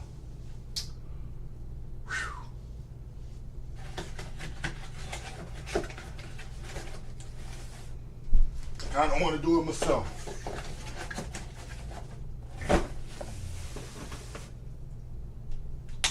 Kind of just want to run it back. Run it back for old time's sake.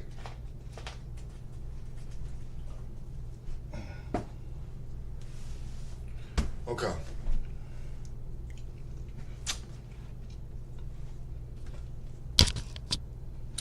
Let me go get my brother.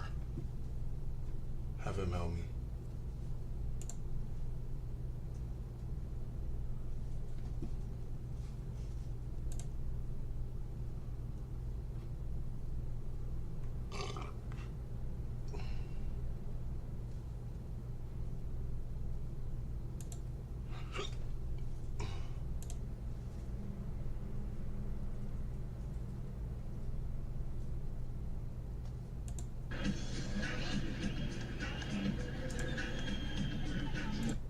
Okay. Let me see.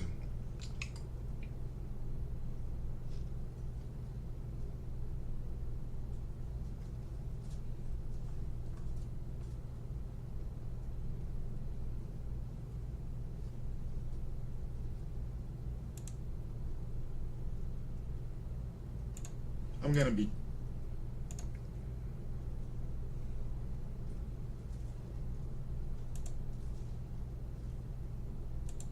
I got 2 rolls of saran wrap. Okay.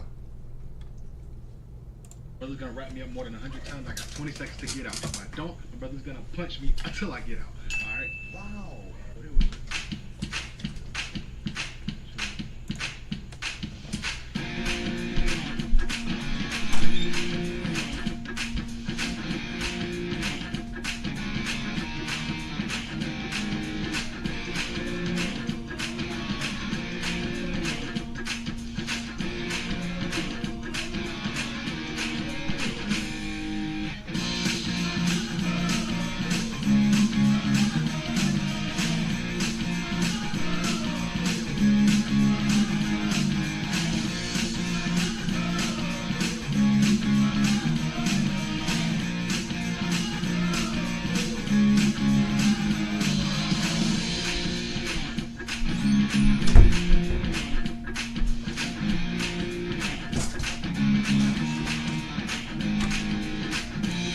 Alright, well, I went out there to go check on my brother.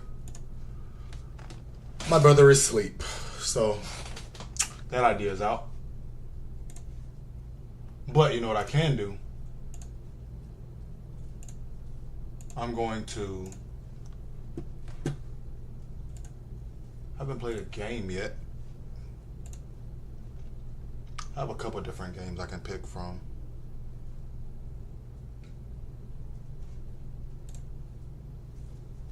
Let's try... Okay, this man got me playing a scary game.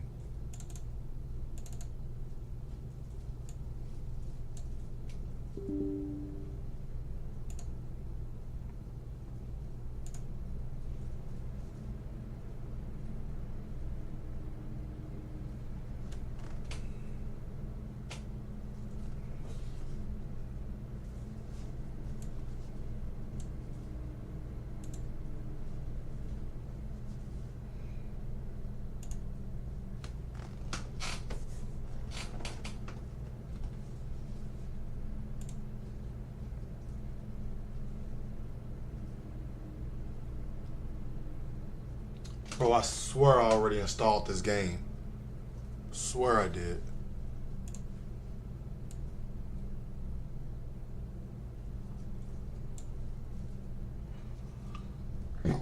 Okay.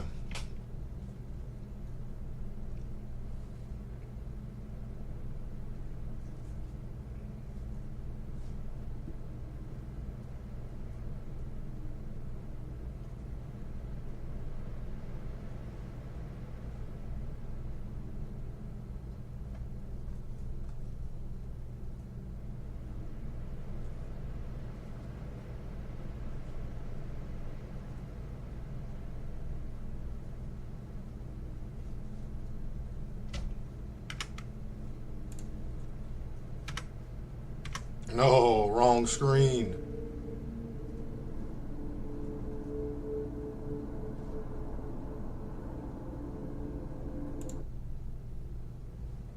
It's literally putting the game on the wrong screen. Hold on, how do I fix that? How do I fix that? Because that's going to cause problems.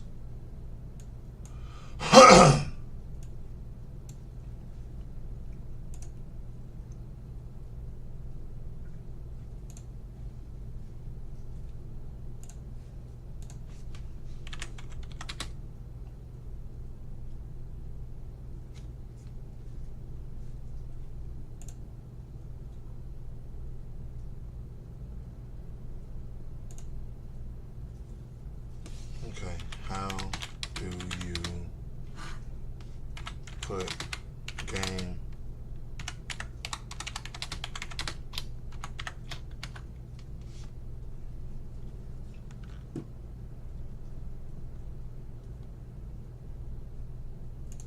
Do you want to run Steam games in full screen or windowed mode? You can set this option before you even launch the game, and here is how. Open Steam. Select Game. Right-click and select Properties. Under General tab, you will see Launch options. For windowed mode, type -windowed. And for full screen, type -full screen. For advanced gaming tips, tricks, and repairs, check my YouTube.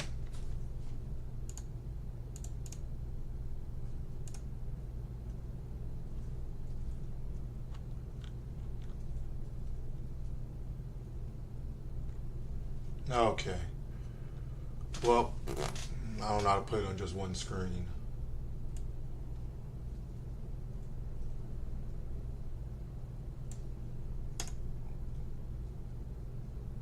Like I wanna, it's not letting me. How do I put this on my other monitor though? Like I got the game is up. Okay, let me look it up on this.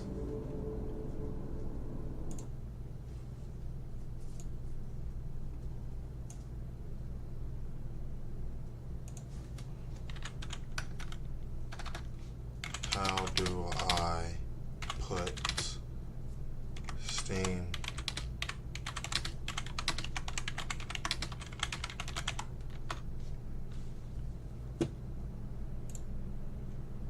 What's up guys, and welcome back to the channel.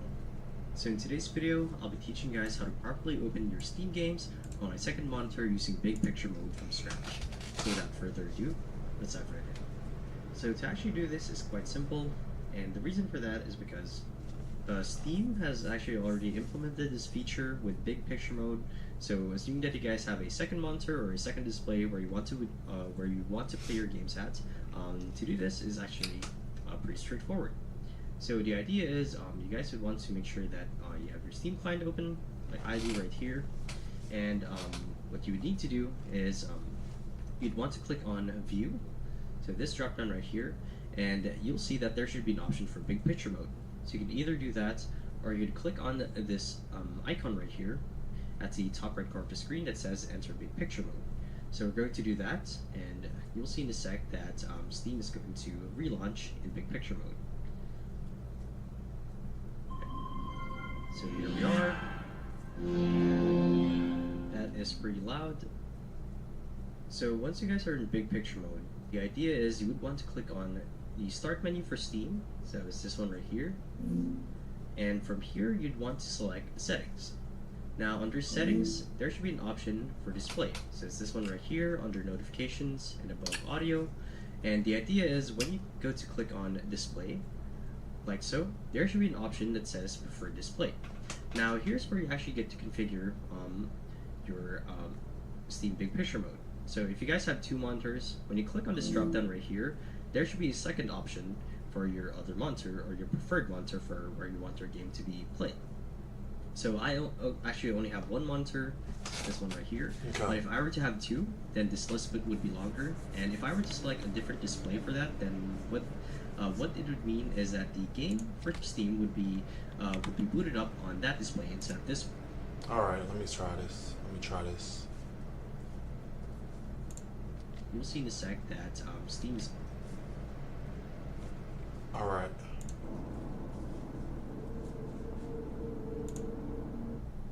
All right, let me try this. Let's go. Steam. Oh wait, there it is right there. Enter big picture mode. Alright, so this one.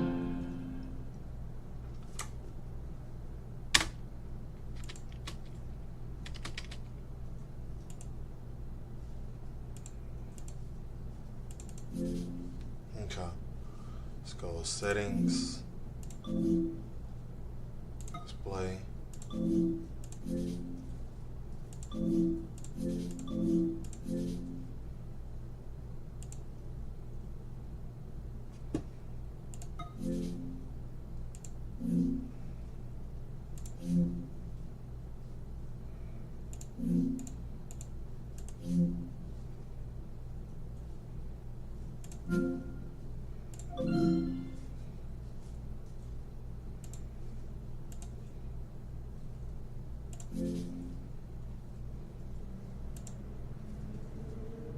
I know they didn't put it right back on the same monitor. Bro, this thing is gonna irritate me, bro.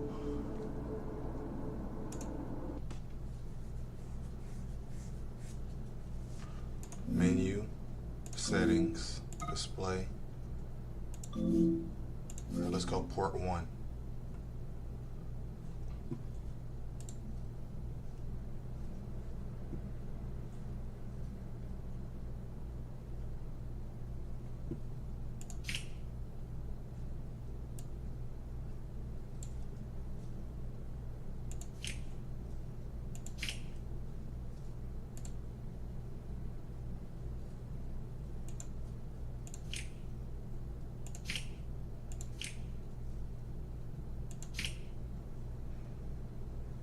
Okay. There we go. Let me try it like this. Alright, there we go. Alright, here we go. Menu. Home. Here we go. Wait. Now it's messing up this screen. I didn't want it on this screen. No, that's not what I wanted. Oh, this is gonna irritate me.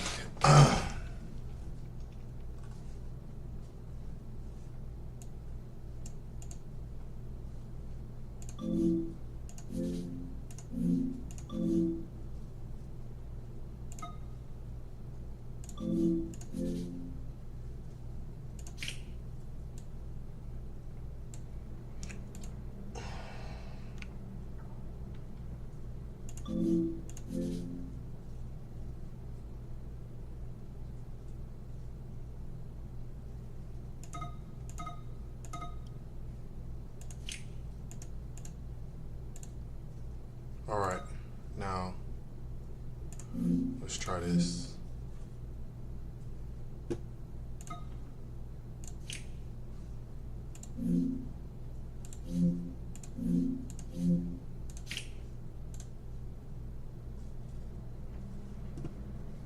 So now it pulls up over here. All right, now let's try it now.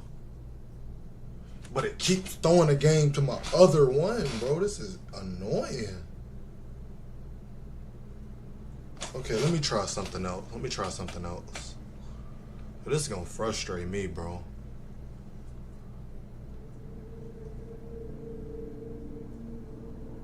I know what to look up.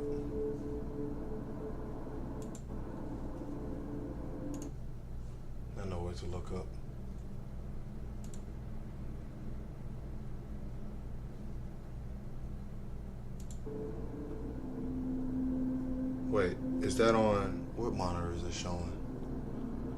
Still not showing the right monitor. How to, wait, I should be able to just do that from here, right?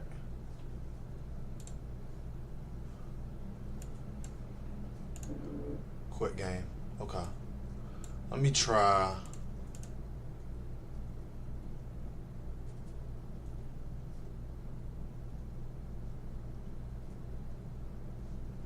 Let me try.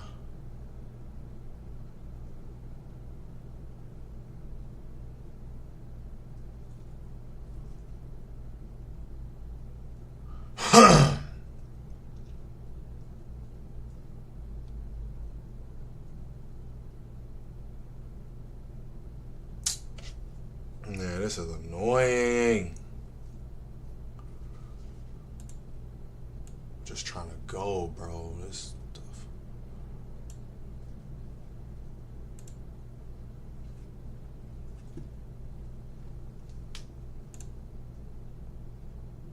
Okay.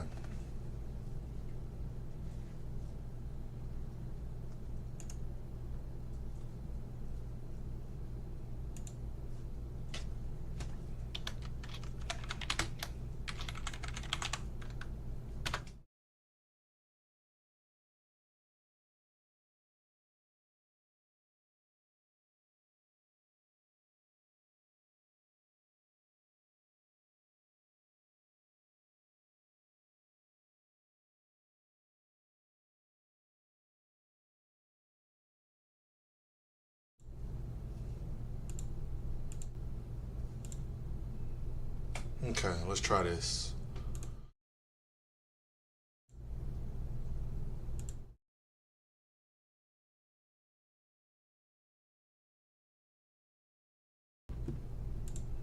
Okay. And my audio, I have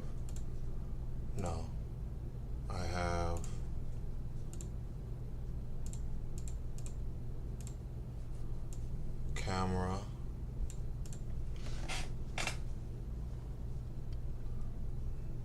Okay, so that's for the second monitor.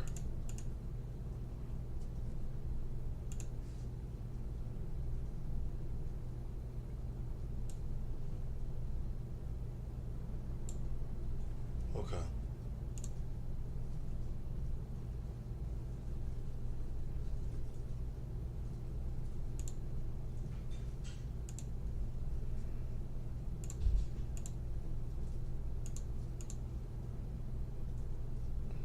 Yo, I cannot figure this stuff out.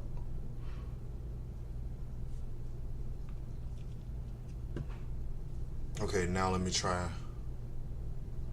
Go to Steam. Now it wants to pull all this stuff up over here. Let me try something. Okay.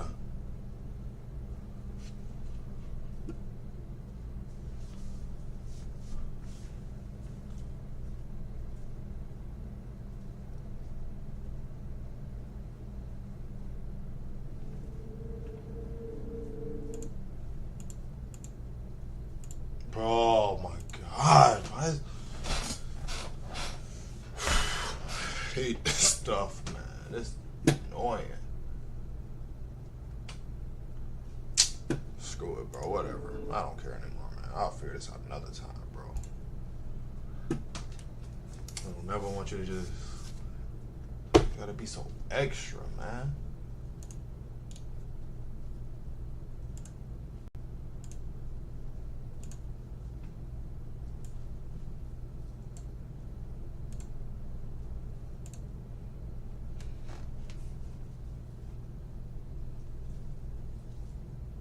Now I want to record that screen now. I can't even get it back on this one now. I don't even know what I'm doing.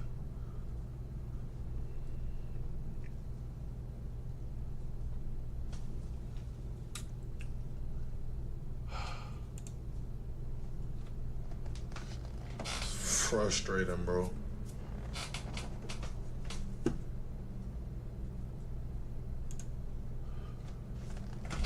Ugh. Okay.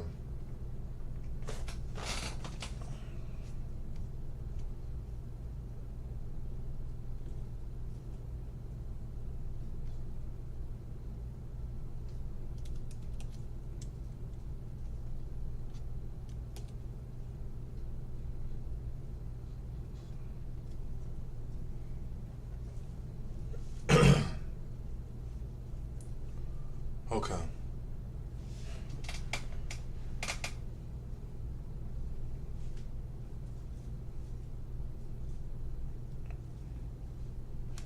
You know what I want to try again? I want to try to make... I'm going to try and make my hand that I'm going to have wave when people come. Right?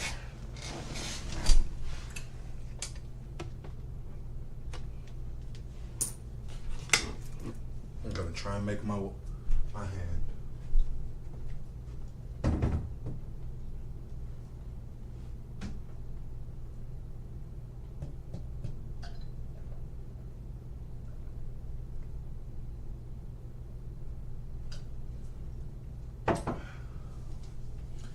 Okay. All right.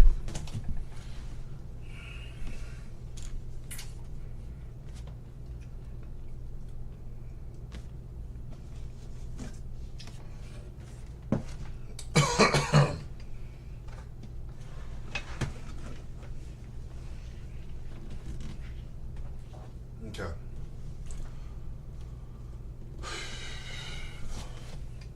All right. So I know I'm gonna need. I don't need my sensors.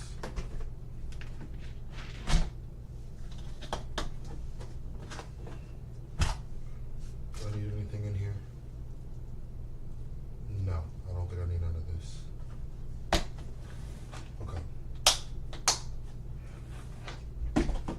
Put that one over there. My stuff probably can come out of this one.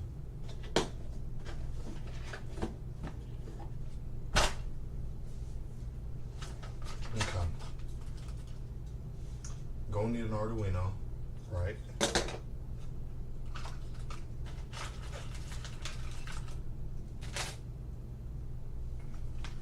Wait. First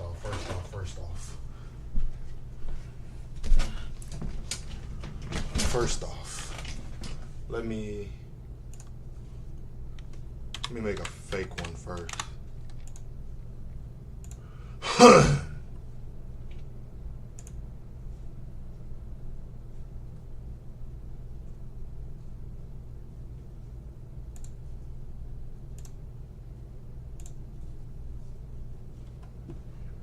Okay.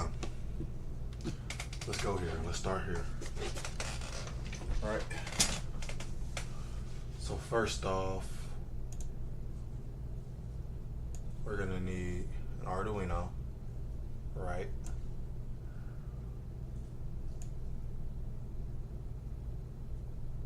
I have a servo because I just wanted to do this.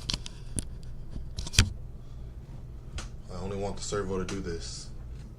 So I need to have it turn like this. Wires. I don't think I need no more of this stuff.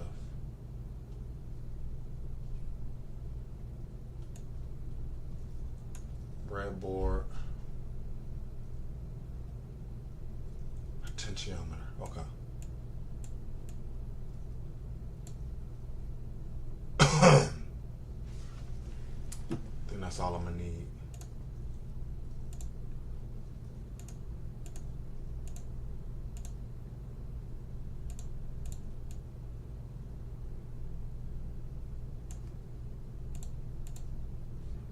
All right, now need code.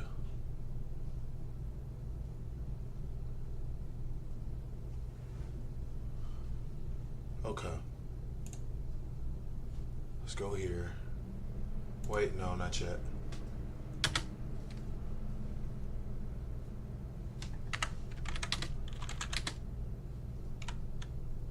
Write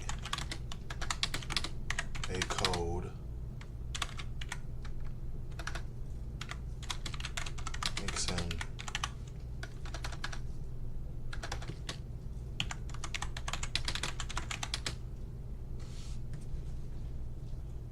servo motor.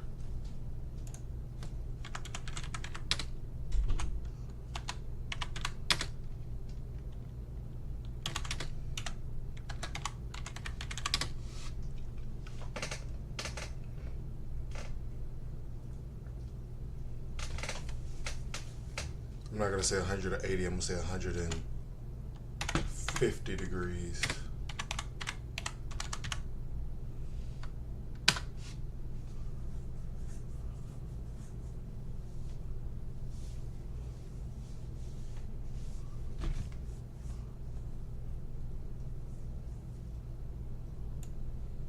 Okay.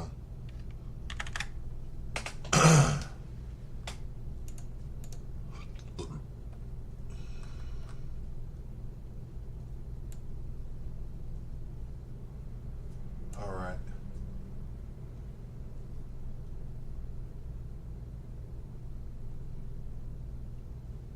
I don't even know what this is. Okay.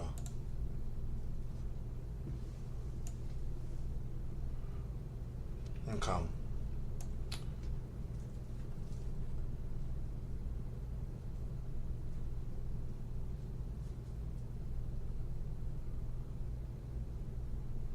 Servo attach 9.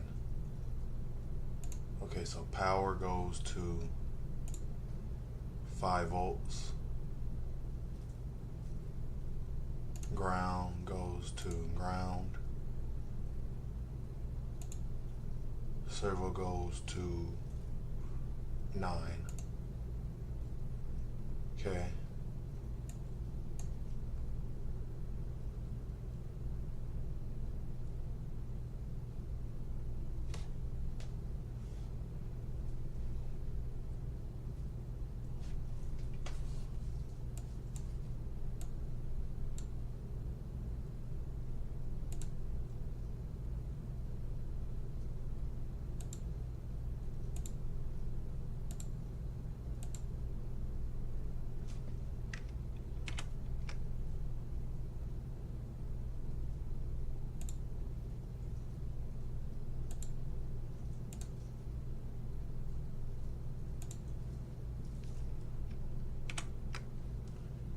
Okay, now where in the world is this supposed to go?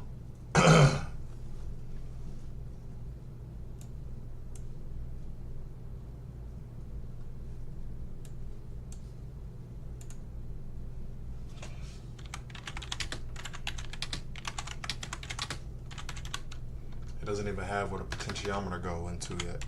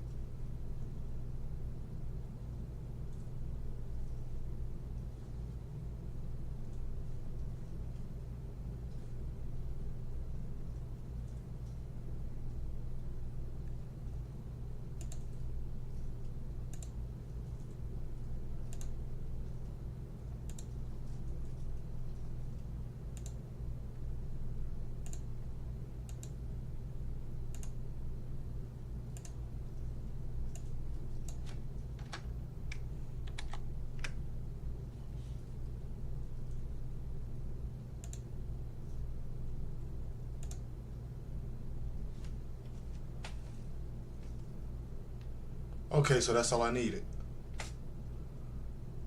Okay, perfect.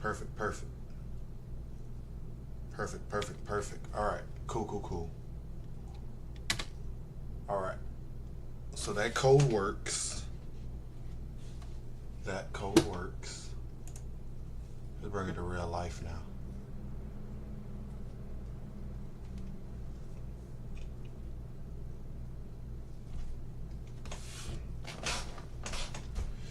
As soon as I do my input.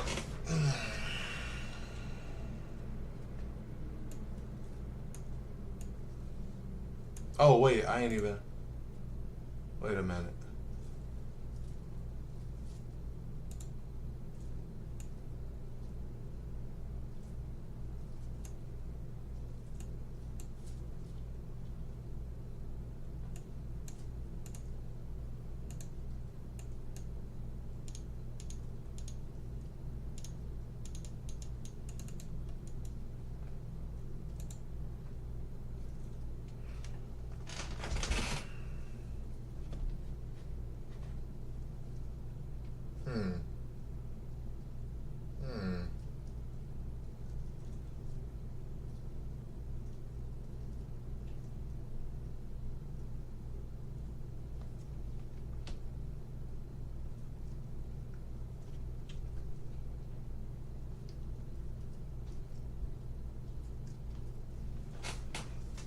I did put in the wrong code.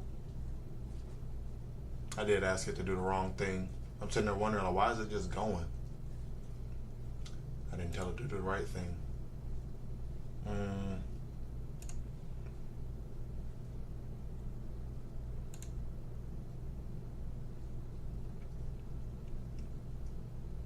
Is this the one I had? You write out code, Parmigiano controls the servo. Right. Okay, so this is it. Okay.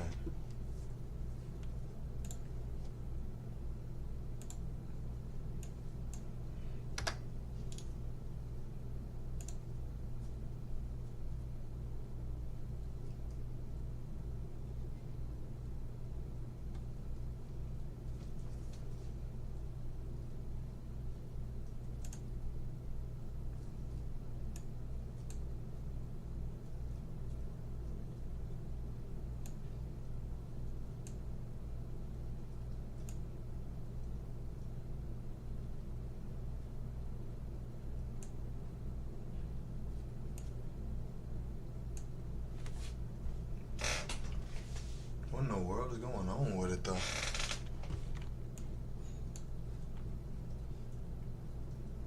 It's looking all weird.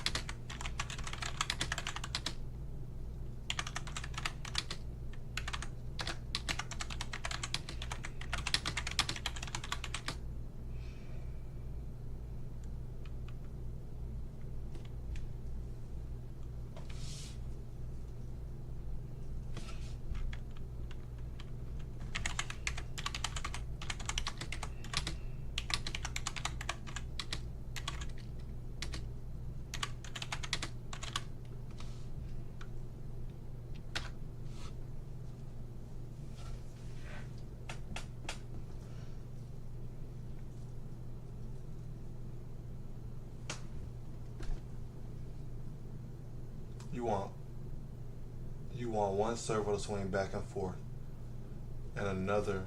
Oh no!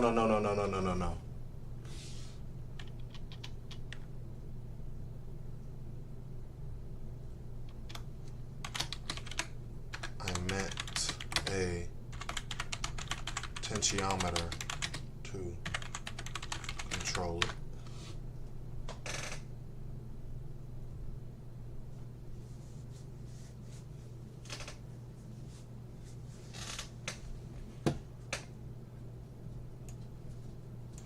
Okay, let's try this.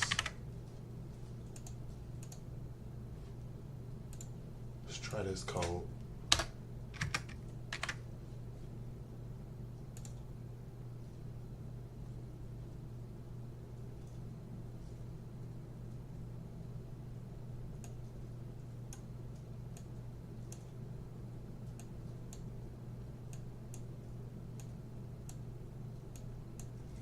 Yo, this potentiometer ain't controlling nothing.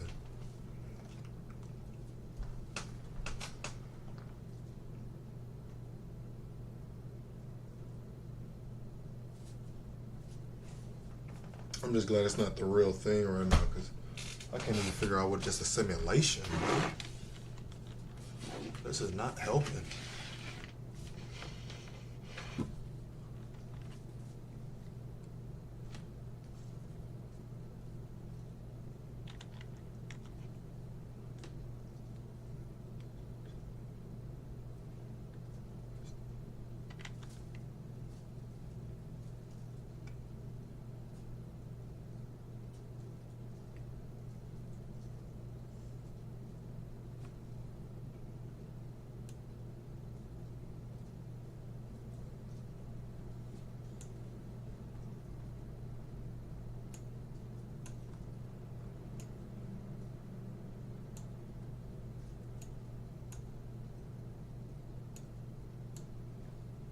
Okay.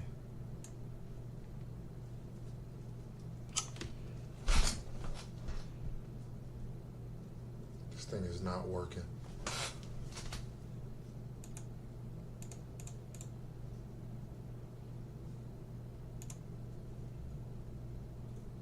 Okay, let me try.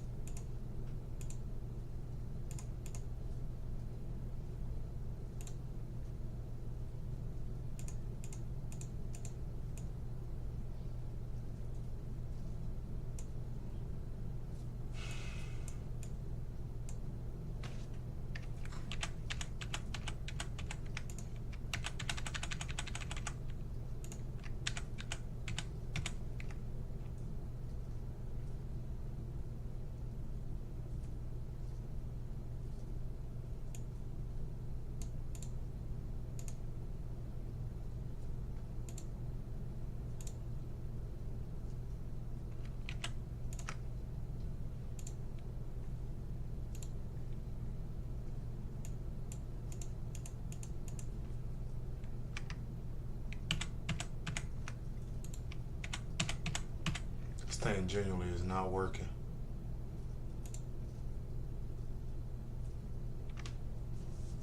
Terminal 2.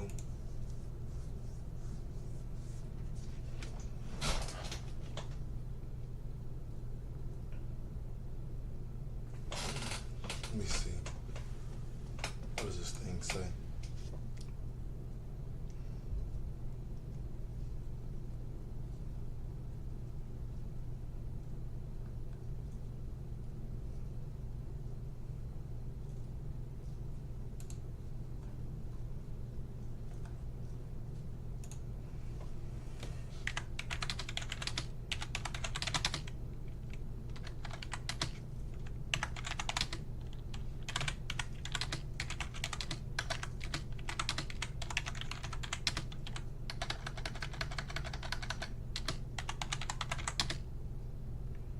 Turn only when a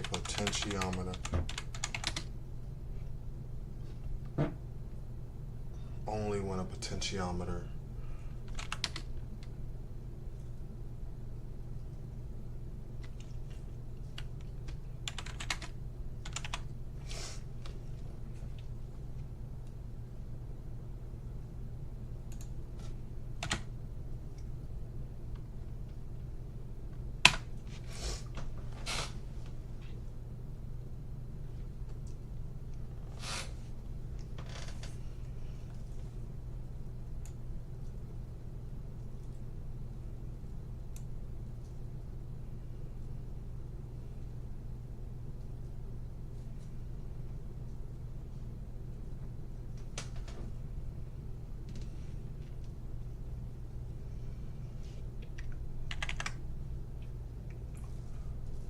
this.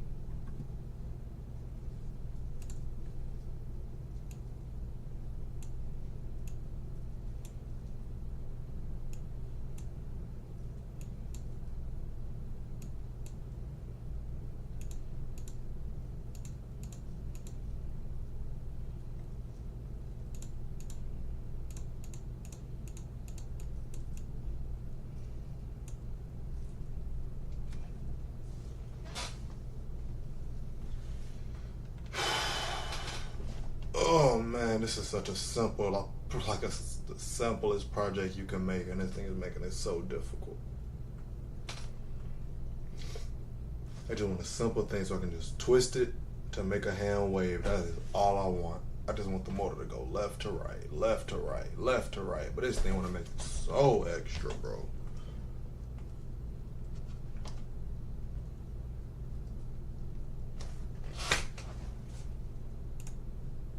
Let me see if somebody else tried making something like this.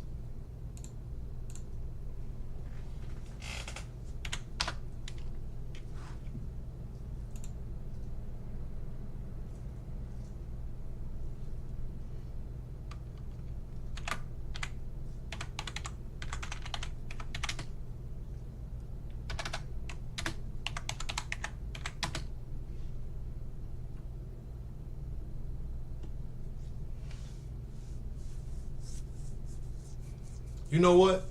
You know what? You know what? You know what?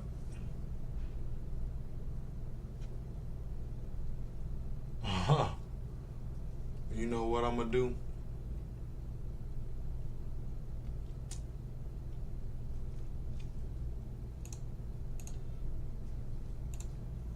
I just looked at something else. It said you can control a servo with a joystick.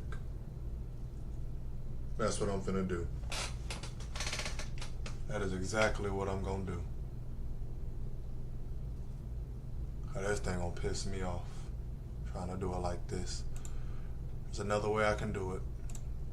I'm gonna go that way. Okay. So, instead of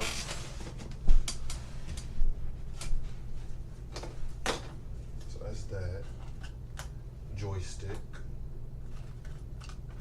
servo, okay, 1, 2, 3,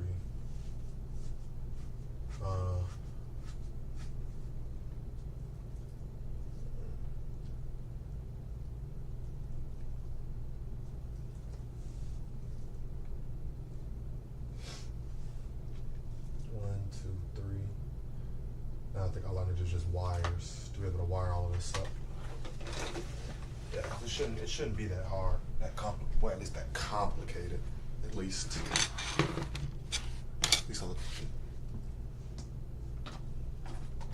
at first glance, it shouldn't be. Okay.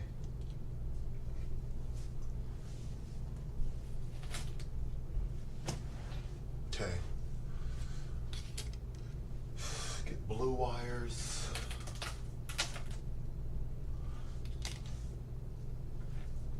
Red wires.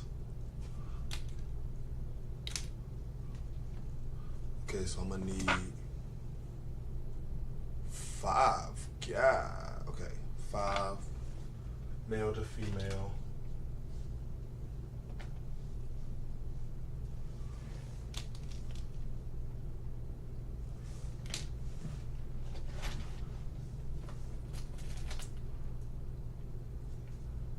All right, so that's all of those.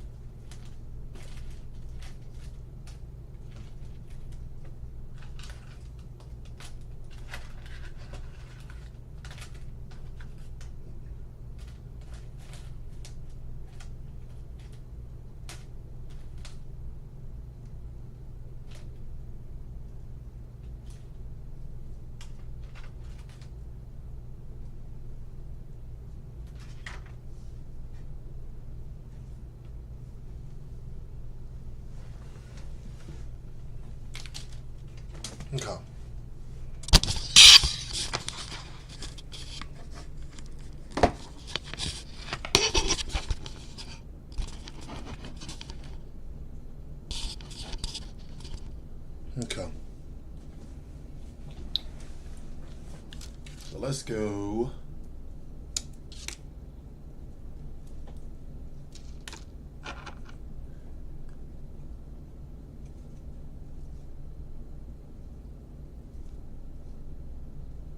Ground.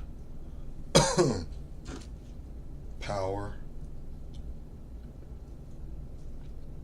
Red Volt goes to 5. Then we have our yellow, purple,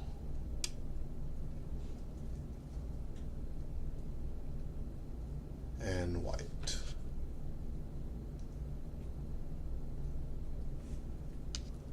Okay. Right. So I got my joystick, wires,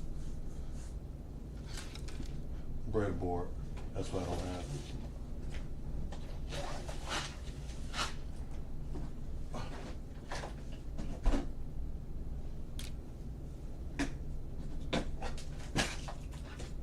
Okay.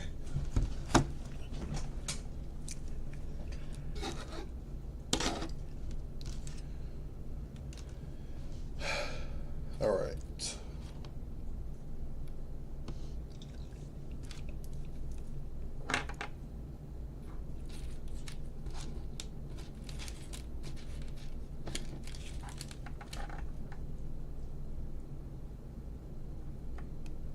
Okay, so we have our orange, so we got our red, and now we need to get our brown or black, brown, yeah, I'm good black.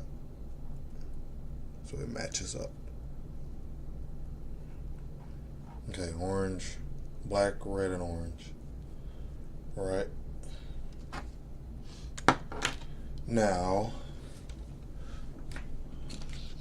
we can wire these up as well.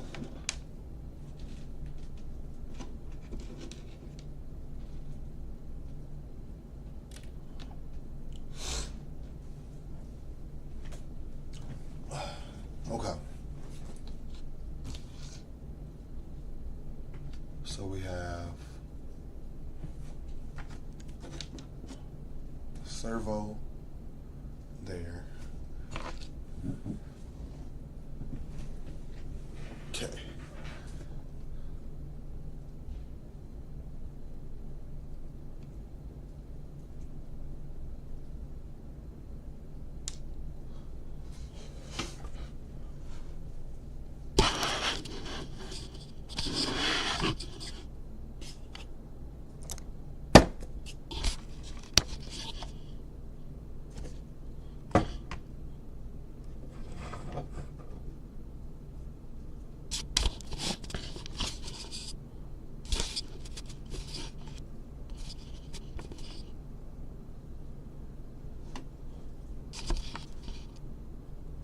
Okay.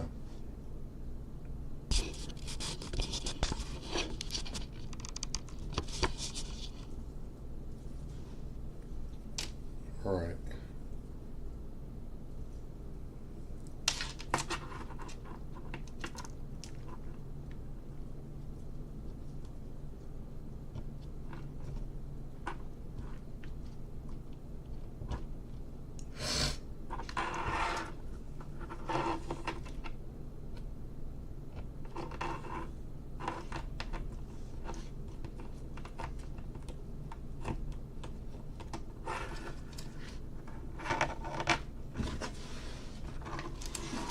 Okay. So then we're going to go with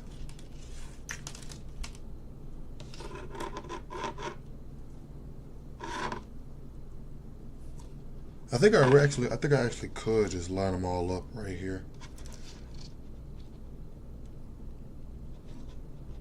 Maybe spread these ones out.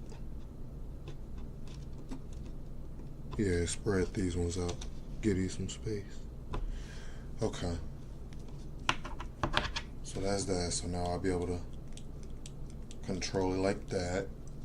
And then servo would go over here.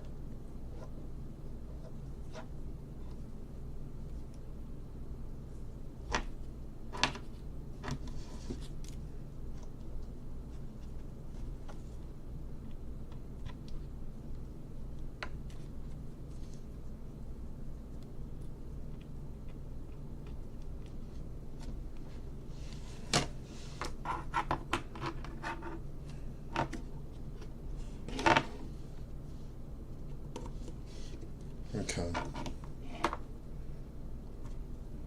So I'll be able to control it like this. That'll send it left to right. Now I just gotta wire it all up. Okay.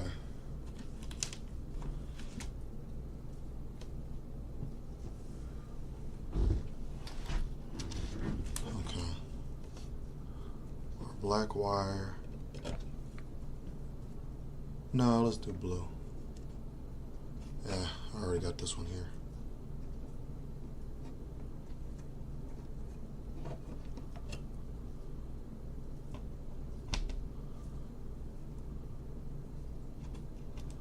Oh, whatever. Then let's go.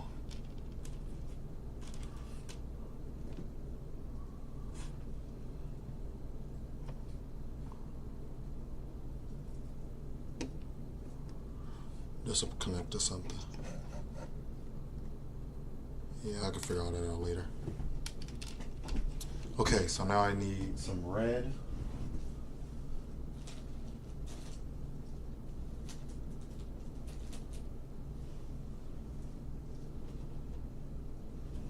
I need to buy some more red wires. Truth be told. Okay.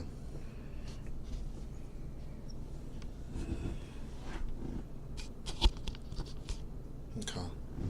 Now I have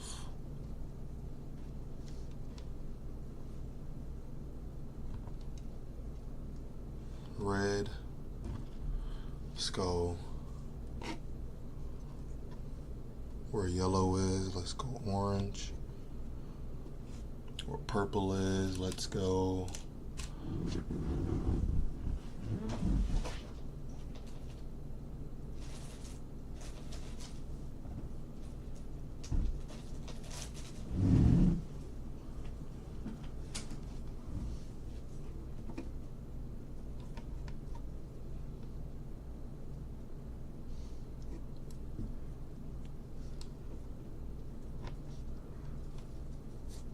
okay.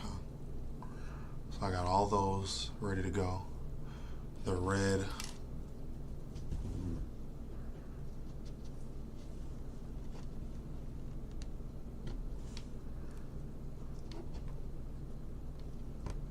Okay.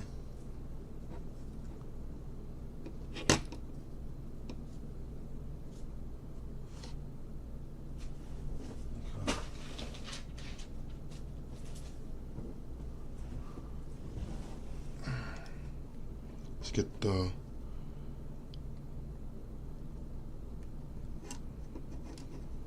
I don't think I have any blue. Yes, I do. Okay. Hate these unknown numbers calling me. Okay.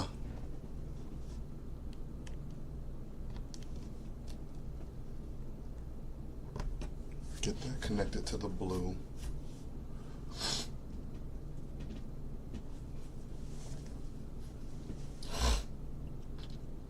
And then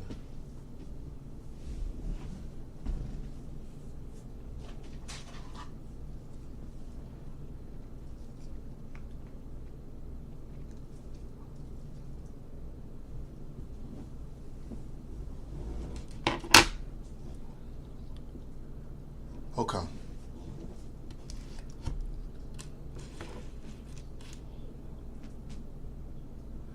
Okay.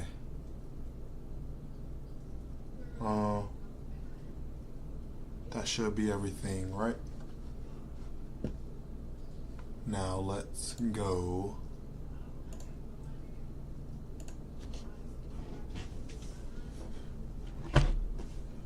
Okay.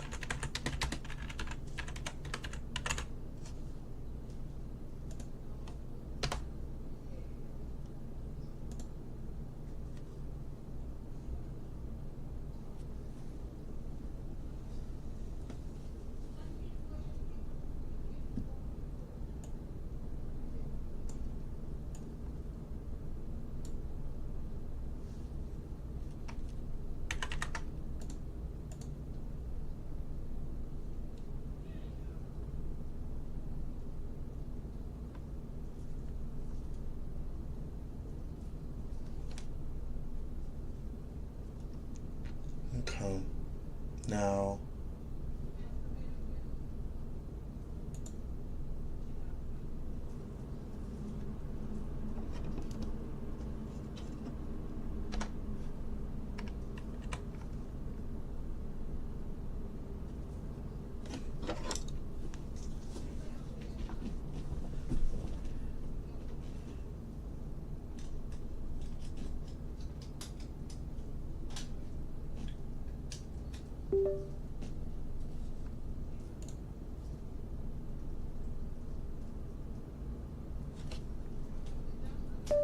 okay.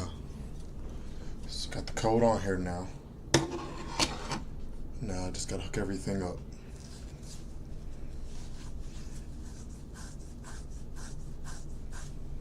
Wait, but it doesn't say where I connect all my joystick pins to.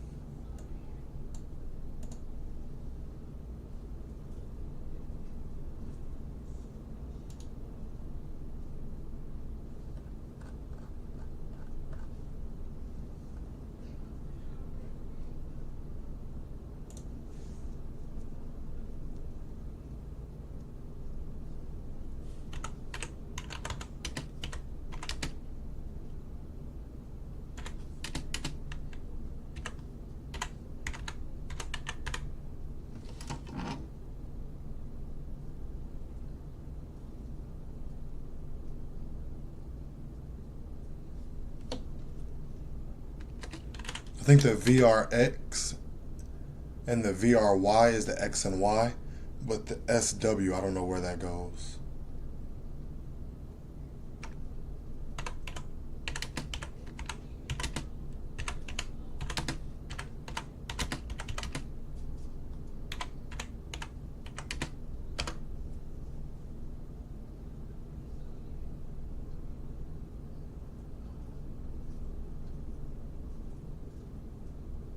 Okay, so I guess I don't have to.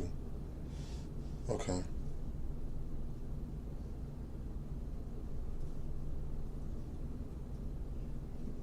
So white, purple, and yellow.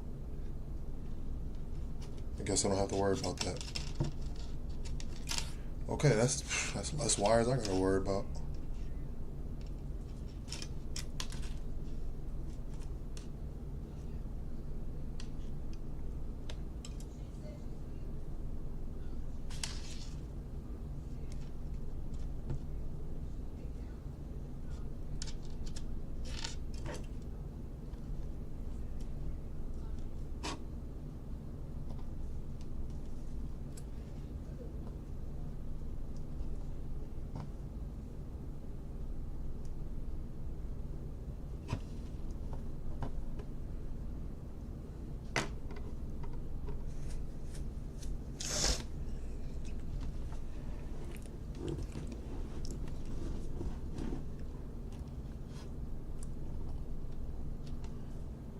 Okay, so the VRX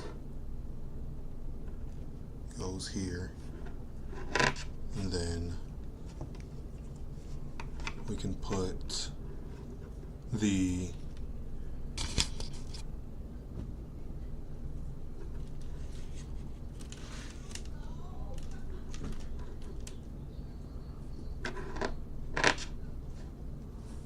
go from yellow .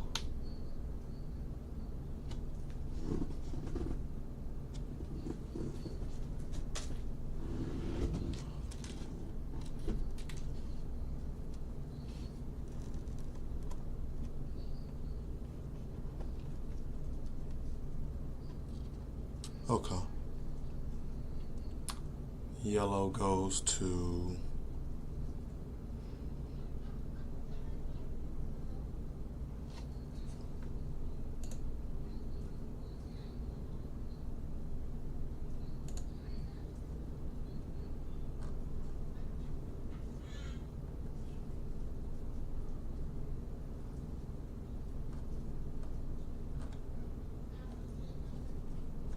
no potentiometer.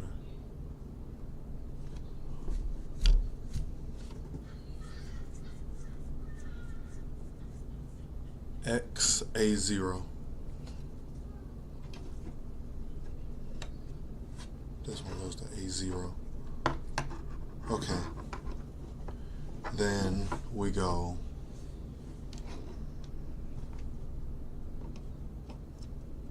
Servo goes to 9.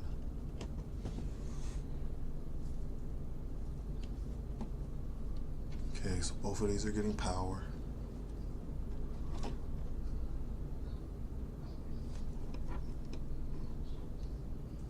Both of those are getting power. Okay. Okay, they will be getting power once I connect.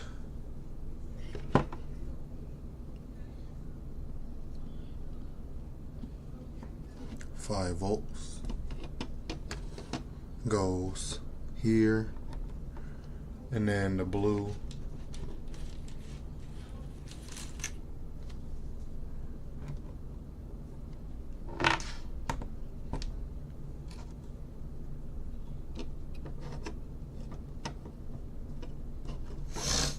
okay.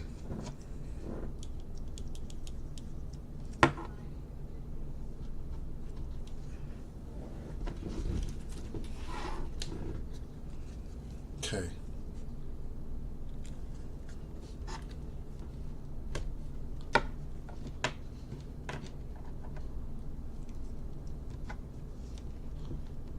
We'll have the servo right here. So you should be able to see it spinning if it spins, if it even works.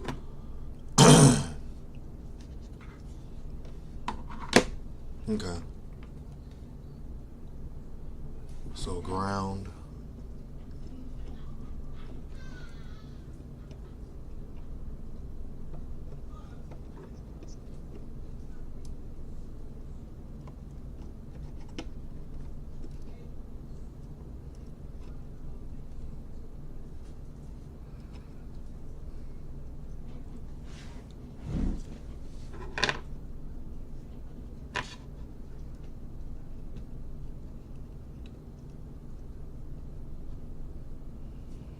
Okay. And then the red.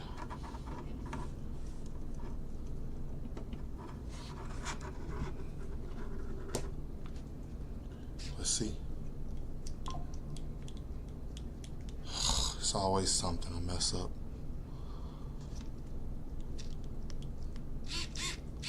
Oh, I was doing it wrong. Oh, I did it wrong. Okay, so it's not right to left. Yes. Yeah. Okay. Okay, so now imagine that being a hand waving. Yeah. Okay. Alright, so whenever somebody join in, you just wave out. Okay, alright. And then, okay. And then, I don't know where I'll have the hand at. It's not going to be all the way back there. I don't got space for that. I'll probably have it somewhere sitting right here. Okay.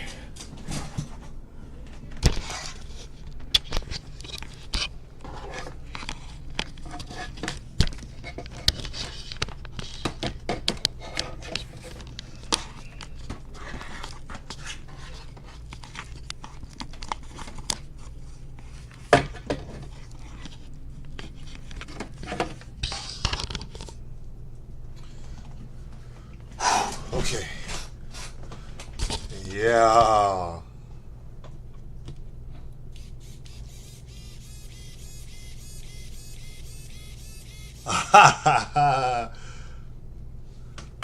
Somebody come in.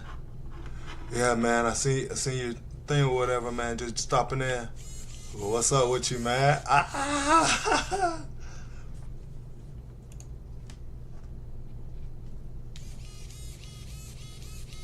Yeah. I'll probably slow it down, obviously. Okay, so I gotta figure out how to connect all this other stuff. So that means now I gotta model something. I don't really know how to model like that. Yeah, we doing tutorials for Blender now. I gotta learn how to model. Okay. Okay, can I pen this? Definitely don't delete. Well, the code's still on there, so.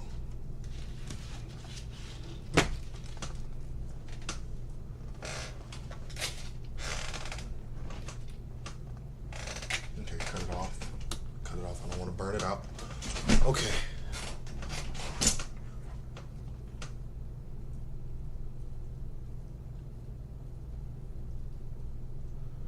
Okay, now what I want to do,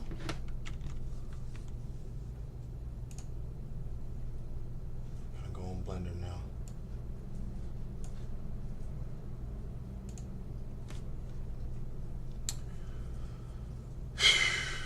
Okay.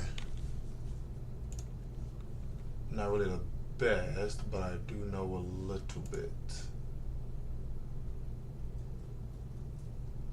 Units, metric, millimeters, and then we gotta go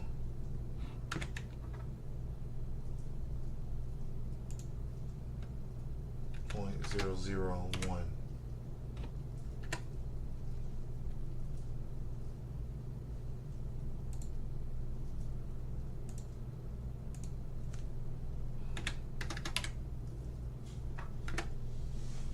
Okay.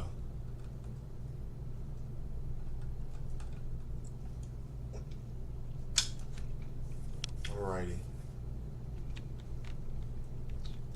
Okay.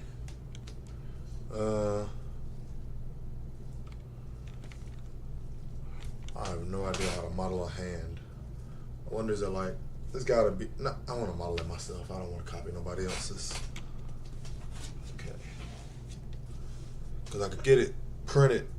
I can get it printed on here. Finally use it for once. Figure out how to actually work this stuff. Okay, so I got this. Let me push this under here.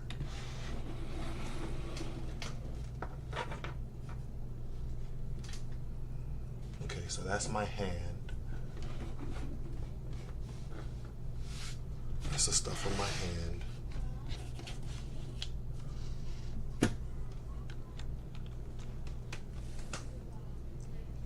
All right.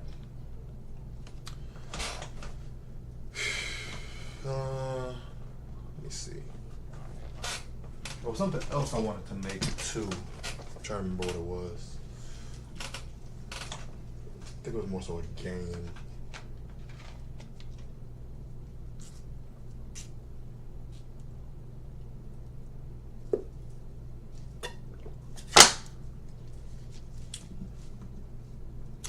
No, I just thought of.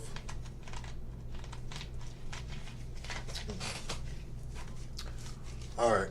I just thought of a cool little gambling game with myself. I could do this with my brother. I could do this with my brother. Okay. So this is how it's gonna work, right?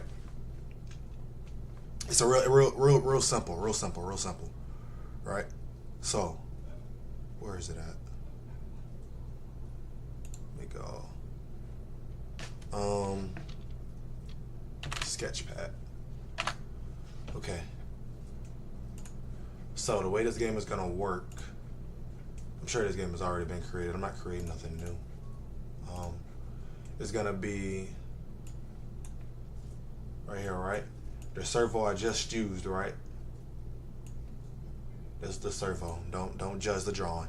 So the way it's gonna work, there's gonna be one here, here, right? So the way I want this to work, hold on.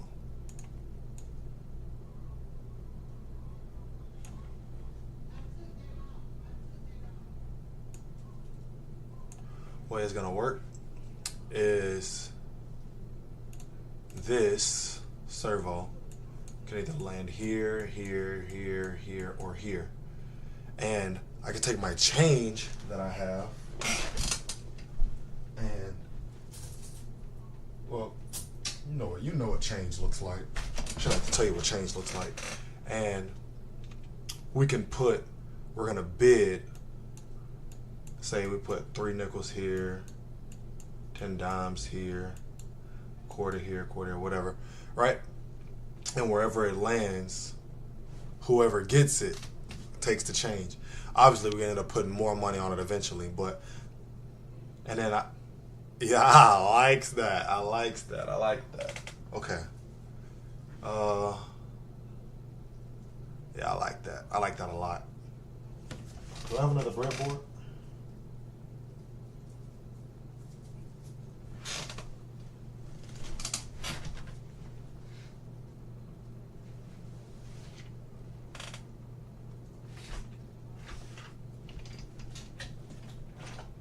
No, I know I have another breadboard.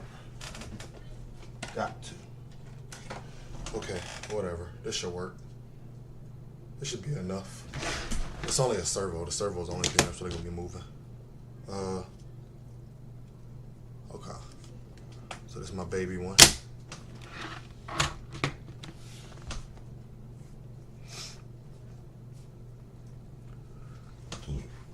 That's my Arduino. It's right here. Little cardboard on the back. I just put it through a little work. I put it through a little work. So I got my cardboard. I mean, not my cardboard. I got my breadboard.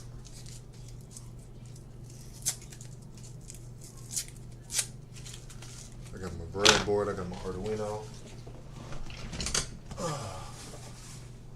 Okay.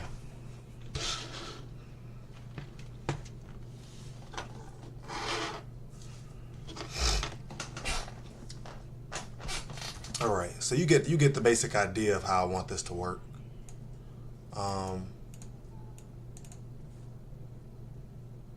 So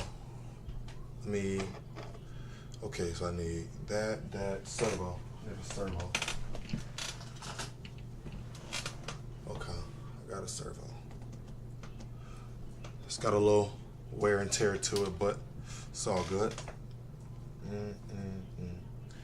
I need 6 wires. No, 8 wires. 8 wires. I don't even care what the color is. I'll pay attention.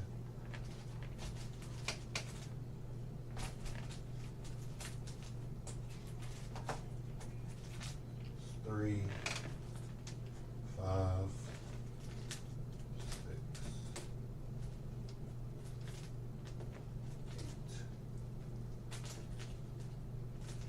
Okay, let me get the green one. Let me get some color variety in here.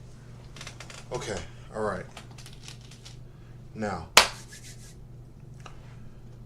let's connect servo. Oh, wait. Let's go right here.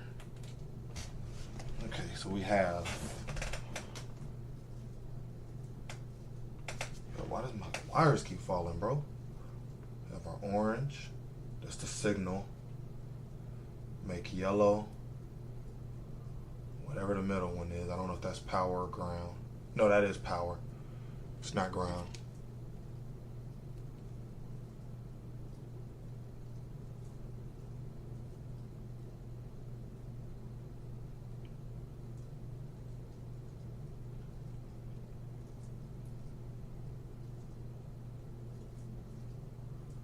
Okay. So that's that.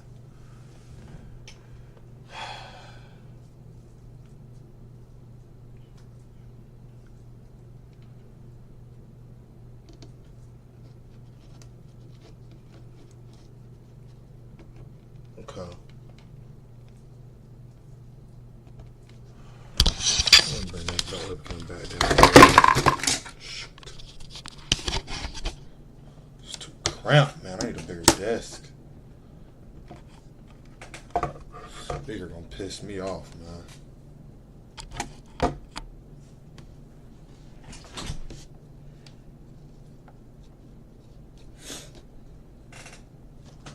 Okay. Then you have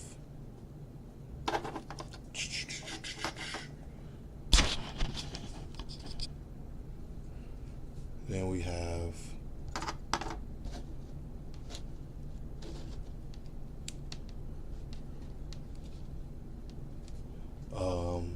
Yellow is power.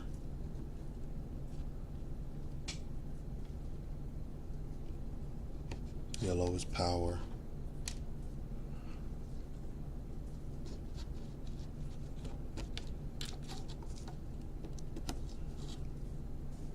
White is here. And then this will go to the orange.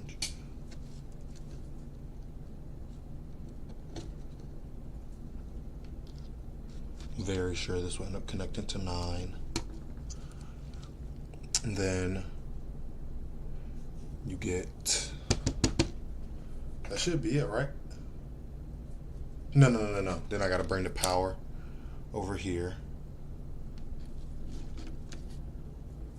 What's that, ground?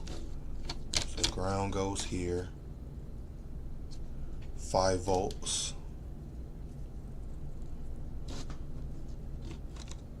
So I already brought the negative side. Let's bring the positive to the red. That should be it. That should be all I need. Okay, now let's go. Copilot. Can you write a code that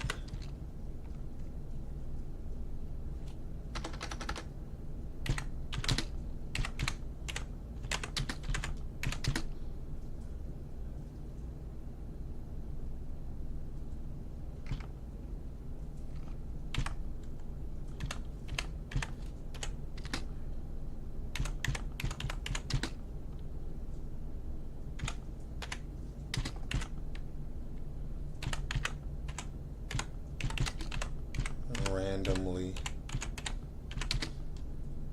between 1 and 180 degrees.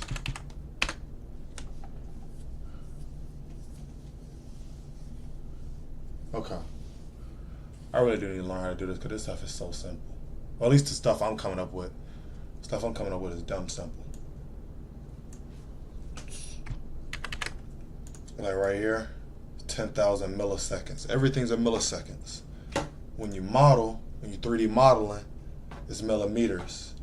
When you write in code, it's when you write in code, it's millimeters. Okay. So, get that. Oh, wait a minute. I didn't even connect up the, I didn't even put the code on here yet. Okay.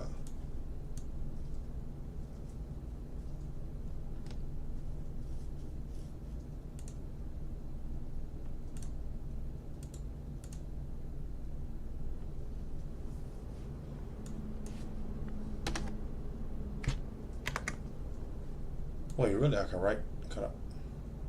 I don't know. I don't really want to. Didn't I already put it on here? Yeah, I already put it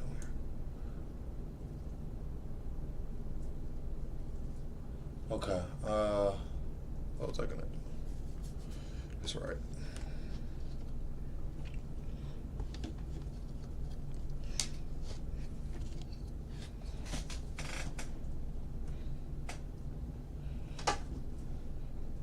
Hopefully this works. All right. Upload the code.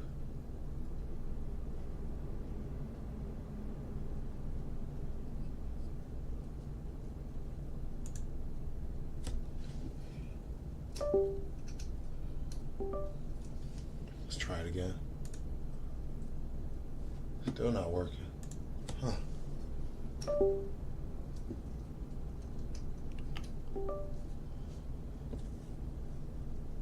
Says it cannot find the file specified.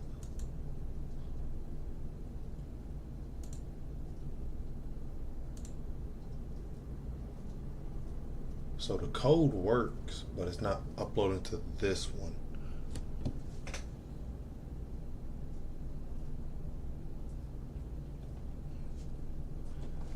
Let me try it on this one.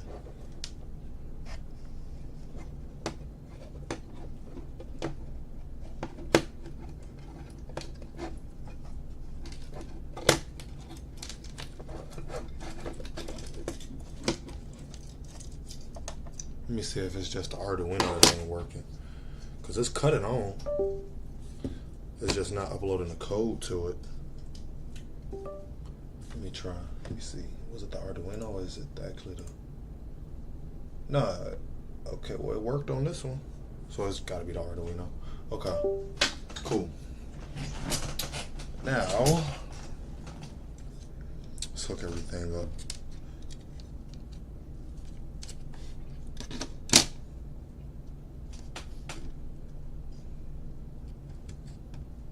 This goes to 9.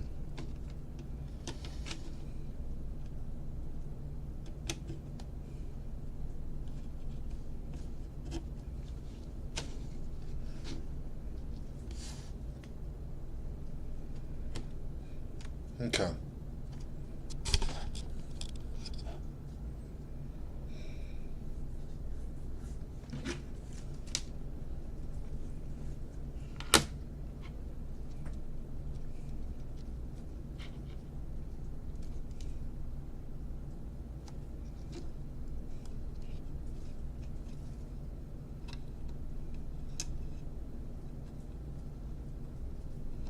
Okay. So let's go ground.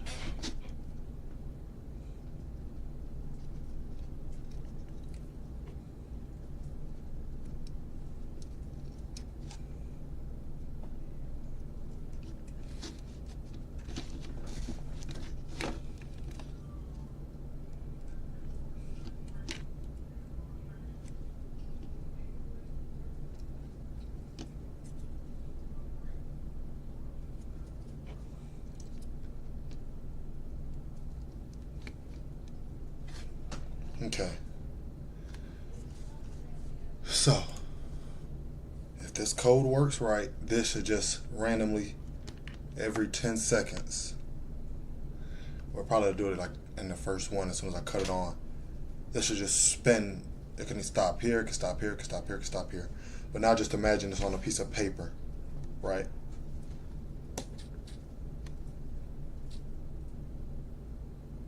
Okay. So it stopped there. Let's see if it starts moving again.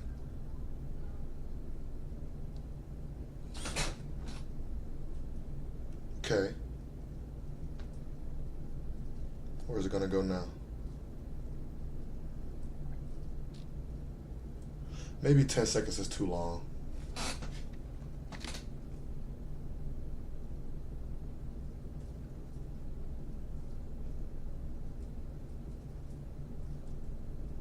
It's not doing nothing. Okay. Yeah, 10 seconds is too long. Wait a minute. Wait a minute. Wait a minute.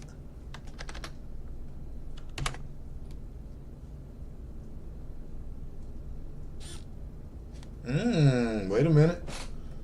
Okay. Okay, come on. Come on.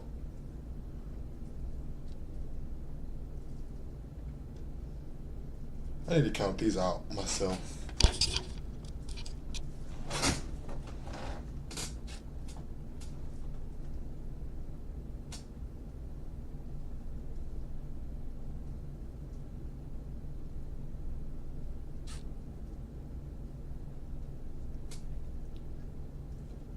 I mean, okay, so it just went back again. 1, 2, 3. 1, 2, 3, 4, 5, 6, 7, 8, 9, 10. 1, 2, 3, 4, 5, 6, 7, 8, 9. Okay, good, good, good, good. All right, so that's how I want it. Perfect. Okay, now I just need to put this on a piece of paper.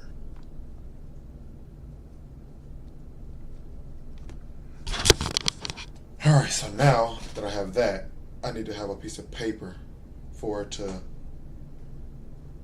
pick where it wants to land. But my brother is asleep. I don't have nobody to play it with. We can do a test run on here, but I won't be able to play with my brother.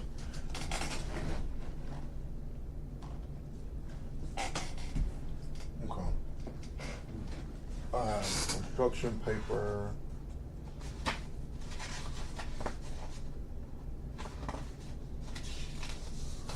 Who favorite color pink? We're gonna use pink. Whoever favorite color pink is your lucky day. Even though purple is the best color, we're gonna go pink today. All right, and then we'll have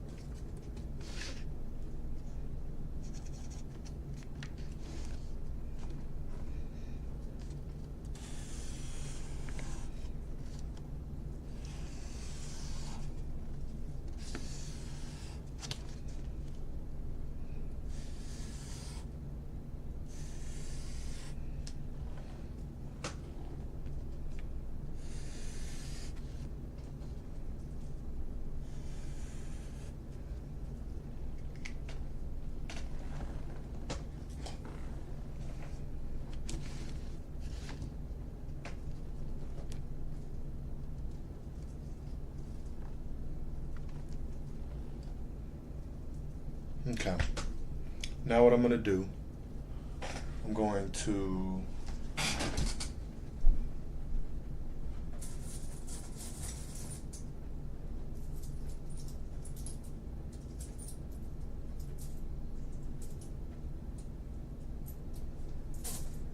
okay. Now what I'm gonna do, say I told my brother, right? So it will look like this, right? This is a prototype. So, say it looked like this, right? And I was like, I'm putting one here. My brother wanted to put his here.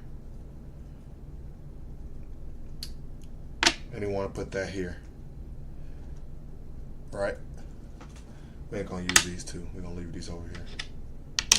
Right? Then, we will cut it on. See where it goes.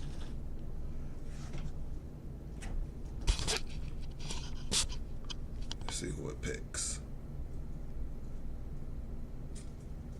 Okay, so all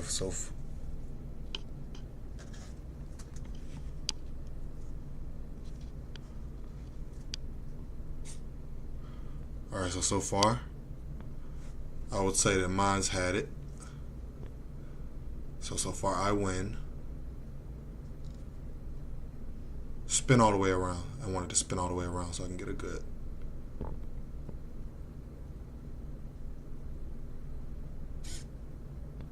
Okay, so that round, nobody would win. All right, cool. Spin a little more over here. Please don't go back that way.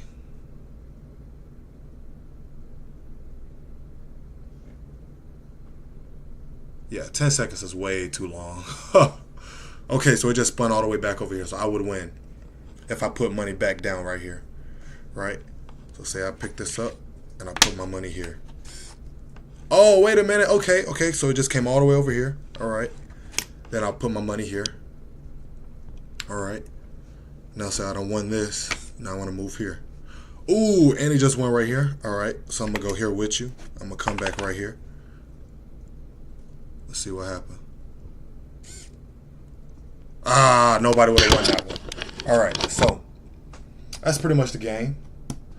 I'll figure out the rest of it or whatever because I want to play this with my brother. But he's literally, my brother literally sleep again. I swear that man was asleep earlier today. Okay. All right. So that's that. I like that game. Real simple to put together. Literally put together in like 10 minutes. Outside of the coding. There's literally all the code you need right here. Oh man. Okay. Flip this back.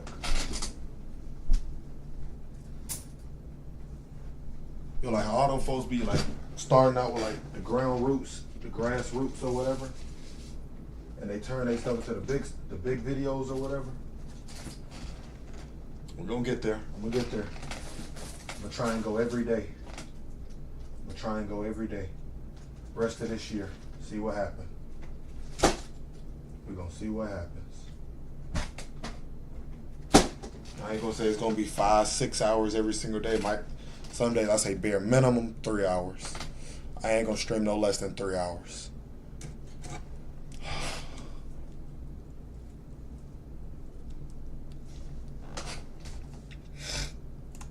This whole Rubik's Cube thing is really irritating me. Wait, no. Put it like this. No. You're like this. In here. No, you have your hand like this. Boom. In here.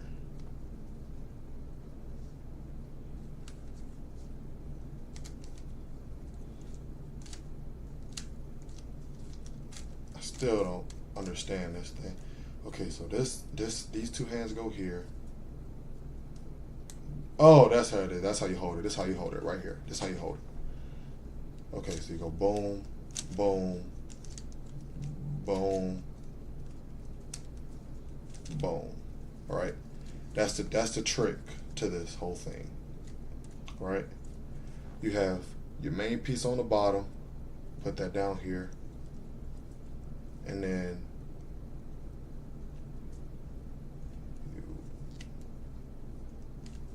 main pieces on the bottom, and then you boom, boom, boom, boom.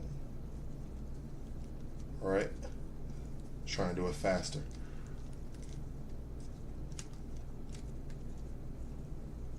Okay.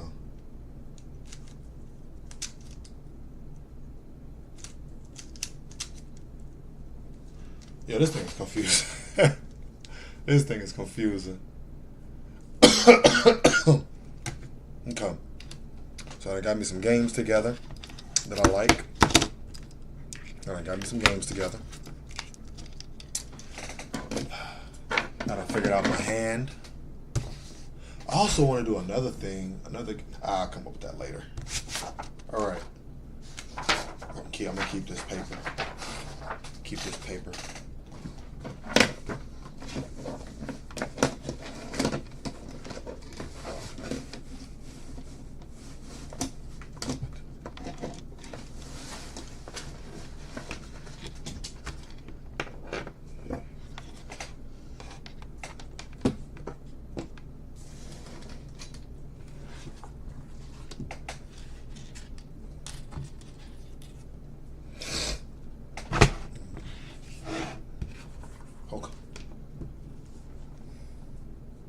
Alrighty.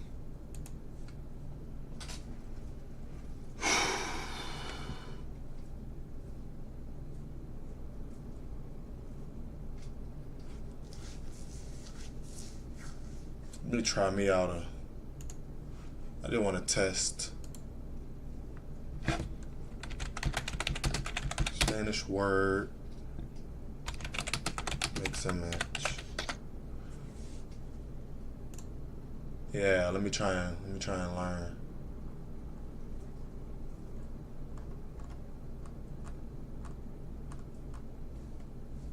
Wait, what?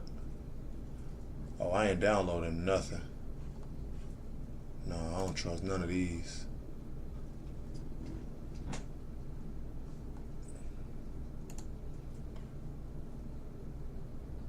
Yo, you literally can't even see that.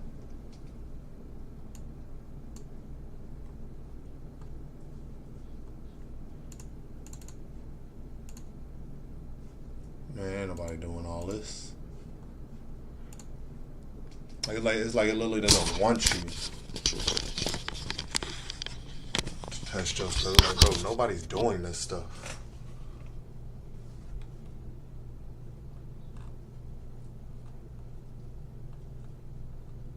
Okay.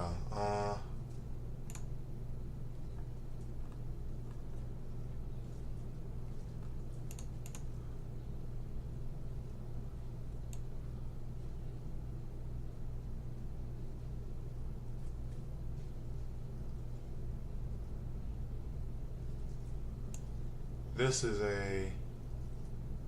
Wait, I don't even get what I'm supposed to be doing.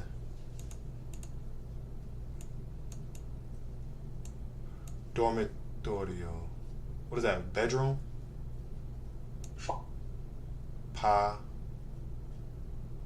Yo, I don't know what none of this stuff is.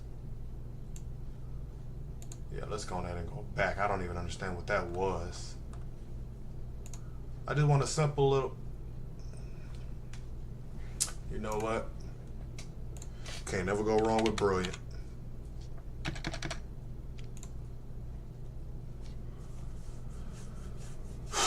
Can't never go wrong with brilliant.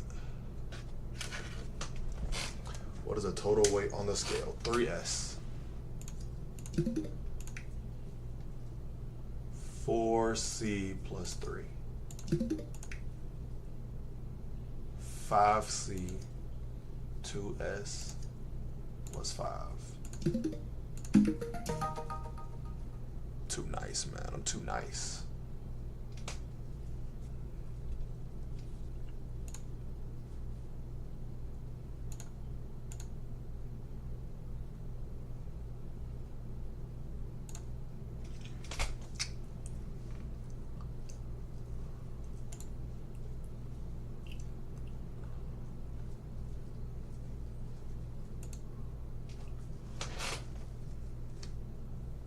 What would C plus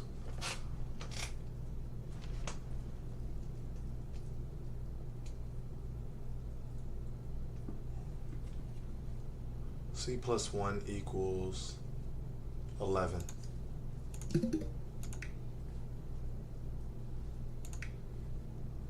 Wait, what?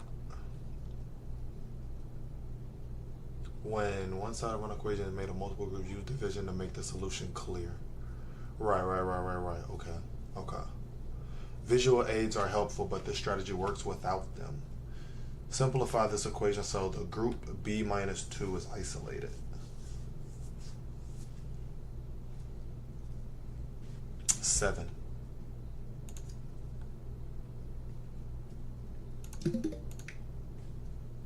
Now what's the solution? Plus 5. Huh? Oh no, 9. I'm tripping. Okay. What's the solution? 100. Oh man. Let's see. So 100Z plus 101. 100Z plus 101. 100Z 100Z divide 100 by both sides, so that'll be 5. So that'll be 5, and then you gotta subtract 1, so that'll be 4. Solve the equation. 4a negative 20. 4a negative 20. 4a negative 20. Add 20 to both sides. So that'd be 64. So that'd be 16. Too nice at this, man. I'm too nice.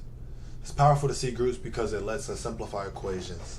For example, seeing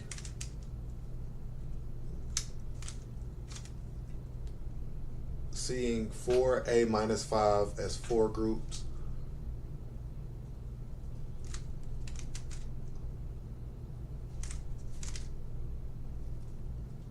I'm literally trying to sit here and get used to doing this without looking and do this at the same time. Imagine I get to that point. I'm sitting here just, oh, I wasn't thinking about it. And I still did it. Okay. Come on. Come here. Come here. All right. Anyway, powerful to see groups because it lets us simplify equation. For example, seeing blah blah blah. Right.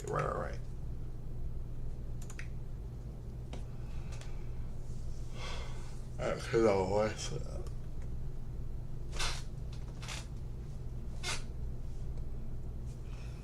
It's 10.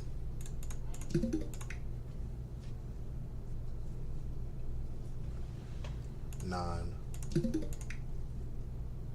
Solution to this equation.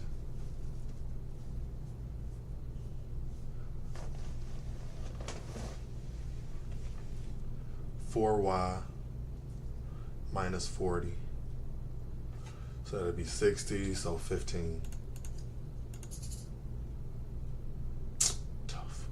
Let me see, let me do it in my head. Okay, 4y, that's 40. 4y minus 40. So negative 40. Oh, you gotta add 40 to both sides. Yeah. I'm tripping. I don't know what the answer is, but I know I was tripping. I subtracted and got 60 goes, and then 15 went into 60. That's what I was thinking.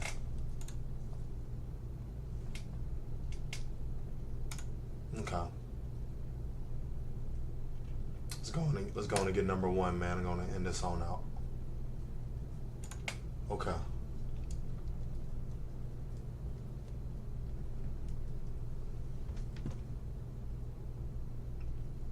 To solve this equation by dividing first, what would you divide by? 7.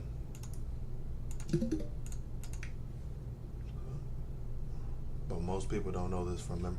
To solve this equation first, you'd have to know 91 divided by 7. But most people don't know this from memory, right? Right. Let's learn a new skill to tackle equation when it's hard to divide first. What balances 2c plus 3s? 2c plus 3s.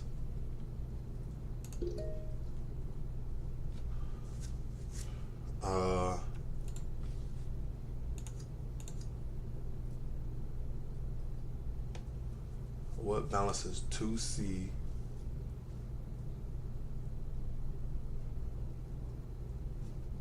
I have no idea. I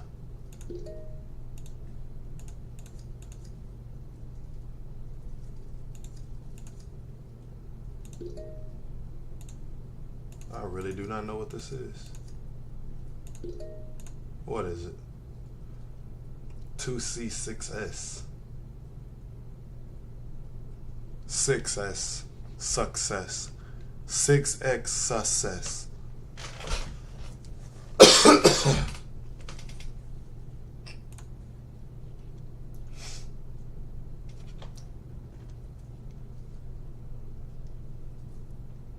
This balances 2 circles.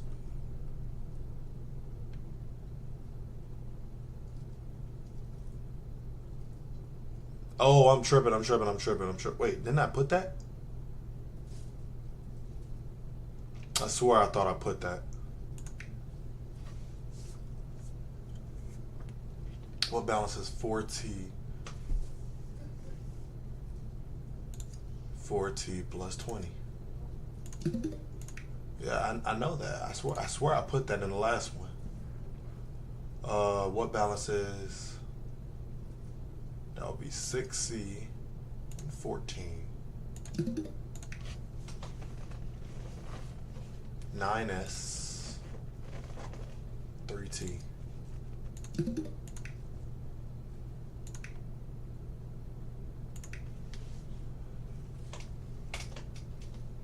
4c plus 8.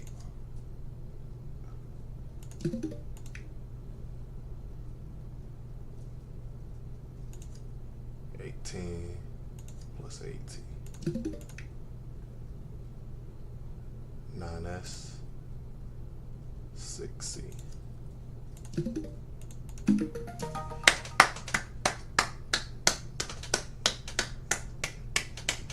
All right, let's get it.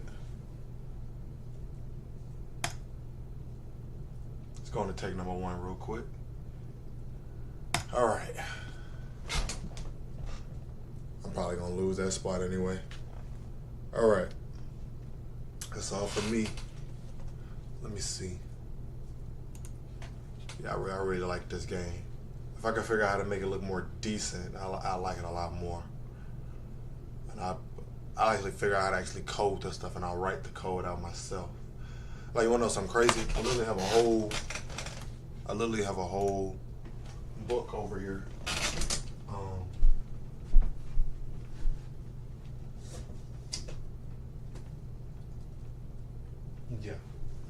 literally have a whole book. Just Arduino. But I tried reading it, and some of the stuff it had gave me, I was not able to make the projects it was giving me. Like the code, like, hold on. Like, you literally see I have stuff highlighted in this. You can see the highlighter right here. I literally have stuff highlighted in this from projects and stuff I was trying to do. Coding this was not working for me. I don't know if I put something in wrong or what, but yeah, this something's not working.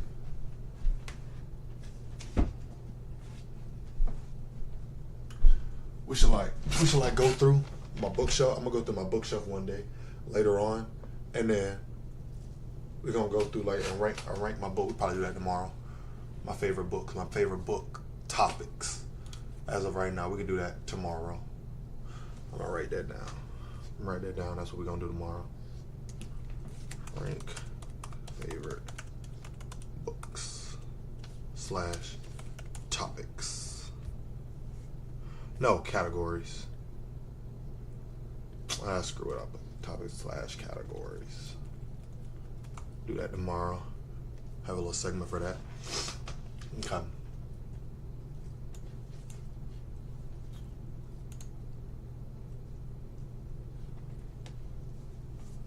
You see.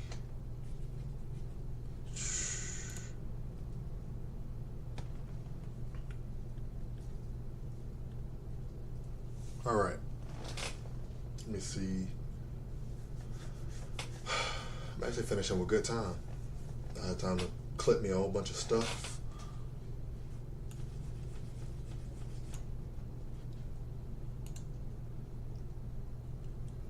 I'll thug out one more minute, get this thing 6 hours, and then we'll be done.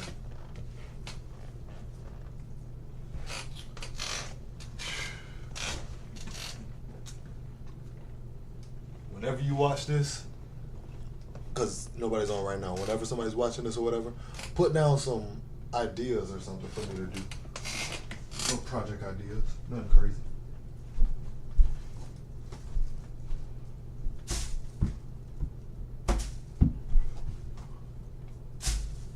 Come on, man, I gotta make one. Gotta make one. Can't end on misses. Can't end on no miss, man. Can't end on a miss. There we go. I should have just took my dub and left. Okay, come on. Okay, that's that one. Last one.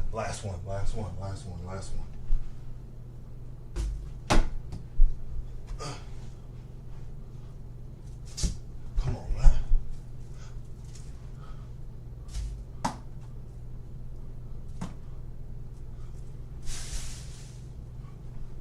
There we go.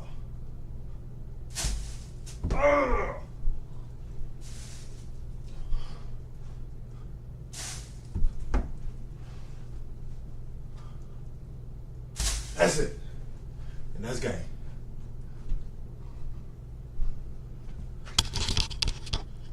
You couldn't even see the last one. I made it though. And that's it.